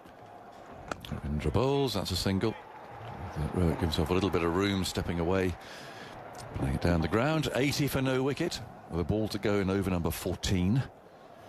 Rohit Sharma 59. I think unless you have those options to either go down or get deep and still punch, which New Zealand just didn't seem to find enough of. Ravindra bowls. Oh, he's down the pitch now. There's a fielder out there at long on, but he just watches it sail over his head into the crowd. And the first time Shubman Gill's opened his shoulders here this evening. Oh, he's got some fireworks to celebrate that. Not just the Bunsen burners, but actually some rockets went off there, didn't they? I saw that. We'll save a few for the end of the game. Well, we weren't expecting that. No. And I wonder why the rockets went off for that shot and not one of Rohit Sharma's sixes. Maybe they've only got a certain amount. Well, how many went off there? About 6, maybe 6 or 8 went off. Anyway, straight up they went. That'll wake up the neighbours. It's all right, I'm not home. Don't really care about the rest of them. 86 for no wicket then. And a nice clean blow there from Shubman Gill. Goes to 22. It's a great example of putting pressure on, going down the wicket, either getting really deep, finding the ones, or actually advancing and trying to put some pressure on the bowler. And New Zealand were unable to do that. India, because the position they're in, they can afford to take a calculated risk. Santner moves in, bowls, a low full toss, driven out to cover, not timed by Sharma. Fielded by Phillips. Just feels as this stadium is building up for a bit of a party, a bit of a celebration at the moment. It's filled up, hasn't it? That area that we were talking about earlier that was... Yeah, it's all full now. A bit sparse. Yeah. It's 25 capacity. It might be, what, 24 in here, I suppose. A few empty seats around, but not many. Santner bowls, pulled by Rohit Sharma for 4. Another howl of approval out there. More flags waving. More excitement from the PA announcer. 90 for no wicket. That's a terrific shot. He just gets deep into his crease, dragged down ever so slightly, not much. No. Still going to hit 3/4 of the way up of off stump, you would imagine. But he just so quickly onto that back foot. Yes, he must read that length so quickly. Santner again is a tall man, bowls on the off stumps, chopped away past the point fieldsman. And the deep point, therefore, called into action. One more to Rohit Sharma, who's already leaning on his bat. He's got the non-striker's end. He just sits there, legs crossed, leans on his bat. He's so It's just cool, like he's just out there having a bit of fun in club cricket. He is so cool. Yeah, he is. 91 for no wicket. And there's another one, driven past the diving bowler. Another one to Gill. I remember, of course, Chris Gale described himself as the coolest cricketer, didn't he? But he's got competition here. I always worry about people who give themselves their own nicknames or describe themselves as something that's quite outrageous. It's all very well if other people say it. No, I agree. If you give yourself a nickname. Chris did both of those, didn't he? I think so, yes. Yeah, he did. He did describe himself as the coolest cricketer he knows. I think this fella's got something on him, I would say. Sharma again drives out to point. Just ambles down the pitch. No easy single. 93 for no wicket. Rohit Sharma to 65. If we are to believe all the Indian media journalists that this could be his swan song. Oh. They expect him to hang his boots up tonight. Yeah, well, they're expecting. Oh, are they? Sometimes sources are themselves, though, aren't they? Well, indeed. And it's tucked out to mid-wicket. And there is no run. The end of the over. Rohit Sharma 65. Gill has 23. 93 for no wicket. So at the moment, India are romping to their victory. They only 159 to win from 35 overs. Henry Moran's coming in to join Simon Doull. Well, cruising, I would say, at the moment. Rohit is looking very good. Captain's knock. First time he's batted outside of the power play. So beyond the 10-over mark in the tournament. He's got India off to good starts, but actually kicking on today, which is exactly what he and his team need. 65 from 55, and his partnership looking in complete control at the moment. A very good evening. Hello, Dooley. How are you, mate? Oh, good, nice to see you. And you. The only thing that can make this crowd happier, and I've just been out and about the stands, would be Virat Kohli. But that would mean losing a wicket, so it's a bit of a sort of, they can't quite... But as always... They want it, but they don't want it. Yeah, as always with India, there's the initial, when the wicket falls, followed by...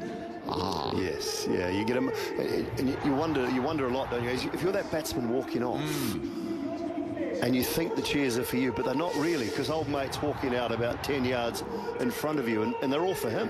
Well, that's the thing, right? And there'll be those that are thinking, well, how many more of these is he going to play? I mean, Rohit, you've sent us closer to his goodbye than Virat Kohli, who you'd have thought 2027 will be a target. 93 without loss. Here is Rachin bowling a ball that is clipped away into the onside by Rohit, who's 66 from 56. 252 the target, 94 without loss. It's just it's an amble at the moment, I think, for Rohit. It's, he realised very quickly that the new ball was going to be key. Take it apart, attack Nathan Smith. I think was a good sign early on. The new man. Ravindra bowls to Gill, lunging forward, defending comfortably, happily, and just enjoying being out there, I think. I do love to watch Shubman Gill. I know. Isn't he good? I mean, obviously, but just good to watch. It's just too much about him, though. I mean, he's a good-looking rooster. He bats well. Ravindra bowls to Gill, tapped into the onside, no run. There's a lot of things not to like about him. I know. But you just can't help but like him. He's quite nice, isn't he? Ravindra's similar. He is, isn't he? I know. But, you know, some of us are born like that, I suppose, Dooley. We're just lucky, hey? Talent and looks. Here is Ravindra into bowl, round the wicket to bowl to Gill, who's playing that with a cross-batted shovel as much as anything out towards the square leg boundary, where 1 run will be taken. We can expect things to slow down during the middle overs, but there's such room for India just to tap it about and have fun. And if New Zealand continue with the left arm orthodox, at some stage, if there's no success, they'll have to turn to the off spin. This is hacked away. Into the onside it goes from Rowan. It's not particularly well timed, it has to be said. But he'll get a single, 96 without loss. And I think if New Zealand do turn to off spin, you'll see, if Rowan is still there, you will see a lot more, I think, action, a lot more aggression. He doesn't mind coming down the pitch to a right arm off spinner. Well, he's enjoying it as he leans on his bat, looking as though he could be playing in the park on a Sunday. Ravindra, that mop of air bowls, and Gill will tap down the ground for another easy run. 16 overs gone, 97 without loss is the score. 155 needed for India from 34 overs. I mean, what were your expectations halfway stage? I felt that New Zealand needed 3 for 70. They needed India to be 3 for 70, 3 for 80, something like that, with probably Rohit and Virat gone. You just got the feeling that if they got off to a start, that it's a high quality, it's a deep batting order. You know that if they're not under any scoreboard pressure, run rates come down to, what, 4.5 and change. If there's no scoreboard pressure and wickets in hand, you feel it's a comfortable chase. One would imagine New Zealand need 2, 3, 4 wickets in a hurry. In comes Santner. Bowls a ball at Gill, pushing to the offside. There's no run there.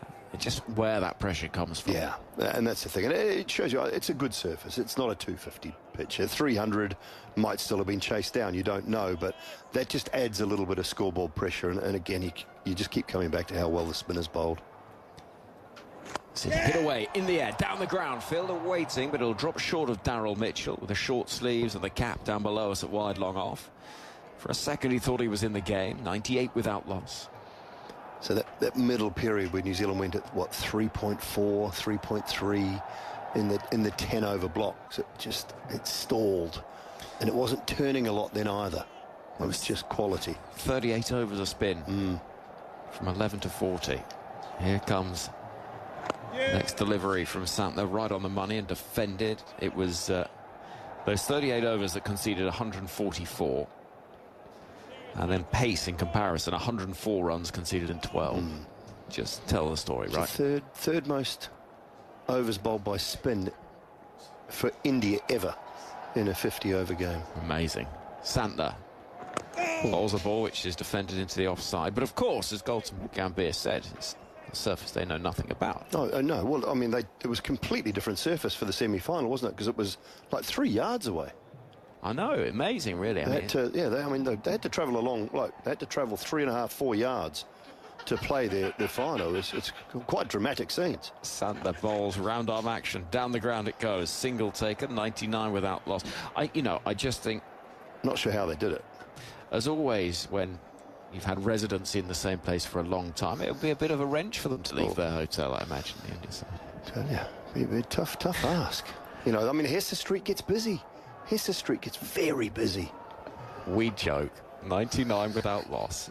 In comes Santner, round the wicket to bowl a ball which is played from deep in the crease from Shubman Gill, and a little fumble from Santner will allow them through for a single. And that extra cheer is because is the 100 up.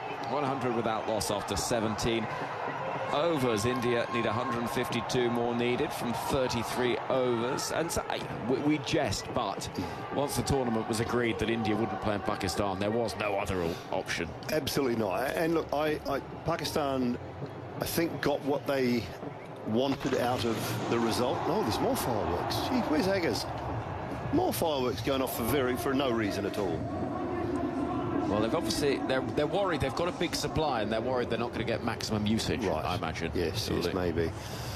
So I think Pakistan got what they wanted out of it, and the fact that, you know, in any ICC event, men's or women's, they don't have to return to India either. They can play their games at a neutral venue, which was probably the best result they could have hoped for. Gill waits on 27. Ravindra bowls, and he chops down on a delivery, which is targeting middle stump. No run there. And from a revenue point of view, you understand it as well. Without an India-Pakistan game, the tournament is probably worth about 20% of what it is. Yeah. From a revenue point of view. So you think about it's a business. Ravindra bowls to Gill. Nudged into the onside for a single. He moves to 28. It's 101 without loss. I mean, you get it, don't you? You shouldn't let perfection be the enemy of the good. No. They had to get the tournament on, and in the end, this has been the solution. I think what surprised me more than anything was when we had the tournament, the T20 tournament recently. Punched down the ground by Rowett, 69 for him, 102 without loss. There was a really nice covering of grass across this block. And when we left 3.5-4 weeks ago at the end of the tournament, it was still there. Right. And we had the final, was 185, played 186. Terrific game of T20 cricket on a good surface that had a nice grass covering. Rachin bowls. Gill will punch towards the bowler, who dives to his left to pick up. So what you're saying is that actually the surfaces could have been better than they have been. I think so. Right. Absolutely. Yeah, I think that was the one thing that I probably looked at and I thought, I don't know whether that's absolutely spot on. Having India already selected their squad, having 4 spinners in it, then all of a sudden all the grass has disappeared. Rachin Ravindra bowls a quicker ball, which is clubbed down the ground by Gill. He's going to get 4 for it, I think. No, good piece of work out there in the distance from O'Rourke, diving to his left and saving the boundary. Just a single taken in the end, actually. That's some good work out there in the deep. 103 without loss. It doesn't diminish the fact that they have been very good, which they have throughout the tournament. And that, again, can't be taken away. And it's not down to the individuals playing. They can only do what they can do. Correct. You turn up and you use the facilities you have in front of you. Ravindra bowling to Rowett, who drops the ball into the offside, and there'll be no runs at the end of an over that sees 3 from it. 103 without loss after 18 overs. Nicholas emails and says, "You say you joke, but you're not being funny." So there you go, Don.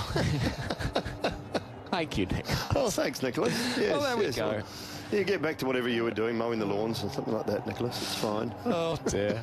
There we are. Right. How about this? Rupert emails. Rupert Style, Grammy nominee, music producer. Don't often get one of those getting in touch. Drinks being taken here. Listening in Ibiza, soothing Duco the cat. Neutered yesterday. Always enjoy listening to TMS. Season starts in a couple of weeks. Hello, Rupert. Wow. There you go. Well, perhaps a better weekend for you than the cat. How many times have you been to Ibiza? Never. You? Never been? No. Oh, gosh. I went not last summer, summer before, actually. Spent some time in Ibiza. They've got a good cricket club out there, actually. So I've heard. Yeah, really good. There's a couple of Kiwi lads that I know well, a couple of English that I know reasonably well out there. They love their cricket. Yeah, it's not a bad spot to go for a game of cricket if you've ever fancied one. Maybe you could take a crew out there. I'll tell you what, I think there'd be a few queuing up for that particular game, wouldn't there? But I know Menorca has quite a thriving cricket club as well, so there are a few around, certainly. I mean, it's amazing where teams will pop up. And actually, we were here in Dubai getting a coffee the other day and chatting to somebody working there who'd moved from Sri Lanka and said that his cricket club was very active and they'd been offered tickets for matches during this tournament and managed to get along to some games as well. And there is where there is civilization, there tends to be cricket somewhere around. You have to think that cricket in this area will continue to grow with the multicultural dynamic of Dubai and the United Arab Emirates and the people that are flocking here more and more now. It's not, you know, you've got people from all over the world coming into Dubai. If they can grab a hold of those young boys and girls and get cricket into the schools, which is starting to happen a lot more, courtesy of the tournaments we've been playing here. ICC is starting to back it a little bit more in the area as well. I think, you know, it's become a bit of a hub. It's the go-to place when no one else can do something. Yeah. Isn't it? It's the backup plan. Yeah. It's kind of Dubai, the backup plan. And it seems to be that way. So if they can grasp a hold of that a little bit more, you have to feel that 5 to 10 years down the track, you would think they will be in a stronger position than where they are.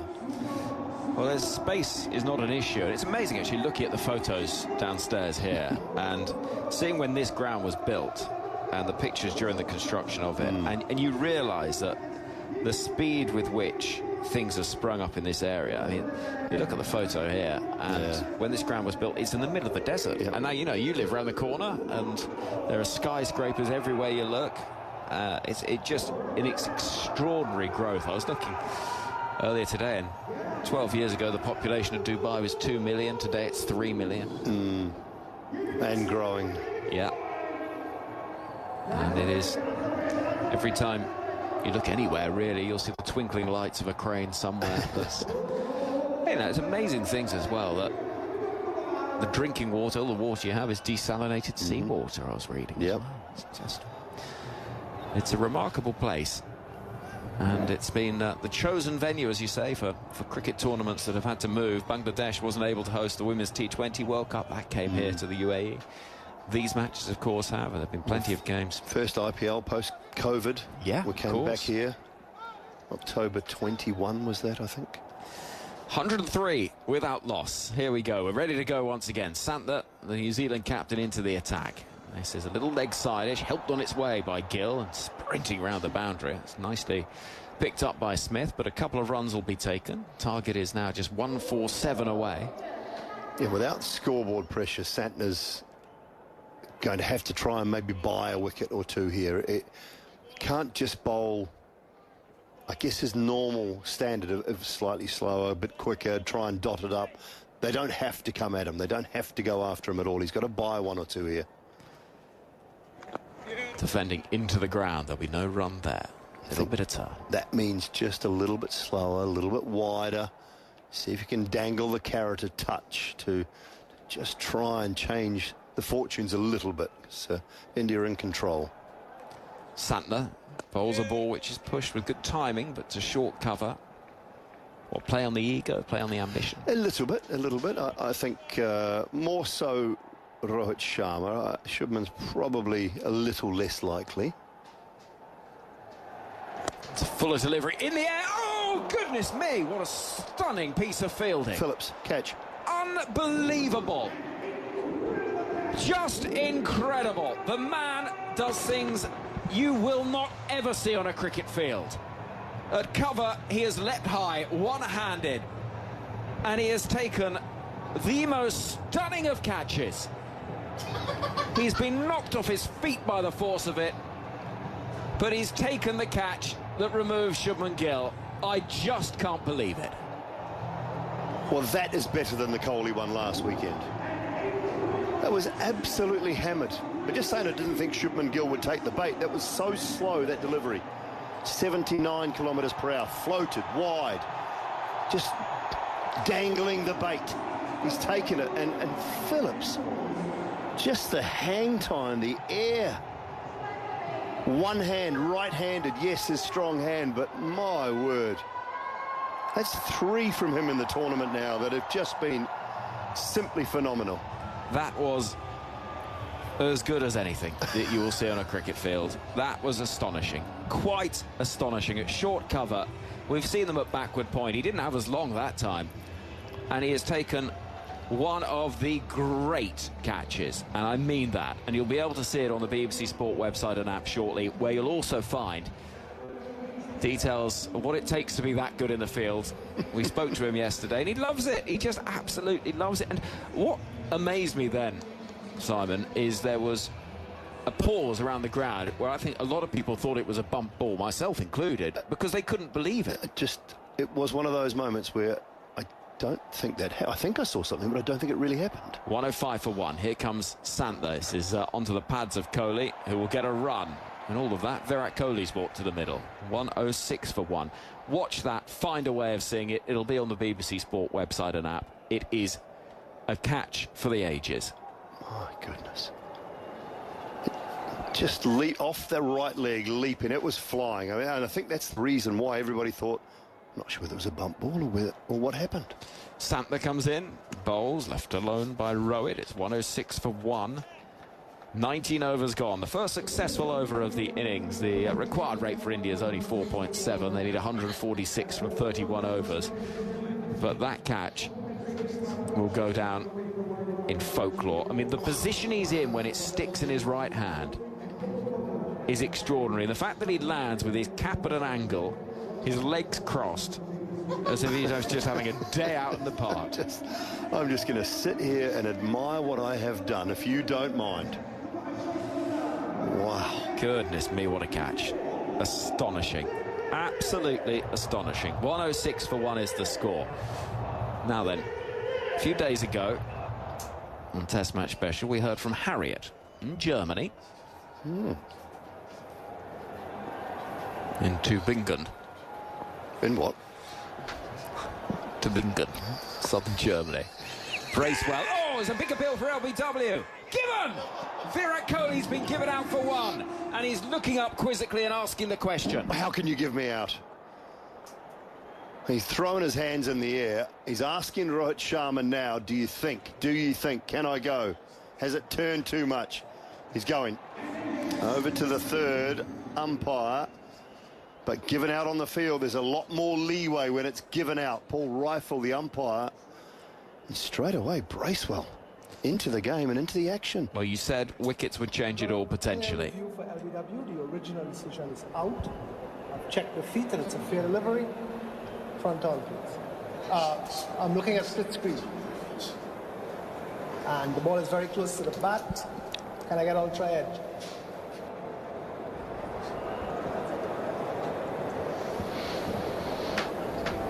Bracewell's first ball.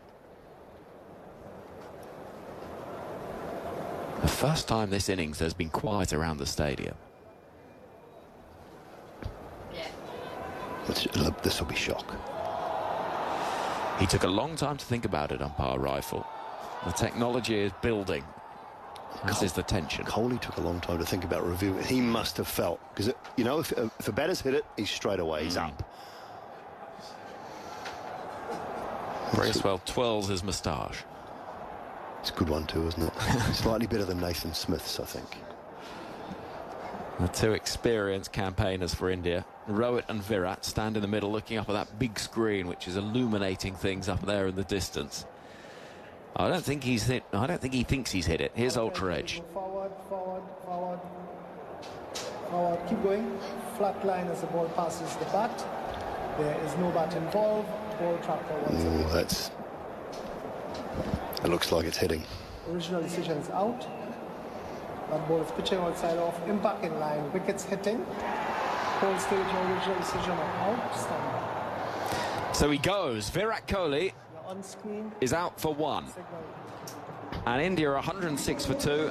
And in a heartbeat, this game has changed quite dramatically. India still well on top. They need 146 from 30.5 overs, but Bracewell has struck early on in this 20th over, and India are 106 for 2. Simon Dole, some more from you, and then Simon Mann. Pin drop silence around the ground as Virat Kohli wanders off the field. Brilliant bit of bowling, great flight. Actually went away a little bit with the arm and then turned back past the inside edge of Virat Kohli's bat.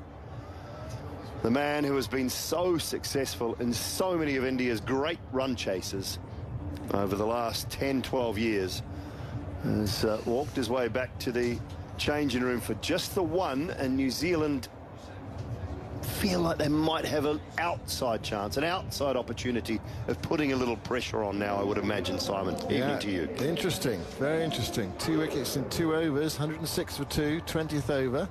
Shreyas Iyer is out there at number 4. I was actually standing out there when Glenn Phillips took that catch. And there was a sort of ooh from the spectators, because they can appreciate the brilliance of the catch. But then I'll come back to it in a moment. It's Bracewell goes into bowl and it's shoveled away into the leg side. But because the guy who's on the DJ mic, because he's supposed to be neutral, has to say, what a fantastic catch by the flying machine, by the flying saucer. That's what he said. Flying saucer. It's Iyer. You single up towards long on to get off the mark. 107 for 2 in the 20th over. They didn't seem to be saying very much when Kohli was walking out. They were very enthusiastic actually with the Gill wicket, even though they like watching Gill because it means Kohli comes in. So everyone was standing up and cheering. But Kohli's departed. Rohit's still there though, 69 not out. He's played so well. Here's Bracewell bowling to him. Rohit flicks that away towards forward square leg. It becomes an important part now, even more so, Rohit. If New Zealand could find a way to pick him up in the next 10 to 12 runs and put a little bit of pressure on that middle order. 107 for 2, 20th over, 252 to win. Bracewell bowls, eased away by Rohit up towards long on. It was attempted save at straight mid-wicket. It's unsuccessful. So Rohit gets his 70th run, 70 out of 108 for 2. Been playing a different game to everyone else so far. Gill was quiet, just playing second fiddle, 31, and then Kohli out for 1. Bracewell, there's off breaks, bowls to Iyer. Iyer turns that away towards forward square leg. There's no run. It's the end of the over. It's 108 for 2 after 20 overs. Well, at the same stage, New Zealand were 101 for 3 after their 20 overs. But India have got that boa constrictor bowling attack. Just squeezes an opposition.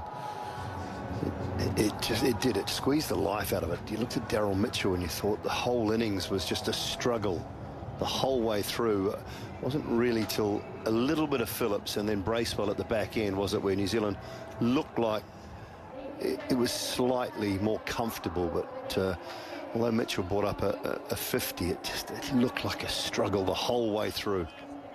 Yeah, Mitchell 63 off 101 balls. Bracewell at the end 53 not out. Here's Santner bowling and Rohit playing carefully towards cover, and there's no run. Bracewell here quietly is having a good game. He's made a rapid half century. He's got rid of Kohli. That's not a bad day out. Just that. You'll take that and go, won't you? Exactly. Look what I did in the Champions Trophy final. Here's Santner bowling. And Rohit's right over that. Bat and pad tight together, almost as if he was playing for a draw on the final day of a test match. That sort of defence from Rohit Sharma. Perhaps realises he's got to take a bit of responsibility. How many overs is Santner's into his 7th? His 7th over. Still 30 overs left in the game. Santner bowls. Rohit flicks that on the drive, dancing down, playing it quietly up towards long on. One more run sent in by Jameson. 109 for 2. And he probably feels, Mitch Santner, now that maybe one more, but he can't afford to bowl himself right through here. He's got to change someone to this end, and whether he brings Rachin Ravindra back 5 overs for 27, does he introduce Phillips after just taking that catch? Does he have a bit of something about him today as well? Here's Santner bowling, and he goes back and hits this away into the onside. Shreyas Iyer out towards the boundary. It drops and then hits the rope. 2 fielders after it. That's got the crowd going again. After that, New Zealand fight back. 4 runs to Shreyas Iyer. Very well played off the back foot. Just a fraction short from Santner. He seized onto it and lifted it away. It's a shot you see so often now in white ball cricket. Players hanging on the back foot. A good exponent of it is Heinrich Klaassen. He's trying to put more pressure on those. He's got 6 inside the circle, so that gap is open. Santner bowls. He's got a slip in as well. There's a shout for LBW. It didn't look quite right from here. It didn't look quite right to umpire Illingworth as well. Bit late side there. 113 for 2 with that boundary to Shreyas Iyer. He's 5 not out. Let's have another look at it. Yeah, leg side. Sliding. Yeah, sliding down. Going back now, Kyle Jamieson. He was up inside the circle for the first 4 couple of balls to Shreyas Iyer, just trying to tempt him. Here's Santner. Bowls to Shreyas and dabs that way into the offside, but too close to cover for them to seriously contemplate a single. It's the end of Santner's over, so he's through 7 now. 1 for 25, 113 for 2. And what we have seen today is that the quicker bowlers have gone around the park a little bit, and the spinners have been the ones. So you'd think with Phillips, wouldn't you? To go with Phillips. Yeah, I think he's got to get him into the game fairly quickly. If you And Bracewell coming in now, 2 off spinners to 2 right-handers. They might try, I mean, Shreyas in particular, he will try and go at the right arm off spinner. And Rohit normally doesn't hold back either, so might think of getting Ravindra back at Santner's end just for a couple to see whether he can continue that the ball just going away from the right-handers a little bit. Here's Bracewell bowling, flicked away to square leg, no run. Spin today in that New Zealand innings, 38 overs, 144 runs. Pace, 12 overs, 104 runs. And that pattern has sort of continued in the Indian innings as well, because Smith went for 22 from 2, O'Rourke 18 from 2, and Jameson, what was he, 19 for 4. Actually tied the airs. Another shout for LBW there. Bracewell up against Rohit Sharma. The ball goes down fine. It's picked up by Jameson to his left-hand side. What's umpire Rifle going to do there? He's actually not signalling anything, so therefore the LBW shout probably didn't have anything going for it, because there was some bat in it. Let's have another look at this. No, not sure there was, but it's probably too high. I didn't see a signal for a leg by from umpire Rifle. Right, 72, 114 for 2. Bracewell bowls. Forward goes Iyer, playing it back to the bowler. Bracewell bends down and picks up. Seeing a little more turn and bounce though. The one that Rohit just got 2 balls ago, it certainly turned and bounced a lot.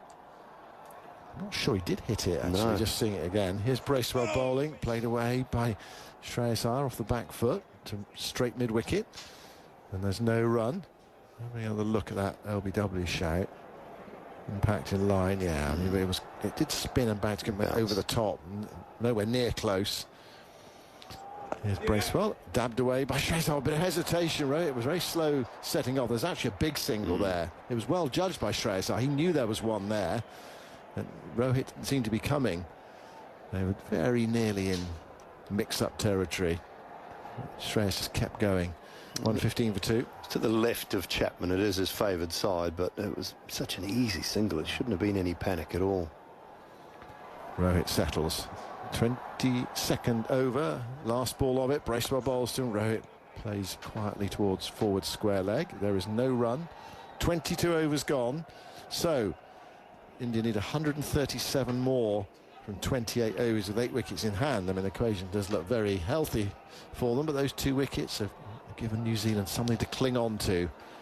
Yeah, run rate needs to, for any sort of scoreboard pressure, it needs to be in the 7 to 8 mark minimum. So, you know, that's wickets and overs that are going for 1 and 2 and 3 at times, which is what happened a lot through that middle period with Jadeja and Akshar in particular. Well, you've got your wish here. Santner's withdrawn himself just to hold some overs back, 3, and he's bringing in the slow left arm of Ravindra, which with 2 right-handers out there makes sense. We've got the left-hander to come in next, Akshar Patel. So perhaps Phillips. Then Hardik, and then another left-hander in Jadeja. Yeah, so Phillips for them, possibly. Here is Ravindra bowling. It's dug out by Shreyas. Very full delivery. But ball rolls back down the pitch. And there is no run. Ravindra is in his 6th over, no wicket for 27. This is where you play a little bit on the ego of Shreyas Iyer as well. He loves to go after the spinners. Ravindra bowls. Shreyas knocks that one into the offside again. There's hesitation between the 2 players. I think he knew there that he got it past the fielder, although he had to just wait a second. The call there might have been wait, actually, rather than just coming down the pitch. And he stopped, Rohit stopped, but the ball did go past cover, out towards deep cover, so they were able to get an easy single in the end. It's the confusion that a great fielder gives, though, because it's Phillips. Yeah. Ravindra bowls. Forward goes Rohit, playing that very calmly, quietly up towards long off. Walks through for a single. That's twice now there's been a hesitation between these 2. 117 for 2. And actually, sometimes you get that when you get one guy who's fleet of foot and the other one who's just a bit lumbering. Especially if it's your game to run quickly between the wickets. Here's Ravindra bowling, dug out by Iyer into the offside to Phillips. An extra cover, picks up the ball, hurls it to wicketkeeper Latham. No run. 23rd over, 117 for 2, India. 252 the target to win the Champions Trophy here in Dubai. As Ravindra goes in, and Shreyas Iyer, just, I think, shaped to reverse for a moment and then just went back into his position. Ravindra bowled him and was driven back. It's actually quite a breezy evening out there now, and a bit cooler. It's warm, hot afternoon, but it's quite breezy and a bit cooler now. Evenings are lovely at this time of year. Yeah. Beautiful. Yeah. Ravindra bowls to Shreyas Iyer, clips it straight to mid-wicket. There is no run. How many off that over? 2 singles off the over. So Ravindra 6 overs to 29. India 117 for 2 after 23 overs. They need 135 more to win from 27 overs. Rohit Sharma, their mainstay, with 73 not out from 72 balls in what might be his last match as India captain, his last match as a one-day international player, just possibly. Anyway, we've seen Steve Smith give it up after this tournament, retiring from one-day internationals. 117 for 2. Now Bracewell, off-break bowler, 2 overs, 1 for 4, goes in and bowls to Rohit. It's down the pitch, clipping this up to long on along the ground. Another run, 118 for 2. These two just looking at the way, well, Rohit's playing and the way Shreyas Iyer's playing at the moment. Just have a look and ease the ball around, and then suddenly another 30 runs, you're 150 for 2, and you feel you're almost at the top of the hill, ready to go over it. That one is clipped away by Shreyas Iyer for a single towards deep mid-wicket. And there are enough gaps for them to be able to do this against the spinners. And this is what they practice for, just knocking the ball around, picking the gaps, ticking the board over. You can do it at 4 and over, 4 singles and over for 8 overs, and that's fine. Bracewell goes in and bowled, turned away by Rohit, struck on the pad. Lathan comes behind the stumps to pick up, and there's no run. 119 for 2. Simon Doull's gone. Alex Hartley's here again. You were talking about Rohit Sharma, and is it going to be his last game? What about Jadeja? Yeah, I think it could be his. Here's Bracewell bowling dab sweep, nicely played by Rohit. It's coming down fine, at least 2 there. They might come back for 3. No, they will be limited to 2. Here's Mitchell coming around the boundary, hurls it in. 2 more runs to the total. Rohit to 76, 121 for 2 in the 24th over. Jadeja today is playing his 204th one-day international. So many. Yeah. Rohit playing his 273rd. Bracewell bowls, played by Rohit towards a long on. That was the intention, but Phillips was just closing that off. It's a good piece of fielding. He anticipated there and went away early to his left-hand side to stop that run towards long on. He's not quite mid-on, he's not quite mid-wicket. He's sort of lurking there and just trying to make it difficult for Rohit Sharma. 121 for 2. Last ball of the 24th over. And Bracewell goes into bowl. It's dug out by Rohit towards mid-off on the other edge of the circle, but it went so quickly to mid-off it couldn't get through. But even those two are sort of nowhere near the leading one-day international performers for India in terms of appearances. There are 7 who are over 300. I know. It's crazy, isn't it? Yeah. Sachin's in the 400s. I think a year and a third of his life playing one-day international cricket. Yeah, that was our morning. Don't tell us we don't know how to have fun. Most capped players for India. Yeah, Kohli went into 6th place today, past Yuvraj Singh. Yuvraj 301, Kohli 302 today. That's a pretty solid international career, though, isn't it? Jadeja's over 201 days. In that 270 area. 121 for 2. Here's Ravindra beginning a new over. And bowls to Shreyas Iyer, who punches him up towards long off. Mitchell's there again. That's what they're doing at the moment. I suppose the bad ball comes away, try to put it away, but at the moment just, piece together 30 or 40. Build the partnership. Bags of overs left. 25 after this one. So they're close on halfway in terms of run scoring, close on halfway in terms of the overs. There's a delivery from Ravindra to Rohit on the back foot. Tries to force it up to long off. Cross comes Ravindra to stop it. There's no run there. So the partnership is 16 off 31, but India can afford that. They just feel they just need to regroup at the moment after the loss of those 2 wickets. Ravindra to Rohit. Again, forced away off the back foot, but Ravindra skips across to pick up. And there's no run. Well, it just shows the difference, doesn't it, facing spin and facing seam on this surface at this ground. And both teams managed pretty well against the seam. They've struggled against the spin. Here is Ravindra. Bowling to Rohit. Rohit sweeps. Goodness me, that was a full ball to sweep there. He got the bat out in front of his pad and got something on it just as well. Otherwise, leaping up an LBW shout there.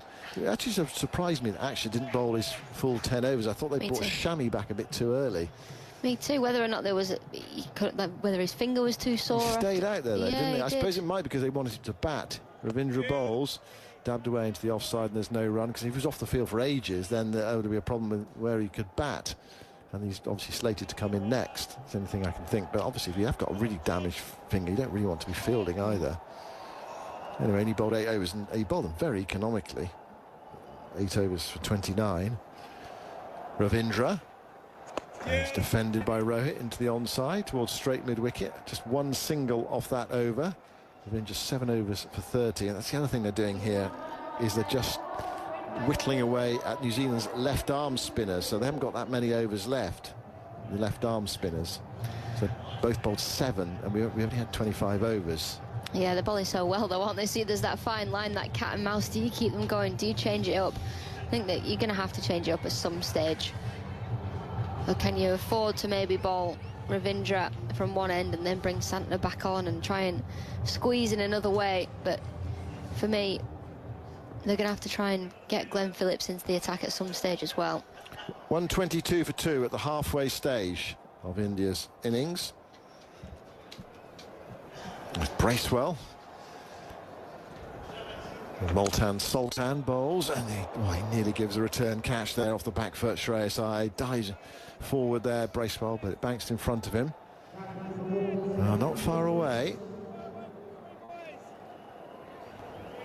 He went back, tried to force it, a bit like Harry Brooks' dismissal earlier in the tournament, where he hit one back against Afghanistan off the back foot. Ayers forward there, clipping it back to the bowler, and Bracewell stops it to his right-hand side. A good day, Bracewell. 1 for 8 in his 4th over, and 53 not out earlier. Bracewell with his off breaks, bowls. Iyer gives himself some room, punches it up towards mid-off inside the circle.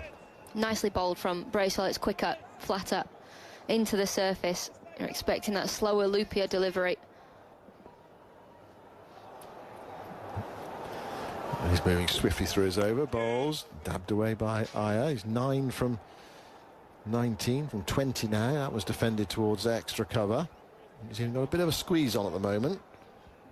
Some cat and mouse cricket going on. India just sitting in, determined not to lose wickets, chipping it away. And New Zealand is trying to build some pressure and hope they can get a wicket. Forward goes Iyer, clips that towards Phillips in that straight mid-wicket position. There's no run there.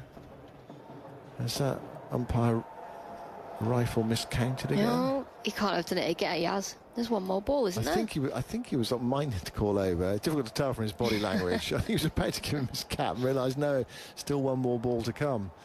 Desperate to get to the end of the over, desperate to get to the end of the game, end of the competition. You've done it again. Bracewell tosses that one up, it's driven into the onside, but Phillips is so good. He got to straight mid-on quickly there to prevent the ball going for a run, then hits the stumps, and then they might get an overthrow. They do not. So the end of the over, that was a maiden over bowled by Bracewell. The 26th over of the innings. That's the first maiden over of the match. 122 for 2 after 26. 252 to win. It feels as if the game's back on at the moment. But you still fancy India, but they're fighting hard, New Zealand. Right, time for Jonathan Agnew to come in to join you, Alex. Well, Bracewell's been fantastic today, but one of the key aspects of his bowling is he's equally economical to the right and the left-handers, which is so unusual in cricket. He goes at an economy of 4.8 versus the left-handers and 4.9 versus the right-handers in ODI cricket. So very, very similar. Today, he's going at a lot less than that. So, a change of ends then. And we've got Ravindra bowling from our end now. Oh, he's stumped! First ball, Sharma's rushing down the pitch and very neatly stumped by Latham. And the Indian captain Well, he looked dismayed there. I must say, what have I done, he's saying to himself. First ball of a new spell from Ravindra. And he's come, well, dancing down the pitch. It's, by his standards, a real slog, actually. He's lost all his balance there. He's just lost everything. Missed the ball, and he's stumped. Yeah, it's like lapse in concentration, potentially, there from Rohit Sharma. It was wide outside the off stump, and it turned even wider. Brilliant take from Latham behind the stumps, just kept calm. But Rohit Sharma, what are you doing?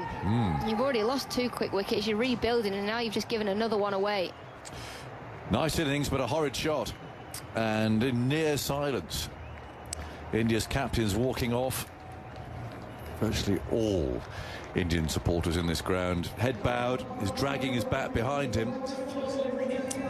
India need 130 more runs from 143 balls as Akshar Patel comes out to join Shreyas Iyer. So a real chance here for New Zealand, and they're the sort of team who just open that door ever so slightly, and they do barge it open.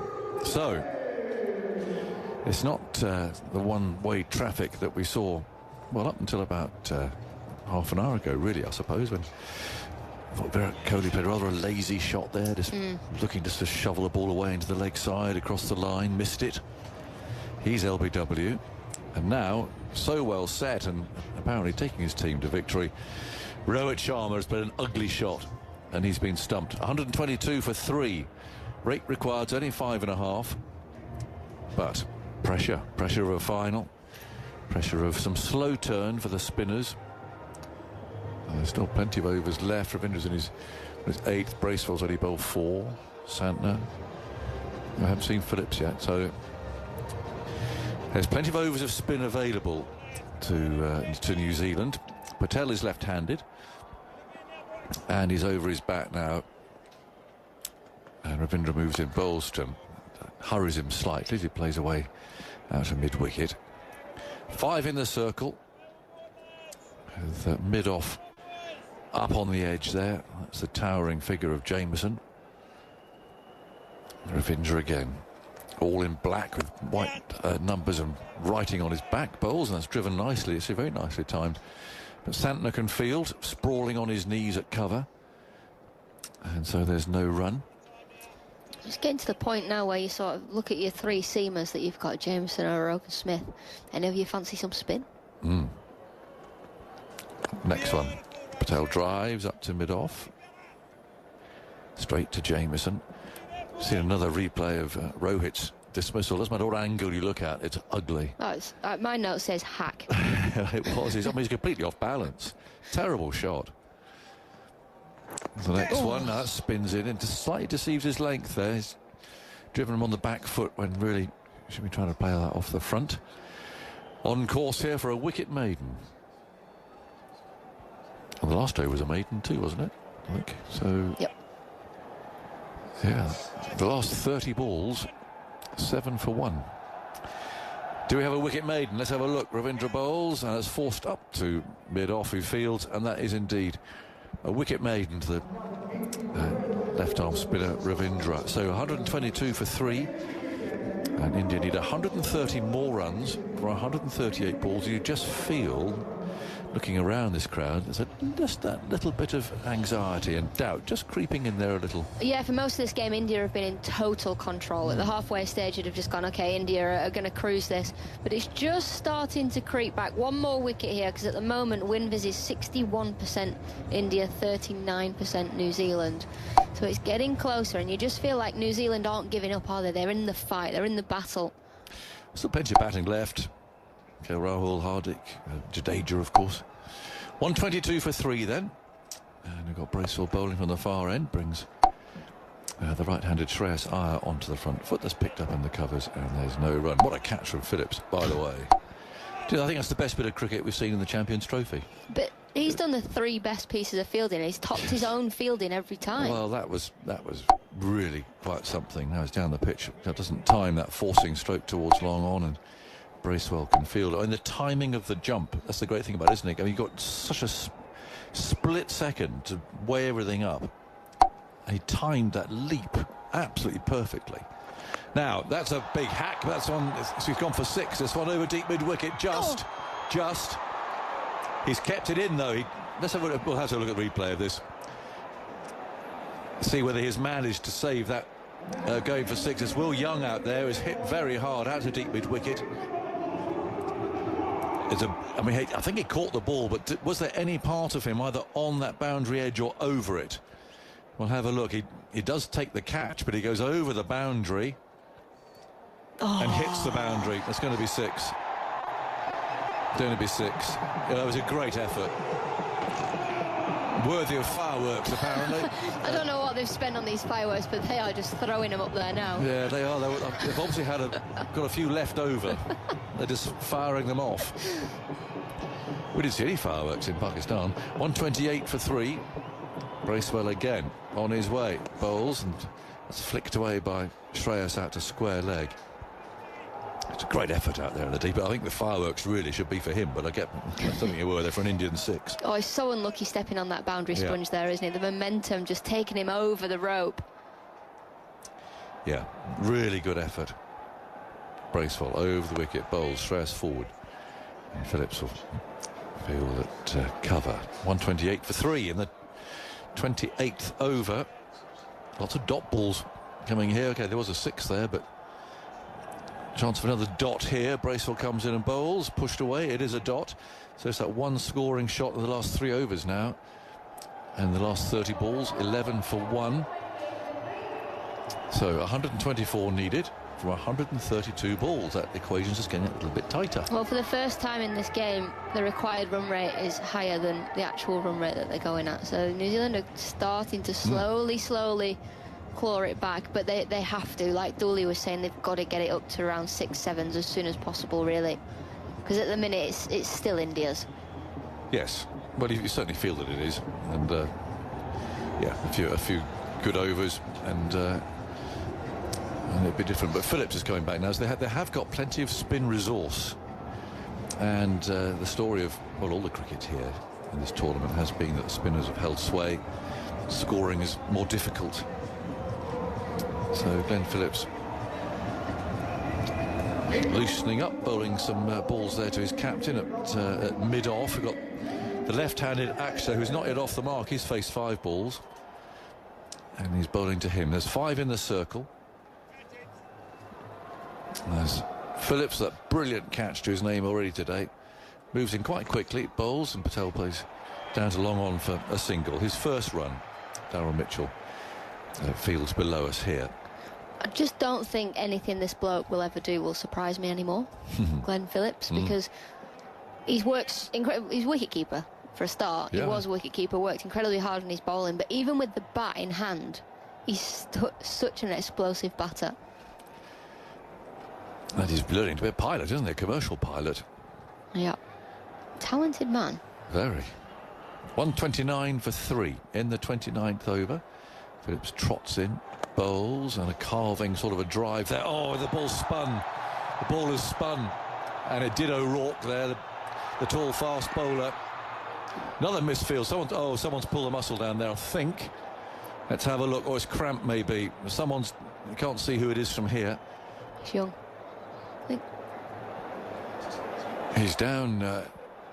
Well, he's got himself up again. It looked like cramp for a minute there, but it's a horrible spinning one there. It's a difficult place sometimes. When someone plays a carving drive like that, the ball. There's Will Young who's gone down. He slipped, didn't he? Yeah, he seems to be all right. He's walked it off. Yeah. Just jarring that Achilles a little bit, that calf. He was trying to slow down after a full sprint. He's playing away into the leg side, and there's no run. Shreyas on 17, 131 for 3. It all happened there. But there aren't many professional fielders who haven't been done by the spinning ball, either out on the sweep or there at backward point.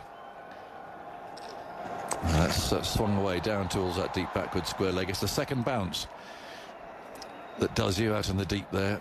Makes you look so stupid as well, doesn't it? You're down there, it's hit hard at your sweep shot. The first bounce is fine, but the second one, poof, goes off at a horrible angle if you're unlucky. 120 from 128. Sky completely black overhead. We're lit up by the ring of fire. circle of bright lights beaming down as that's played off the back foot up to cover. And there's no run, and I'm presuming that we're watching through some sort of dark glass here, because otherwise the lights wouldn't be very good. But I think it's rather like watching the game wearing dark glasses. 132 for 3. Phillips bowls, and back goes Patel, gets a single there. Phillips can't feel that off his own bowling, to some surprise. That's this expectation that he can stop virtually anything.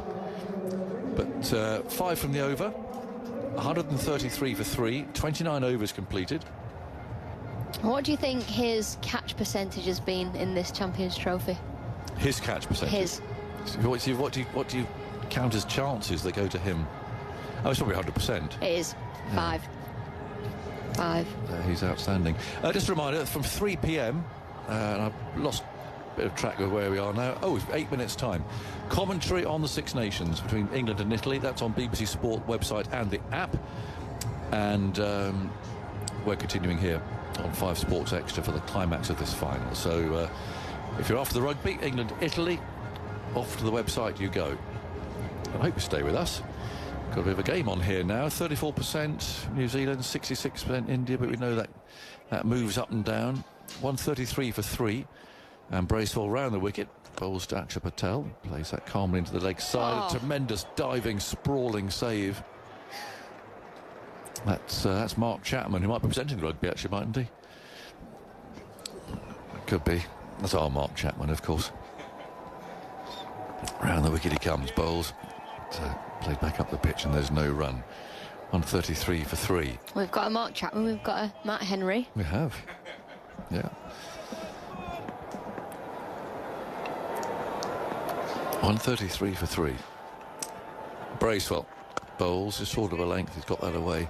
Down the ground to long on. Here comes bounding in. Throws the ball back up. All the way down to the keeper. 134 for 3. Crowd just a little subdued, but I think that's just through tension and excitement. Yeah, I think so. When you look at the score, you think, oh, a couple more wickets here, and you never know. But you look down that India batting lineup. Yep. Plenty to go yet. So Plenty strong. To go. Yeah. Bracewell bowls, tickled around the corner, going for a quick single. If you think that Jadeja hasn't even got his pads on yet. So, yes, there's plenty. 117 needed. 122 balls to be bowled. And the uplighting is taking effect now, which is rather nice. Up into the canopy that goes round over the terrace seating. Bracewell bowls. Played away calmly, defensively by Akshar. 3 from 12 balls. 135 for 3. Bracewell spins himself a catch. Akshar's ready. Left-handed. He drives, gets his single. Down the ground there to long off. I mean, really, that's all India have to do. Just keep playing those very safe shots down the ground. Pick up 5 and over, and they're virtually there with the occasional boundary. 136 for 3. Akshar has 4. Shreyas Iyer has 19. Little tap of the gloves. They have a conference. And it's what they've done so well in this Champions Trophy. It's just knock the ball down the ground. It's just take the easy option. A couple of quick wickets. Shreyas Iyer is struggling out there. You know, a strike rate of less than 60. Just less than 60. That's unusual for him. Lovely picture of the Dubai Marina on our screens there. Some big posh boats moored up. Some nice ones down there, isn't there? Oh, there are. Michael Vaughan knew somebody who had a boat down there. We went out with him one time here. As Phillips round the wicket. Bowls. Oh, this is exactly what they do. You drive it down to long off.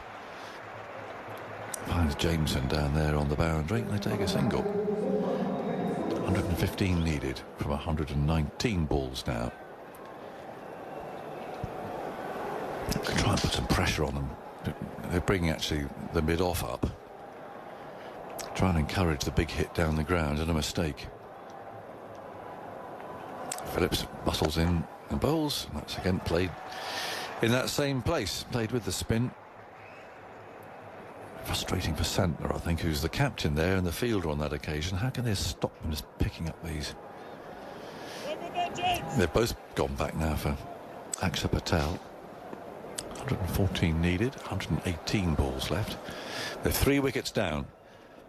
And Phillips strolls in past umpire Illingworth, and that was flicked away into the leg side. Not quite sure he was aiming there, to be honest, but he picks up a single again at square leg. We just got rushed a little bit with that one. That's up.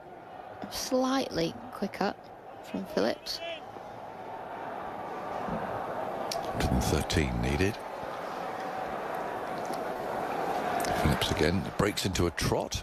Bowls short of a length, and Shreyas can steer that away through the infield. He's picked up singles every ball of this over so far. And there's 2 to go. 140 for 3. 112 more runs needed by India to win the Champions Trophy. Phillips again. Bowls that, tossing it up, turned away out to mid-wicket. Well, that's broken the sequence at least. He's picked out the one fielder there in front of square, inside the circle on the leg side. Well, it just means it's if this ball is just a single, it's a win for New Zealand. Yes, without the boundary. So what's going to happen? Well, he plays a more fluent drive this time, but just that single again down to Jamieson, down to our right on the long off boundary. And so 111 needed from 114 balls. They have lost 3 wickets, but these two they're playing very sensibly, actually. They're just playing very steadily, just doing what they have to do, get them within range. Then they can start to open their shoulders a bit more, but at the moment it's nice and calm. Yeah, comparison, New Zealand were 134 for 4 at this stage, so very, very similar. Not too much in it, is there? No, absolutely. 7 bowlers used for New Zealand, and I think that's well adapted, to be honest, because they've got a bowl spin. We've seen how easy it is. You know, Jamieson, 4 overs, none for 19. O'Rourke, 2 overs, none for 18. But it's like Smith, 2 overs, none for 22. Yeah, wasn't great. 141 for 3. Bracewell again bowls, and once again it's just placed perfectly down the ground to long off. The crowd appreciate that. They like the fact these two are just playing calmly, taking no risks. 110 needed. 142 for 3. Rate required nearly 6. But there was a time when that would have seemed like a lot, but not these days. Bracewell moves in again. Shreyas Iyer wants a single. Oh, he's set off at the far end. He's got to go running back again. Good decision. 142 for 3. 110 needed from 112. Nearly at 6 then. Shreyas Iyer slightly open in his stance. Waves his bat around. Bracewell bowls to him. He's played that with the spin. Fine square leg though. Nicely fielded there by Mitchell Santner. 142 for 3. It's 1 run from these 3 balls so far. Bracewell again swings his arm, moves in over the wicket. Oh, there we go. The big hit has just got it over mid-wicket. Down towards the boundary it goes. A despairing dive out there keeps the ball in, and they'll get 2. It's felt something was about to give there. Just got it over the head of mid-wicket.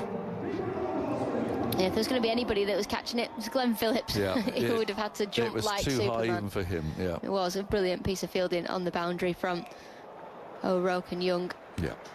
144 for 3. 2 balls to go in this 32nd over. Here's Bracewell moving in towards us. That's flicked away into the leg side. Beats Santner this time. They've got their eye on 2, but I don't think they'll get it. They won't. Young's already there, throwing the ball in. 145 for 3. 1 ball to go in the 32nd over. KL Rahul's already got his helmet on, sitting there in the dugout. He's ready to go. Here's the last ball of the over. Bracewell moves in, bowls. Patel cuts, finds Santner at point, and that is the end of the over. So 107 more runs needed from 108 balls. There's a double change here. Please don't be offended, Ramiz, but my time is up. And you're going to be joined by Henry Moran. But first, your thoughts on where this game is at the moment, Ram? Yeah, I mean, it's sort of New Zealand clawing back, but still advantage India. Required is 5.94. They need a couple of blows here, New Zealand, to make it extremely interesting. But I think the way the the last half an hour have gone, I think New Zealand can sniff something special. It feels that way. Win predictor only has them at 32%, but a 1 in 3 chance after what we saw early on in this innings feels okay to me. Glenn Phillips, who's taken catch after catch after catch, has taken the best of the lot today. He's in now. Bowls a ball which is just angled into the offside for a single off the bat of Shreyas Iyer, who moves to 25. The catch today at cover off Shubman Gill. It's on the BBC Sport website app. I've never seen one better, and I know recency bias, but what about you? Oh, absolutely. I mean, a one-handed pickup, falling backwards and still hanging on to the ball is something extraordinary, something different. Phillips round the wicket to bowl to Akshar Patel, who's got 8 from 19. And it'll be 9 from 20 now as the score moves to 147 for 3. The required rate just under a runner ball. Well, there's a clear strategy from India, wickets in hand, and take this game as deep as possible. Partnership of 25 from 37, so on the slower side, but they're not really pushed at this stage. So it's about playing this passage as safely as possible. And then if you need the fireworks from Pandya at the end, you've got that in reserve. Again, just clever batting, angled away into the offside for 1 more. Yes, because you see, leaving the job to somebody like Hardik Pandya and Jadeja, they can be, I think, very effective for about 7 to 10 overs stint. But to make them bat for 15 overs and win the contest will be tough. Phillips around the wicket. This is hacked in the air, but just to the right of mid-wicket, out towards wide long on Daryl Mitchell. It wasn't completely controlled from Akshar Patel. 149 for 3, 103 needed from 104. Yes, I think this Glenn Phillips bowling stint shouldn't last for more than 5 because he's not looked threatening. He's out there maybe because Akshar is a left-hander. This is dropped short. Oh, it's not far away from the diving fielder at square leg. It will get to the boundary. It's Mark Chapman who's on in place of Kane Williamson. He got airborne like Phillips, but he couldn't quite get there. Yeah, he's at best a filler. He's not a regular wicket-taking option for New Zealand. And at this stage, they want someone who can be more devastating, more sort of good in a way to pick up a wicket or two. So, I mean, none for 18 in 2.5, considering the scope of the game, is just a little too expensive of my liking. The requirement under 100 now for India. The floodlights shining, the sun having set. And already 8 from this over. Phillips trying to get out of it with a dot if he possibly can, or better. That's a better looking ball, but it will be a single. Just pushed away behind square on the offside. That's a good over for India, and Phillips is perhaps causing a bit of a headache for his captain here. 154 for 3, 33 overs bowled, and India need 98 from 102. Yeah, Shreyas Iyer is a real good player. And in the mold of Virat Kohli when it comes to chasing scores, he's judging the situation perfectly here. So what he's doing is to stay out there, milk the singles, make sure there's a partnership, and take it from there. I think what we wanted from the neutral perspective was to see a little bit of jeopardy in this run chase, and that's right, we're hinting at that. Kohli out for 1 has certainly provided something. I'm not sure many in the ground would agree with us, Remis. Yeah. Bracewell bowls a ball onto the pads of Shreyas, who moves to 32. Just a little tap round the corner towards fine leg. The required rate now 5.76. 97 needed from 101. Akshar Patel, who's been a good foil as that left-handed option in the middle order for India, amongst a swathe of right-handed batting. He waits now, and he's going to punch into the offside. They're starting to find the singles a little more easily now. They're India, and that will do them just fine at the moment. 156 for 3, 96 needed from 100. New Zealand will know after that flurry of wickets they need to find a way of breaking this. Partnership worth 34. In comes Bracewell again. Forward, just again working the ball into space on the offside, and the crowd, I think, recognise, Rami, the importance of this partnership and this just continuing for the time being? 100% yes. So required is not really hurting India. 5.76 with wickets in hand. That is what they want. So they should be over the line. Played back towards the bowler from Akshar. There's a dot ball, 95 from 98. They can get it to a runner ball and then just try and find a way of cranking up that pressure. That's what they'll be looking to do here. If they can't take wickets, build that required rate. Nicely played by Akshar, rocking back, slapping it out to deep point. Will Young will field out there on the boundary. 94 needed from 97. It's 158 for 3.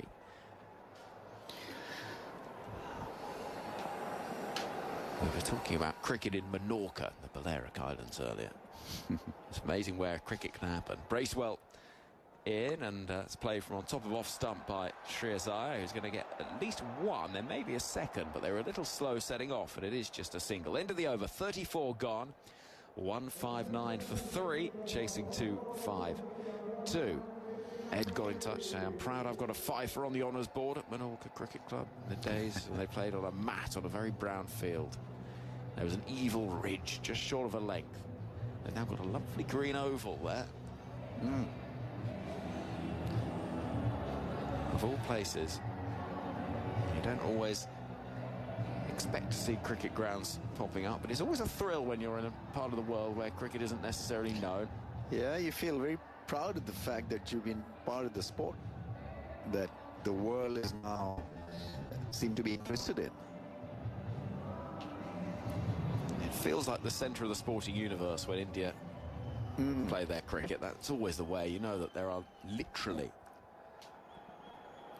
billions tuning in. 159 for 3. In comes Glenn Phillips. He is going to continue. It's outside the off stump and a little bit quicker, and that's a good ball from Phillips first up. Shreyas is late on the cut and goes through to the gloves of Latham. Yeah, I'm still a bit worried and quizzical regarding Phillips bowling, another over. He's in now and dropping the ball into the offside, looking for a run. There won't be one there, so the required rate now stands just shy of 1 a ball. I think the fact that they don't have Matt Henry, and so to fall back on a couple of fast bowlers who didn't have a great time of it with the first stint or in the first stint. Off the back foot, one taken. So, I mean, I don't know whether Santner is feeling a little uneasy to get the fast bowlers in right now. That's why he's got Phillips bowling in extra 2-3 overs. But he's got to be more disciplined. I think he's gone for quite a few. None for 20 in 3.3. He's going to come round the wicket to Akshar Patel, who is playing the ball into the ground. And Phillips rarely doesn't feel quite cleanly, so they will get through for a single. And they'll be happy to take it too. 91 needed off 92. So overs are still remaining, particularly for the seamers, as you'd expect. Phillips is into his 4th over, but Bracewell and Ravindra have only got 2 each left. Santner's only got 3 left, sorry. And then the seamers have all got plenty in the tank. This is onto the pads of Shreyas Iyer, but straight to the fielder at mid-wicket, so there'll be no run there. Just 2 from the over so far. Run weight up to a runner ball. 161 for 3. Here comes Glenn Phillips, sleeves rolled up. He's walking in past the umpire now. And again, looking for the run, just dropping towards short third, but unable to find it. And so a good over goes by with 2 from it. And India 161 for 3. 35 gone. The target is 252. Ramiz Raja is here, watching on a game that could yet build into something special. Yeah, they need a lot of luck also, New Zealand. Something to happen in the field, a run out, a great Phillips catch again, maybe. They need to uncouple this pair. 39-run partnership, 91 from 90 with 7 wickets in hand. There's a reason why Indians are favourite. But credit to New Zealand because they've slowed down the process. That is the best they could have done. Well, there's a conversation taking place out there in the middle about what they do here in terms of this little equation with the bowling attack, and it looks as though O'Rourke's been called in to bowl an over. Yeah, so two things can happen here. He picks up a wicket, or he could go for runs. I think India will look at this opportunity, at this option as an opportunity to score runs and also to break free.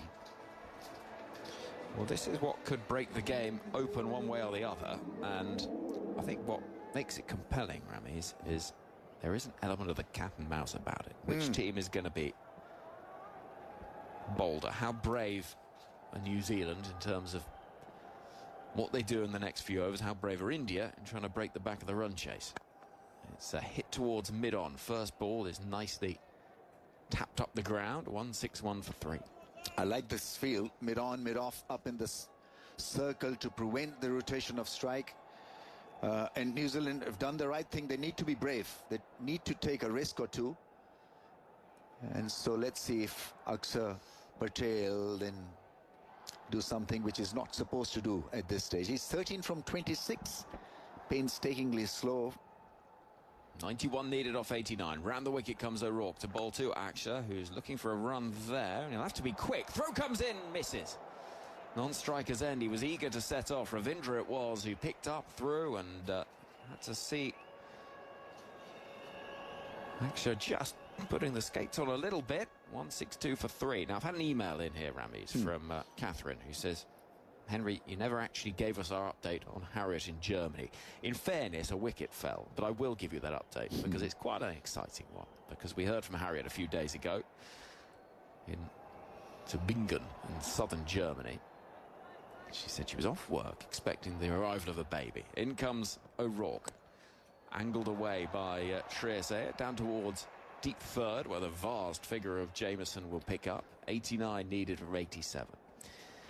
And Harriet said a couple of days ago, sitting listening to you in the sunshine on the balcony in southern Germany, final weeks of pregnancy, signed off work. TMS has been wonderful company. If the baby decides to turn up on Sunday, I intend to listen to you all commentating on the final whilst in the birthing suite, which would probably be a first for the midwives here. Now, our update. In comes O'Rourke, round the wicket, galloping in again, and tapped firmly, nicely timed from Akshar Patel, but straight to Chapman at mid-wicket. Harriet gets back in touch. A little update. As it turns out, my baby, Sasha, was born yesterday. So, unfortunately, no cricket commentary in the birthing suite to confuse the midwives of Tübingen. But at least I can listen to you all this afternoon in relative peace with my partner on baby duty. Thank you again for the coverage. I look forward to listening to TMS over the summer and introducing Sasha to the joys of cricket and its commentary. In comes O'Rourke to bowl to Akshar Patel, hammering the ball into the leg side, but there's a fielder in the deep to collect, and so it'll just be the one run. 88 needed from 85 with a ball left for the 36th over. 164 for 3. Well, many congratulations to you, Harriet, and hello to Sasha as well. It's amazing where Test Match Special gets to, Ramis. Absolutely, yeah, I'm amazed. And, yeah, congratulations. Well, a Champions Trophy final that still has plenty of excitement in it, I sense. O'Rourke bowls, that's nicely played, and pulled away and just behind square on the leg side. They'll turn for a second run that should be easily accrued, and it is. 86 of 84 required. That's the equation for India to make it 2 ICC trophies in less than 12 months, having gone 10 years without winless. one. Yeah, 166 for 3 the score. The required rate 6.14. Yes, Shreyas Iyer is an experienced hand and absorbs the pressure so well. I think his batting has improved ever since he sort of alters his technique against the short ball. Now he plays it a lot better, but his temperament is rock solid in a chasing situation. You see him probably not at par with Virat Kohli, but very much there for India. He's just such a good manipulator of the strike, able to just keep things ticking over. Kohli the master. Shreyas is not far behind. Here comes Phillips to bowl to Akshar Patel.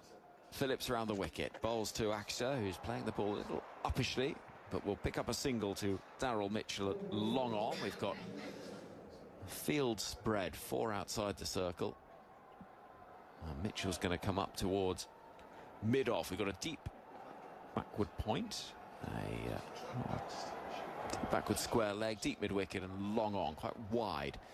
As Phillips, the off-spinner, comes in over the wicket to the right-handed Shreyas. He likes that leg side and plays the ball back towards Phillips. The equation, 85 from 82. Ideally, New Zealand would want that required rate to jump to 7. And then India will have to take a risk or two. Right now, they're quite happy just rotating the strike, milking singles. Well, there is a risk taken. 6. But it's a massive blow. 6 runs sailing into the top tier. It's an enormous hit from Shreyas. And suddenly the requirement dips under a runner ball with the sort of shot that takes the breath away. He picked up the link so early. The quality of his batting against spin is just flawless. Really was a massive hit. Got to the pitch and airlifted it. It's a huge 6, probably 100 meters, 109 meters. Wow. That was enormous. 173 for 3, 79 needed from 81. Glenn Phillips tosses the ball from one hand to the other. The crowd enjoying the replays on the big screen. As in comes Phillips. This has been hit away aerially again. Could be a chance of a catch, and it's taken. Oh, it's dropped. Gosh. Oh, what a moment that could be. It's Carl Jamieson, and he covers his face in anguish. It was straight into the midriff, and he's put it down. It was in, it was out. And I can't believe he's dropped it. Yeah, sitter. Really straightforward. Should have pouched it. Absolute sitter. Good height as well. Chest height.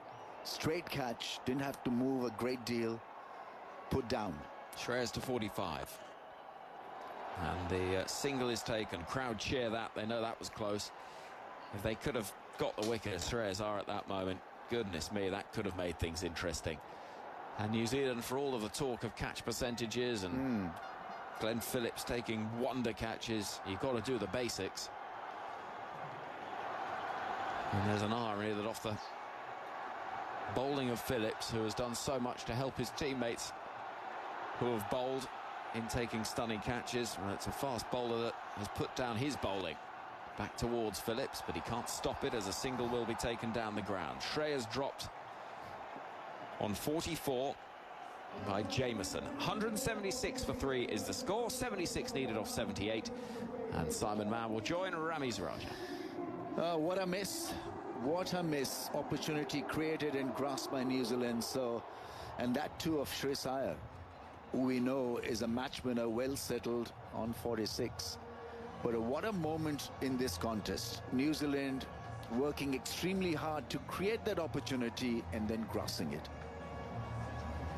Well, it was an extraordinary drop. I don't know whether the floodlights have something to do with it here. They've got that ring of fire floodlights. So basically individual bulbs. There must be, I don't know, 300, 200, whatever bulbs are around the roof of the stadium.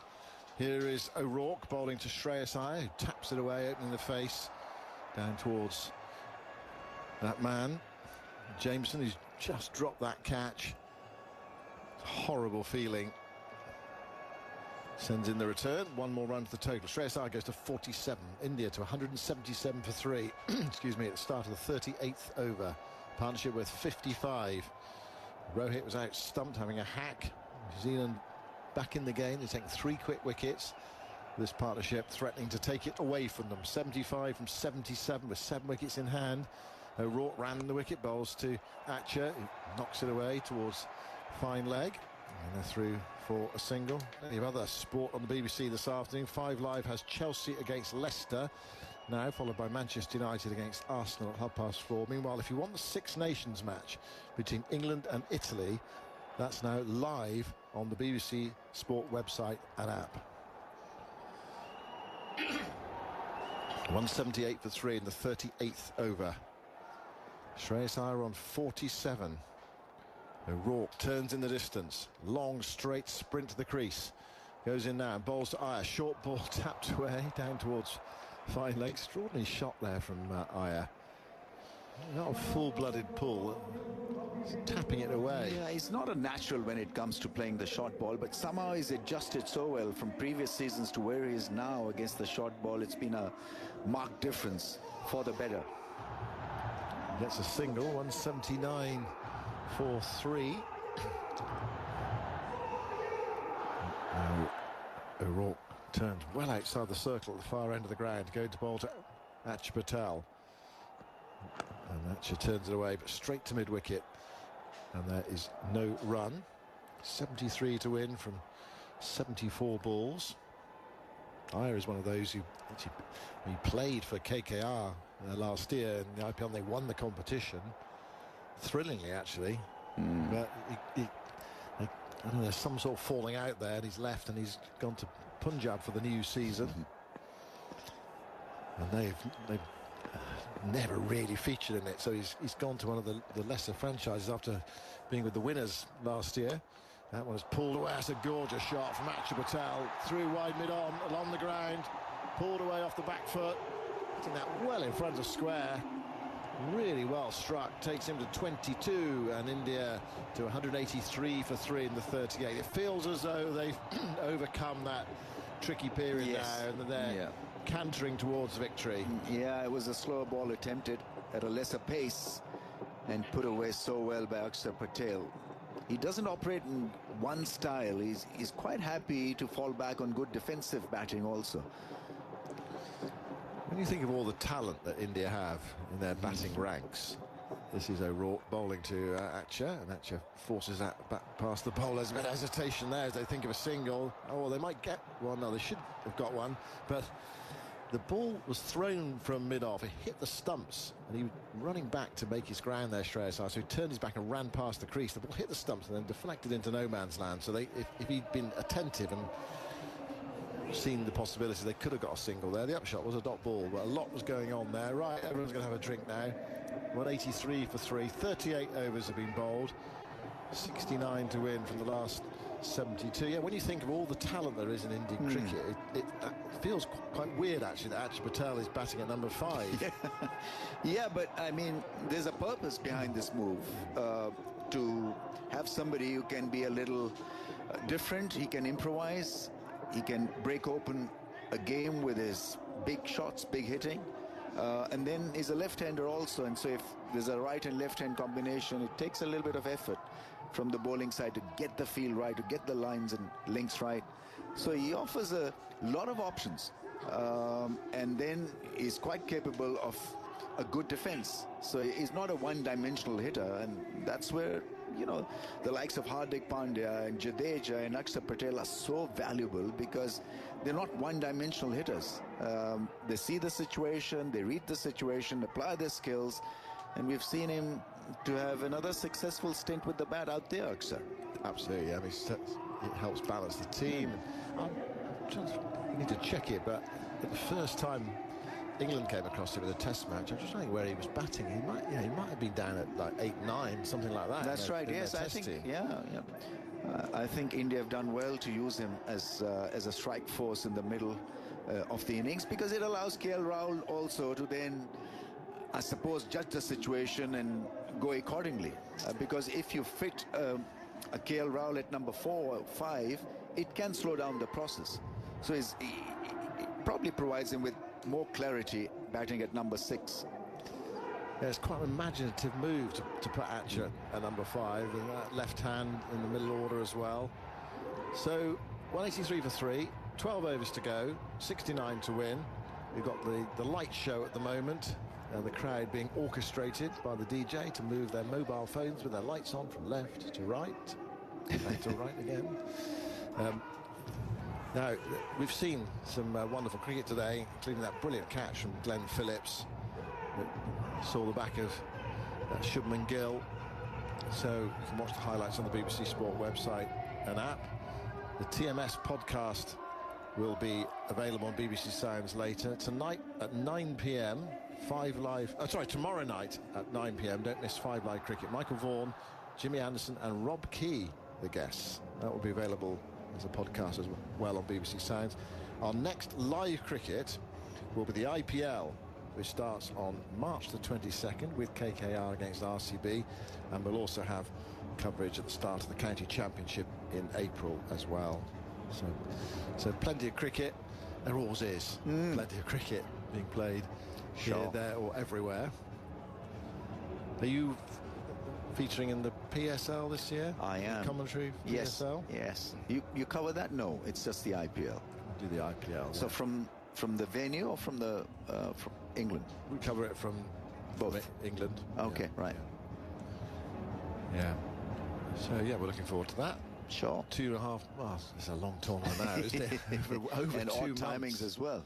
Yeah. Over 2 months of that competition. I'm sure they'd eventually love to have it kind of like an all-round thing, like the Premier League. You know, 9 months of the year or something. Yeah, I'm sure we're heading towards that. Down the line, 20 years' time, possibly. Who knows what the game of cricket will look like.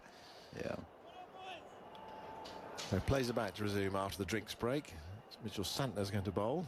Shreyas Iyer on 48 on strike, and Santner goes in and bowls to him. He leans forward, dabs it into the offside. There's no single there. So Santner, he hasn't bowled for a while. He's been holding himself back, but he's got to bowl now, really. 1 for 25 from his 7 overs. He was tricky to handle earlier. Desperately need, well, not just 1, but 2 wickets, I would say. Let's start with 1 as far as New Zealand are concerned. Santner bowls. Shreyas tries to whip that through square leg, misses it, strikes him on the pad. Latham comes behind the stumps to pick up, and there is no run. So it's a runner ball basically from here, which is well within the means of the modern player. Indeed, even the older player, as Shreyas drives towards extra cover, and there is no run. 69 or 69 is absolutely nothing for the modern players, as we know, unless the pitch has got a lot in it. This has got just a bit in it. So perhaps some hope for New Zealand. There might be a wicket here. There is. Diving catch. That backward square leg flicked away by Iyer, and Rachin Ravindra dived away to his left and forward a bit and took the catch. So New Zealand have got the wicket. They were craving. More fireworks go off. It's 183 for 4, Iyer out for 48. Oh, what a catch. Absolutely brilliantly done, because he was at short fine, had to adjust, had to run briskly, and then full length dive from Rachin, and he took a blinder in the end. So Shreyas Iyer, luck runs out. But he's played a lovely innings here, 48 from 62. I still feel that Phillips, who was used for 5 overs, none for 31, been just a little bit expensive for my liking, but who knows, it may work in the end for New Zealand. The last 3 overs to be bowled by Santner here of his spell, whether he's able to spin the ball more, whether he's able to pick a wicket or 2 more and use the roughness, who knows. Only time will tell whether 6 and over at that stage from Phillips still work for New Zealand or not. But this is a major breakthrough. Yeah. Getting rid of Shreyas. I suppose that it feels like a pitch on which to bowl the slower bowlers, the spinners, and New Zealand got 4, but not of the same quality as India, and that's a slight problem for them. So you can understand why they've used Phillips or gone with him, because you look at the pace bowlers, are they going to be actually more expensive than Phillips? And they've only used Smith for 2 overs into the side today, and Jameson for 4. He might bowl later. O'Rourke's bowled 4, so we've only had 10 overs of pace so far. It's an emphasis on spin today, but New Zealand's spin not as good as India's spin. But the game, well, it's back on again, especially if New Zealand can pick up another one. KL Rahul is a very reassuring presence, though, for them to come in at number 6. I thought he played really well the other evening. Cameo innings against Australia. Came out and calmed everything down. Used all his experience. I thought it was a really astute innings from him, and he's a top cricketer. In at number 6, Santner goes in and bowls to him. And he drives. His first ball gets off the mark. Out to deep cover. Single for him. And Hardik took a bit of the glory by hitting some of those 6s, but Rahul was there, saw India towards their victory. Another good catch from New Zealand, who catch most things, but because they did not catch Iyer on the long on bound, Jameson be feeling pretty relieved. Yeah, 100%. Hasn't cost them too many. 184 for 4. Last ball of the 39th over. Mitchell Santner just picked up his second wicket. Bowls now, that's slogged away. Out towards deep mid wicket. That's 6. Into the crowd at deep mid wicket. Will Young was out there. We saw him leap earlier and try to grasp one and knock it back inside the rope. That one was over his head. And Akshar Patel, they're hitting with the spin against Mitchell Santner, took it on. I mean, in one sense, it was quite a risky shot, but they're so good these days at clearing the rope. I mean, if he had a hold out there to Will Young, then what would he have thought, what would his captain have said, and what would 25,000 India supporters in this ground have said? But he took it on, and he nailed it. Really well struck. 190 for 4, and Akshar Patel goes to 28. 62 to win from 66 balls. The only thing that's going to save New Zealand here are wickets. And Akshar Patel, well, in theory, gave them just a potential opening, but he had enough on it. So, to say, very well struck. 39 gone then. 62 to win. And KL Rahul has a look over his left shoulder. 3 on the leg side boundary, 2 inside the circle on the leg side, 3 on the off inside the circle, deep cover. Here is Bracewell bowling to Rahul, who manoeuvres himself back into the crease and towards the leg side, punches it back, stopped by Bracewell off his own bowling. And there is no run. Aaron Finch is back. Aggar's rather consigned you to your last spell last time. Okay. It was nice to see you again. Great to be back. Here's Bracewell bowling to Rahul, who turns it away into the onside to straight mid-wicket. Phillips is there, there's no run. There's the ball, an awkward one there for Latham. He has to apologise. Latham doesn't take it cleanly. But no damage done. Jameson comes from short third to pick up. 62 to win. 40th over. New Zealand just clinging to this game. But India in control. Bracewell bowls. Rahul tries to manoeuvre himself around the crease to guide the ball into the offside, but hits it straight to Chapman, fielding at cover, and there's no run. 190 for 4. Bracewell back to his mark. Oh, a twill of the bat. Hitch up of the trousers. Faces up. Miscues one towards Phillips, again in that straight mid-wicket position, or more mid-on there. Phillips covers so much ground, that's why he's so good there. So he can actually stop the one that goes up towards long on, which is the bread and butter of any batter. 190 for 4. 40th. 252 to win. Forward goes Rahul, dabs it into the onside. There's a bit of hesitation. The ball comes into Latham's end. They are home. I think he went to the wrong end then. Santner, the left hand, was running a great angle towards a non-striker, KL Rahul, who set off late. There was a stop-start, and in the end, Akshar Patel gets home comfortably. But it's been this theme right throughout the day. Anytime a new batsman comes to the crease, they're finding it incredibly difficult to get off strike. 91 for 4. Rahul is 2 from 6. That's on 28. There's Bracewell bowling to him. He plays quietly into the onside towards mid-wicket, and there is no run, and that's it. We're into the last 10 overs now. 61 to win from 10 overs with 6 wickets in hand. India still have Pandya and Jadeja to come. It's not a bad position to be in, to have those two at 7 and 8. Quality cricketers, very experienced as well. Yeah, they certainly are, but you don't want to leave your run too late at the same time. Felt as though the other night in the semi-final against Australia, they just almost let it get a bit out of hand, and Hardik Pandya, he finished it with a couple of sixes. But if one of those is out, then you put an incredible amount of pressure on the new player coming in. Well, New Zealand, they would love to get down to Kuldeep and Shami with a few runs in hand. He needs the wicket. Santner's going to bowl his 9th over. KL just taking his time out there, just assessing the situation. Settles and waits for Santner. He goes in to bowl to him. Rahul nudges a single into the offside. Phillips is there, picks up, hurls the ball towards the stumps of the non-strikers end. It's stopped by Santner. It would have been backed up, but I think Santner just decided there was no chance of a run out, so he didn't want to let it go.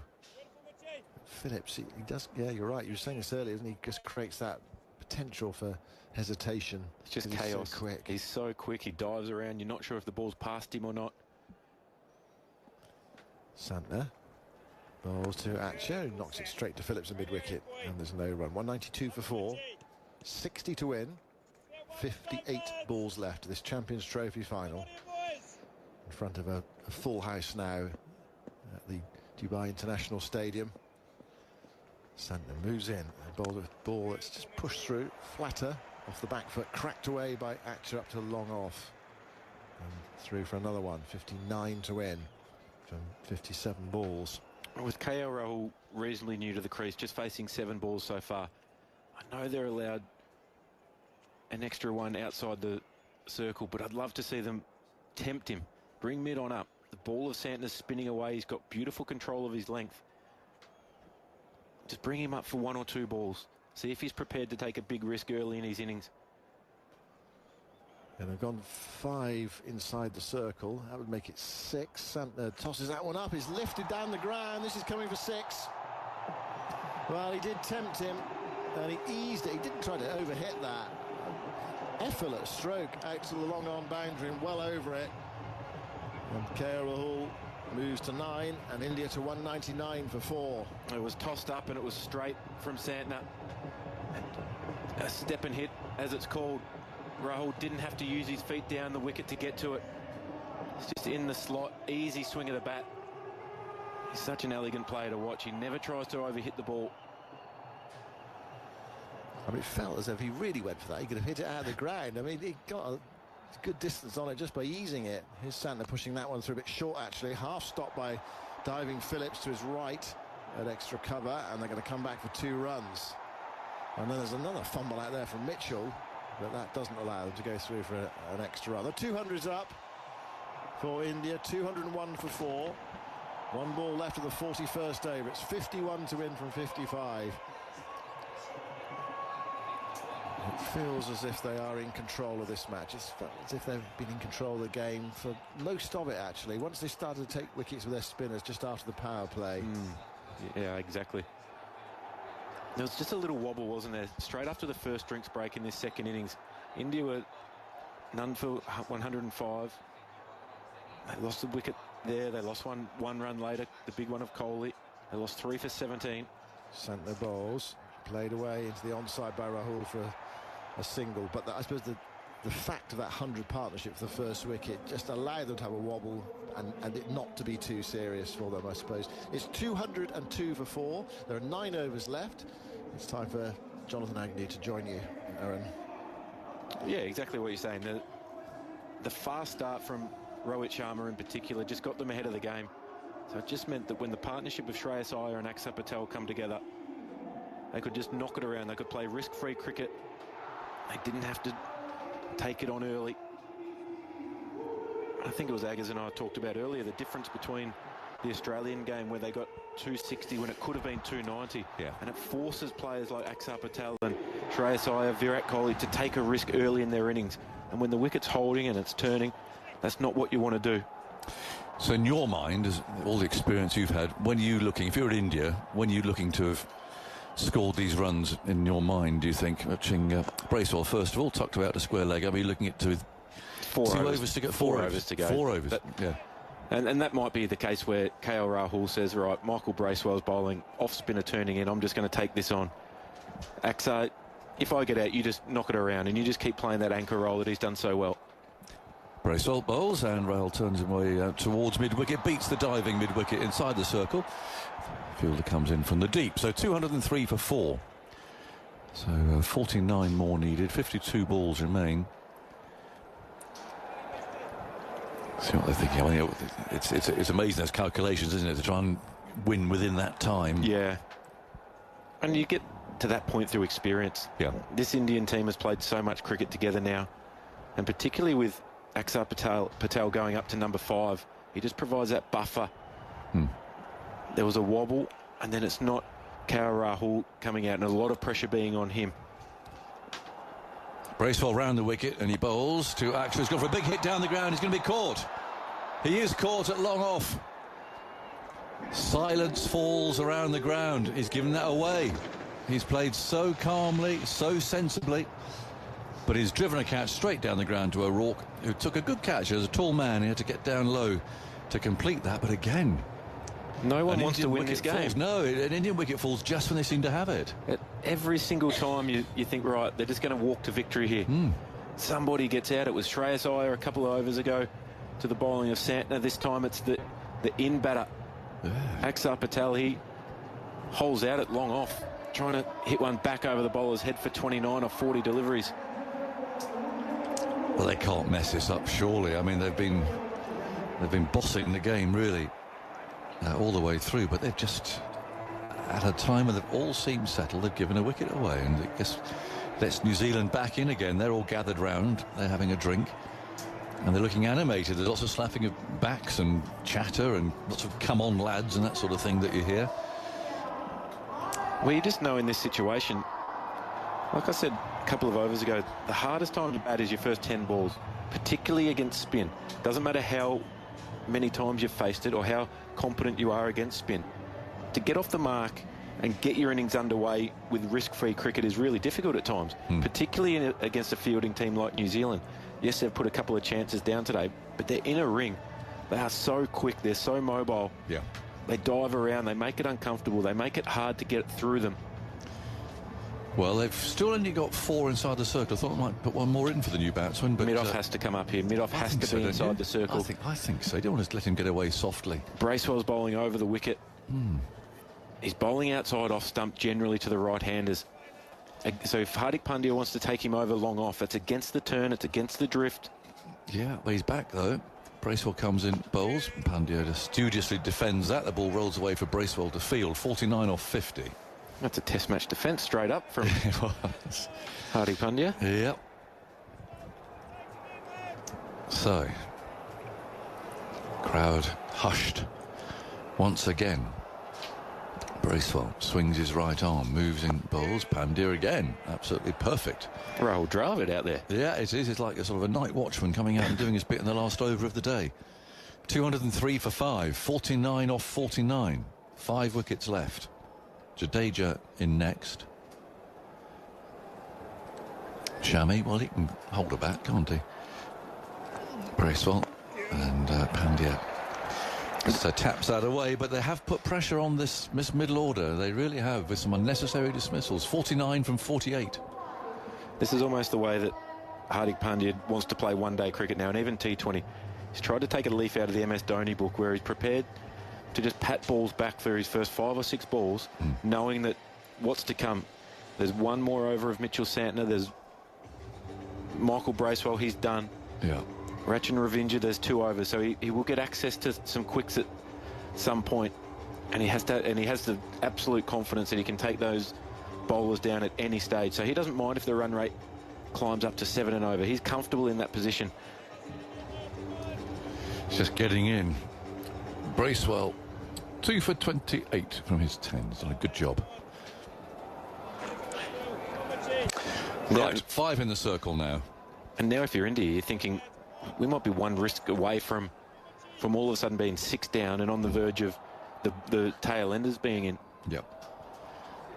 But Rahul remains, and he's forward to Santner. He's pushed away. This is Santner's last over, so the most experienced spinner in the New Zealand side. He's got 5 balls left. He's taken 2 for 43.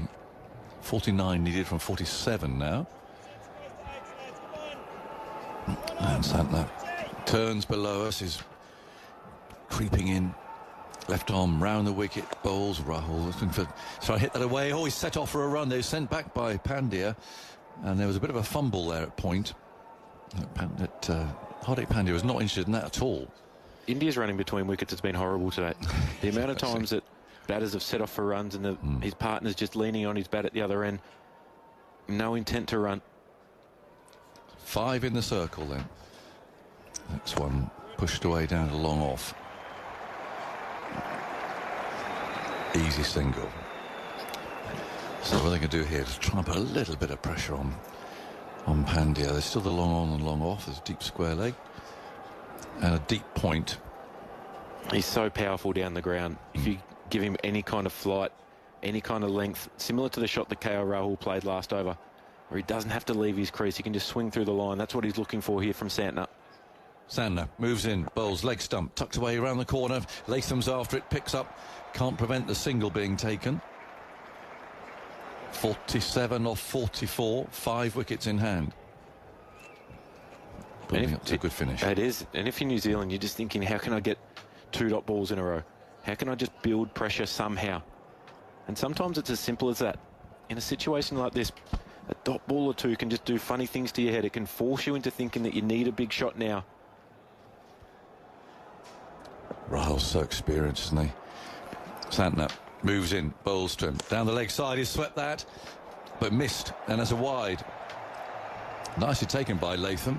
He's got away with one there because there's only a short, fine leg in place. There's no one back protecting the boundary. If he gets anything on that, it runs away for 4.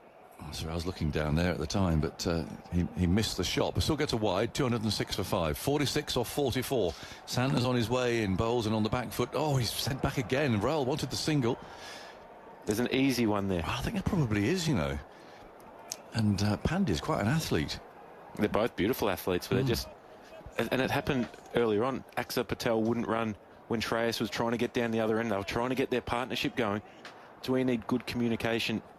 46 off 43. They've exchanged a sort of a long-range word there, the 2 batsmen. Rahul's now sweeping away some bit of dirt or something off the pitch, twiddling his bat. Just getting some frustration out of his partner. Jeez. Settling down over his bat. In goes Santner. His last ball is just pushed back at him, and that's his job done, at least with the ball. He's still got to try and see New Zealand home with his last 7 overs that remain. It's 206 for 5. So that rate now is now about 6.5 that's needed. And there's Latham, and there's Santner, and there's Phillips, all deciding what they're going to do here. There's a lot of head shaking and hands on hips. Well, you've been in this situation so many times. I mean, the bowling options, your head has to be like a computer, trying to work out who's got what and what end's going to bowl where. And are you thinking at this stage who's going to bowl the last over? Have you got to that stage in your head? Well, that's the issue that you have at times during a situation like this. Sometimes you can think too far ahead and you forget about the next ball. And you might just forget to tell your fielders in the ring, right, come in and squeeze a bit tighter. Just make it hard to get a 1. And before you know it, they've got off strike because you're thinking too far ahead. In my experience, I like to have a couple of senior players who I knew were always going to be in the ring.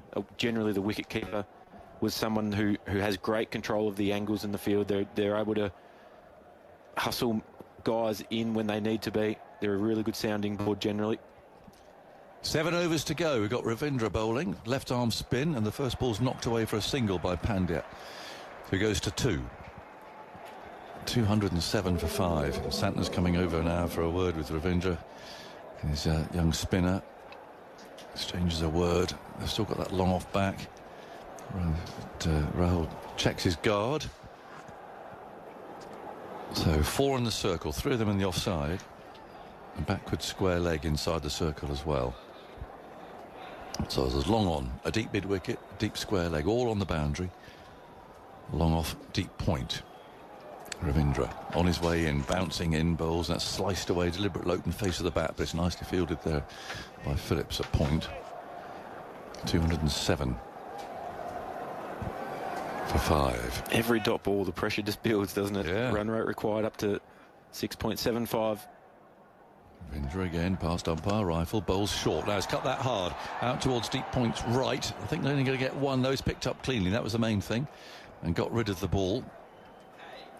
So that's well fielded out there. 208 for 5. In the 44th over, 44 needed from 39 balls, and Santner's waving. He's bringing in a fielder now. He's bringing in that deep mid wicket. Yeah. Saying to Pandya, right, you want it? You're going to have to swing across the line, swing across the spin. Yeah, slog sweep's a hard shot on this wicket. Yeah. Haven't seen too many of them all day from either New Zealand or India. But it's there, it's on, if he's going to be brave enough to take it, and he goes for a scything cut shot this time.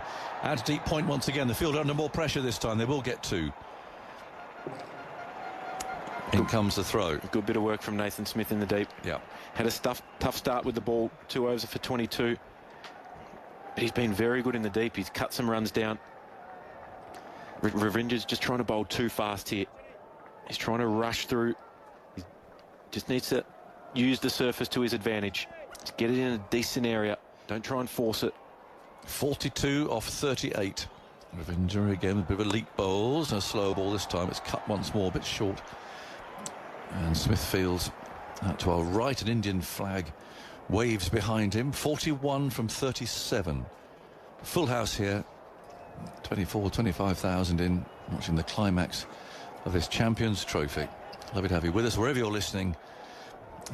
Anywhere in the world, actually. This broadcast is reaching you. It's good to have you with us. Let's hope we get an exciting finish here. 41 off 37. Ravindra bowls, and that's tucked away into the leg side. Now he's got his eye on 2 here. They've taken 1. Is Pandya's going to make the call? No, he says. Oh, although the fielder actually winding up to throw it is Phillips. Lost grip of the ball, but I don't think the second was really on there. But it's all a bit harum-scarum. I can say goodbye to you now, can't we, Aaron? Yeah, I'll let Al come in and finish it off and call the end. Thanks for your company. It's been good fun. Pleasure. Thanks, Aaron, very much. We'll catch you. 212 for 5. 40 needed off the last 6 overs.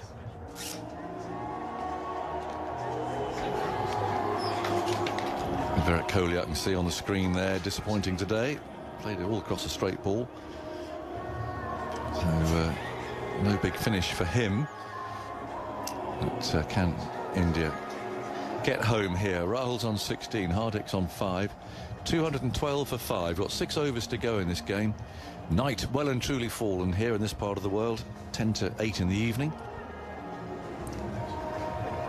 And they're going to turn to O'Rourke, who's actually been rather expensive today. I mean, the seamers, it's not been a night for the seamers. Someone of Henry's class might have done something, but the others have just come onto the bat rather nicely. And O'Rourke's bowled 3 overs for 40, hasn't he? So he's been expensive. Alex is back, not quite chewing her fingernails, but... Oh, no, this is India's now. It's totally India's. You can't just come in and just right off an exciting finish like that. OK. See how this over goes, shall we? Yeah, I'm a bit worried about the seamer, actually, to be honest. Yeah, me too. Seamers have been expensive. Well, let's see. He took a good catch earlier on. Let's see what happens here. He's bowling to Rahul on 16. It's 40 required. 36 balls. O'Rourke runs in. Bowls very full. Driven hard out to extra cover. You see the ball's coming onto the bat. And that's gone for 4. It was a nice half volley. Little bit of width. And he's hit that beautifully. 216 for 5. 36 needed, and the crowd believes again. Well, it takes 1 shot, 1 boundary for it to be a runner ball. So it's back to a runner ball now, 36 off 35. Juicy half volley to start. That's always going to be punished. The seamer's been so easy to face today. New Zealand need a miracle here. They need 2 wickets. And goes O'Rourke. Moves in, bowls, steered away to backward point, beats the fielder. Down to 3rd man it goes. Will they come back for the second? Yes, they are, because Rahul is doing the sprinting. He's a bit keener, it seems, than Hardik Pandya. And they take 2 as Mark Chapman throws that back. And the crowd again approaching delirium. Not quite there yet. But they've suddenly cheered up. They've picked up, haven't they? Yeah. It's got a little bit louder out there. Certainly has. 218 for 5 in the 45th. Rahul checks his guard. There's 4 in the circle, 3 in the offside, and there's a mid-wicket, and 3 on the leg side boundary. Mid-off is the fieldsman that's up. That's the captain, Santner. O'Rourke runs in, bowls, and on the back foot that's steered away. Again, he beats the diving fielder. This time only 1. 33 off 33. Kane Williamson sitting and watching. He's done a calf muscle. So he's going to be out for a little while. 33 from 33. 5 wickets in hand. O'Rourke, very tall, dark-haired. Walks beyond the edge of the circle by 3 or 4 yards. Now sets off again. A long, straight approach. He's there now, and he bowls short. A lively delivery, tucked away off the hip to mid-wicket. And there's no run. 219 for 5. The target 252, so 33 more needed from 32 balls. I'm watching on with a measure of anxiety, but there's a smile creeping back to the faces of the Indian spectators now. 2.19 for 5. O'Rourke again. Longer strides now. In past the umpire, bowls. It's a short ball. It's a straight ball, and Pandit just lets it go through. Umpire Illingworth said it's one short ball for the over, but Pandya there. Well, I suppose it was a good decision because it's quite close to him, wasn't it? If he tried to pull it, he might have got a top edge, I suppose. Yeah, he left a few in the previous game as well, which, you know, they were close calls, but they all went the way of the batter. So maybe he was just thinking that one was over his head, but it wasn't. Badge height. 2.19 for 5. Last ball of over 45.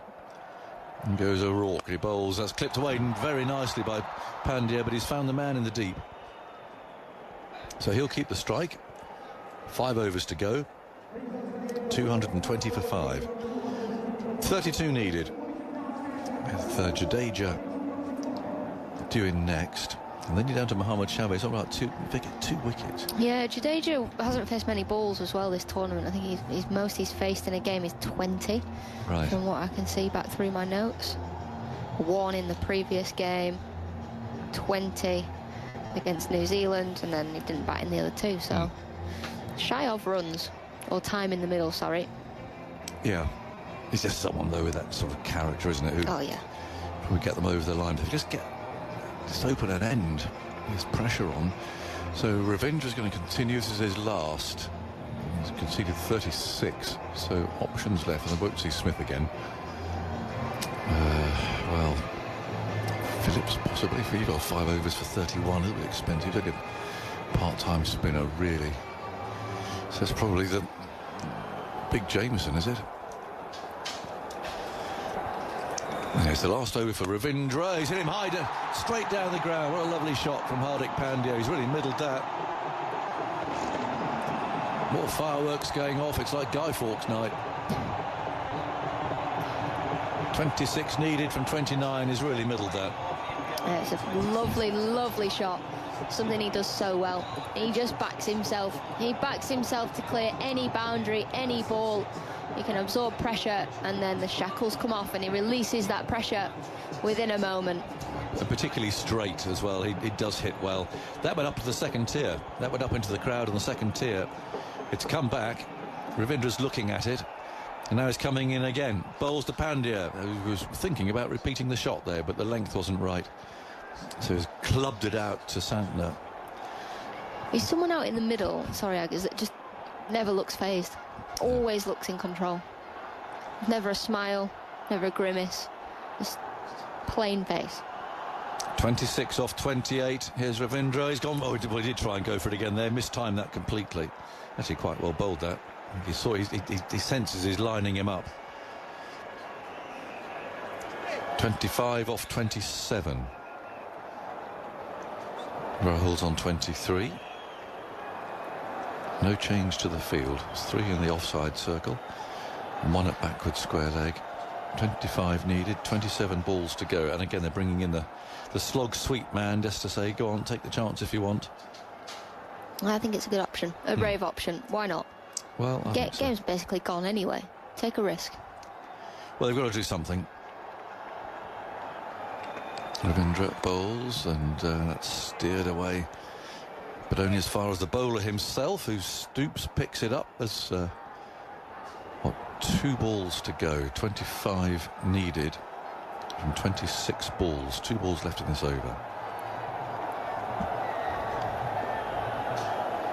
Ravindra around the wicket, bowls, he's down the pitch and just works that away with a flick of the wrist for a single to long on.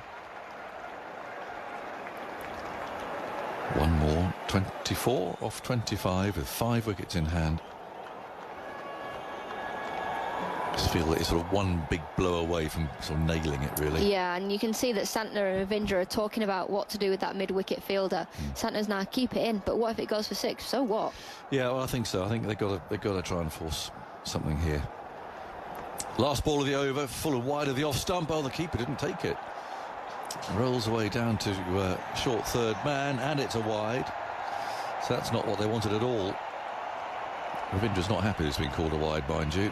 22 needed then. And they've got to bowl this ball again.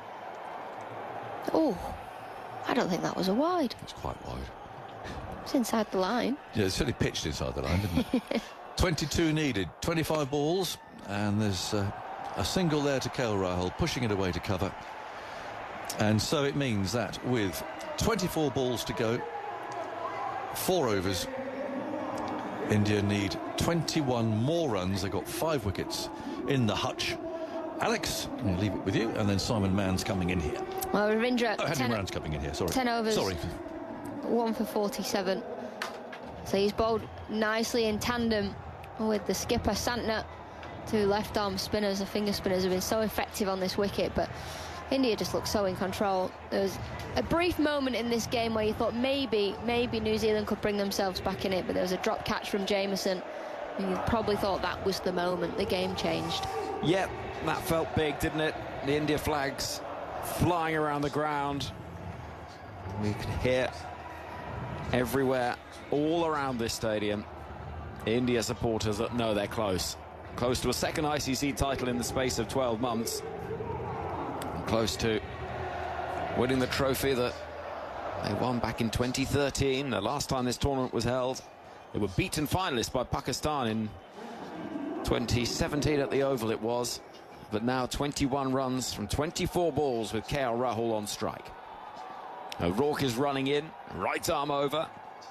This is pulled away into the leg side without much timing. The crowd rise like a wave to greet the ball, but it's going to drop short of the fielder and well short of the boundary. 20 needed from 23. You just think if they got 30 more. Yeah, exactly the same situation as Australia in the semi-final. 30 more. 30 more. Complete different game. They couldn't do it. 2-5-2 as a target felt light. And it's been proved that so far in less than less. Hardik Pandya waits. O'Rourke runs in bowls. Short ball, which is swung at and missed by Hardik. 20 needed off 22. Yeah, we spoke at the start of the day about that 270, didn't we? 270 would be defendable, but probably slightly low. You look at this surface, and yes, India probably batted slightly differently as they would have if they were chasing slightly more, but it's always that what if, isn't it? Always that what if. And you can see Santner now, he's just like not going through the motions, but he's just a bit like sort of running out of ideas. 20 needed from 22. Here comes O'Rourke sprinting in for all he's worth as this is clubbed away beautifully, and it's going to be 4. There's a little bit of fade on the ball as it goes skewing away out towards extra cover, and it's now 16 from 21. And as he did in the semi-final, Hardik Pandya with that little injection of rocket fuel at the back end of a run chase. And still no smile. Still no smile from Hardik Pandya. He's so emotionless when he's out there in the middle. It's probably what makes him such a special cricketer. He doesn't feel the highs or the lows, not while he's out there. That was a bit of a risk to play that shot. 16 needed from 21. This time it's more conventional along the ground. He'll get 1 out to deep cover. No is the cry. There'll be no second run, and New Zealand, who I wouldn't say have made a habit of knowing heartbreaking knockout cricket in ICC tournaments, but there have been a few moments, haven't there, over the years? You think of 2015, that semi-final against South Africa in Auckland. Of course, the 2019 World Cup final against England. There was that Test Championship win in 2021. But as New Zealand fielders start standing hands on hips, you sort of sense they know.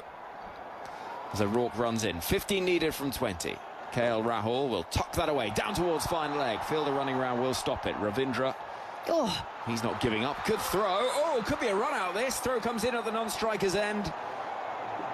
And it was almost double jeopardy there. And there's an argument taking place between Hardik Pandya and KL Rahul, saying, well, why have we taken that risk? 13 needed off 19. Are they going to look at any of this? Little signal from the umpire there just saying not out. They don't bother looking at it fully anymore when they can just look at it quickly on the TV. Hardik was waving furiously, saying it was never on, and he would have been in trouble if that throw from Latham had hit the relay throw. I reckon it's close anyway. Oh, he's way in. Oh, did he ground his bat? Anyway, it's not out. 13 needed off 19. India close.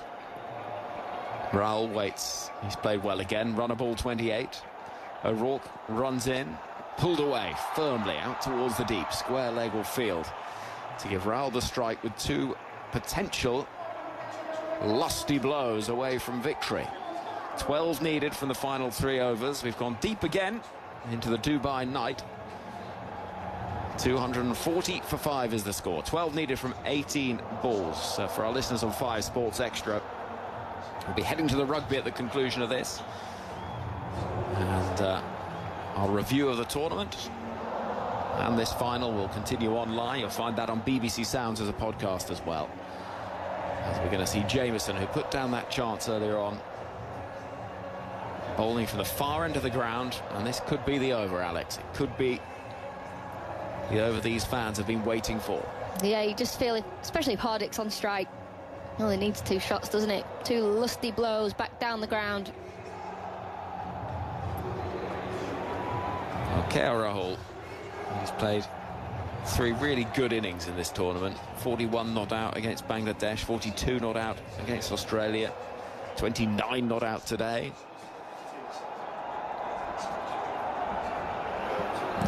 As at the far end of the ground, the tall figure of Jamieson to bowl to KL Rahul. There's a little pause, a little chance for everyone to catch their breath.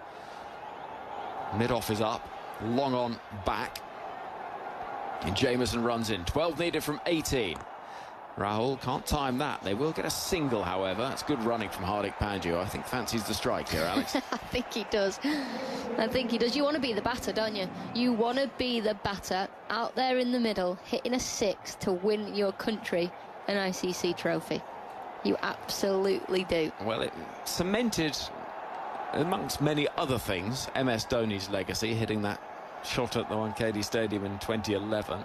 Jay Shah, the head of the ICC, former chief of the BCCI, has just been shown on the big screen. He'll be neutral. 11 needed off 17. Here comes Kyle Jamieson, and swaying out of the way is Hardik Pandya. Knows he's got time, knows he can wait for the perfect delivery that he can swing his arms through. Yeah, respecting the good ball. Hardik there, just leaving it outside the off stump and giving a little nod to the bowler as it just cuts back in towards him. It's not there for him to slap through the offside. New Zealand will think what might have been today, winning the toss, batting first use of a surface that has played okay. It's not been as much turn as other matches here, and credit to India for their relentless line and length of their spin attack, restricting the score. 11 needed from 16. Here is Jamieson. This is a top edge. It's gone straight up in the air, straight to the hands of Jamieson, who takes the catch. Nearly dropped it. Clean stone.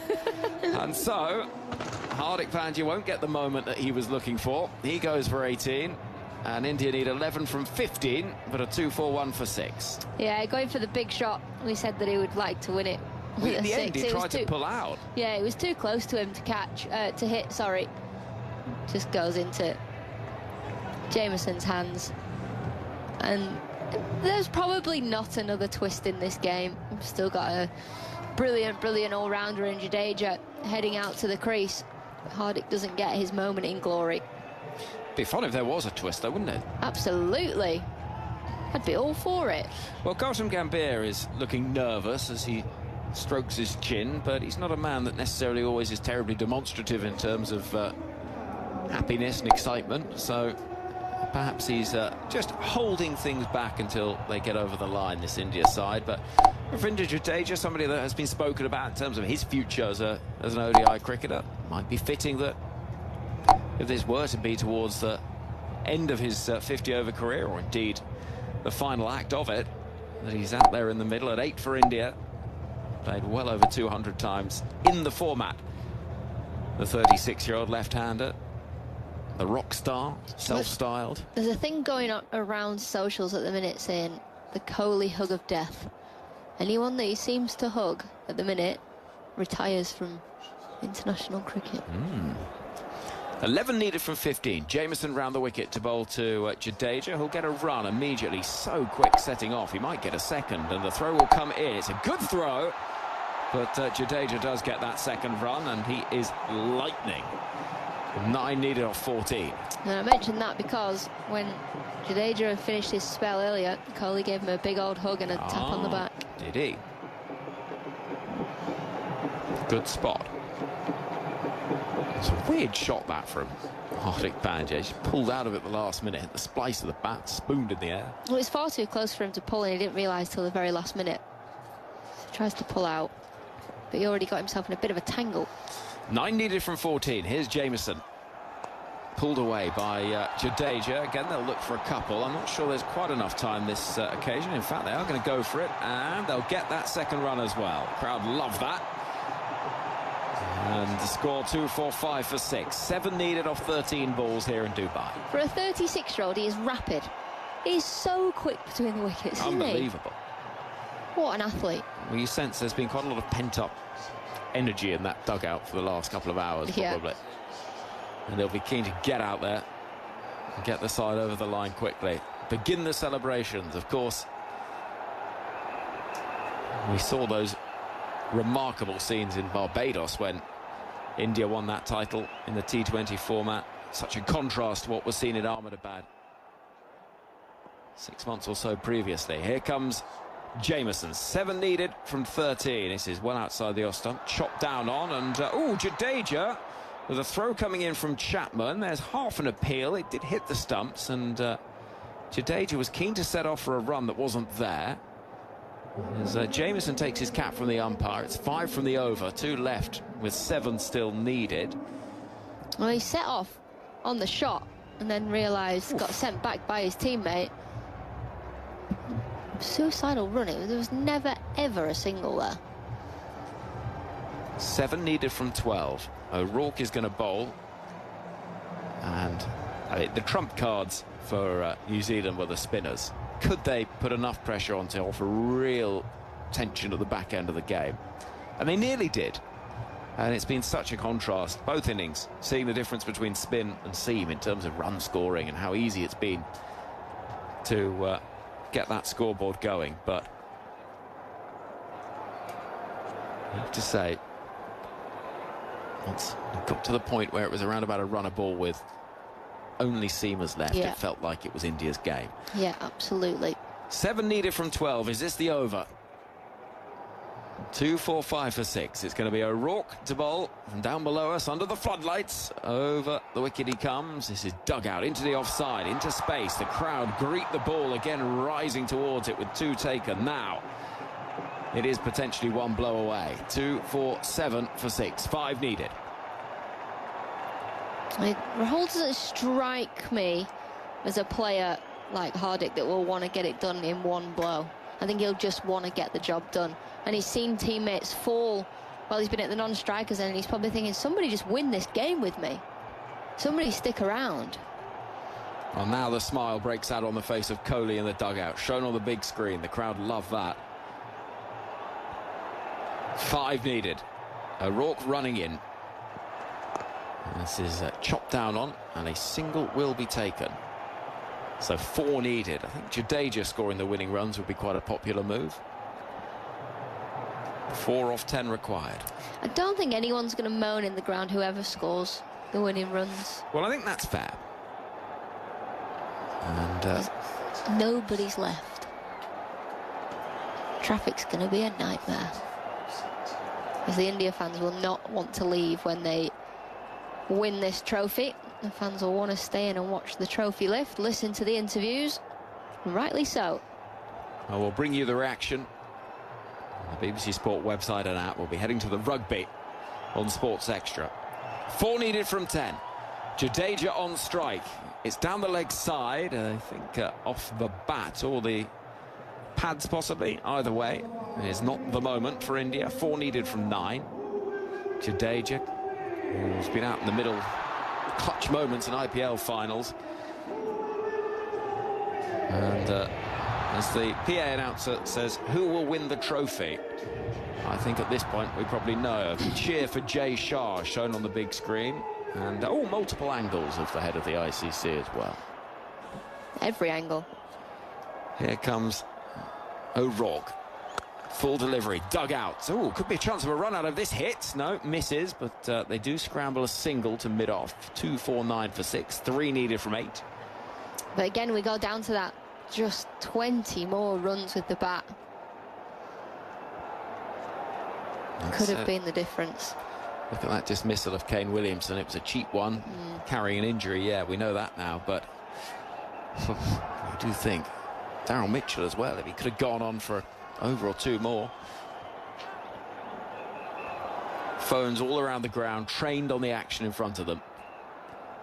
3 needed from 8 balls. KL Rahul, who's looked the calmest figure out there for the entirety of his innings, waits for the right arm seam of O'Rourke. He's digging it in short, pulled away into the deep, on the bounce to the fielder. They'll run through for 1. Well, it's gone to Nathan Smith out there like a tracer bullet.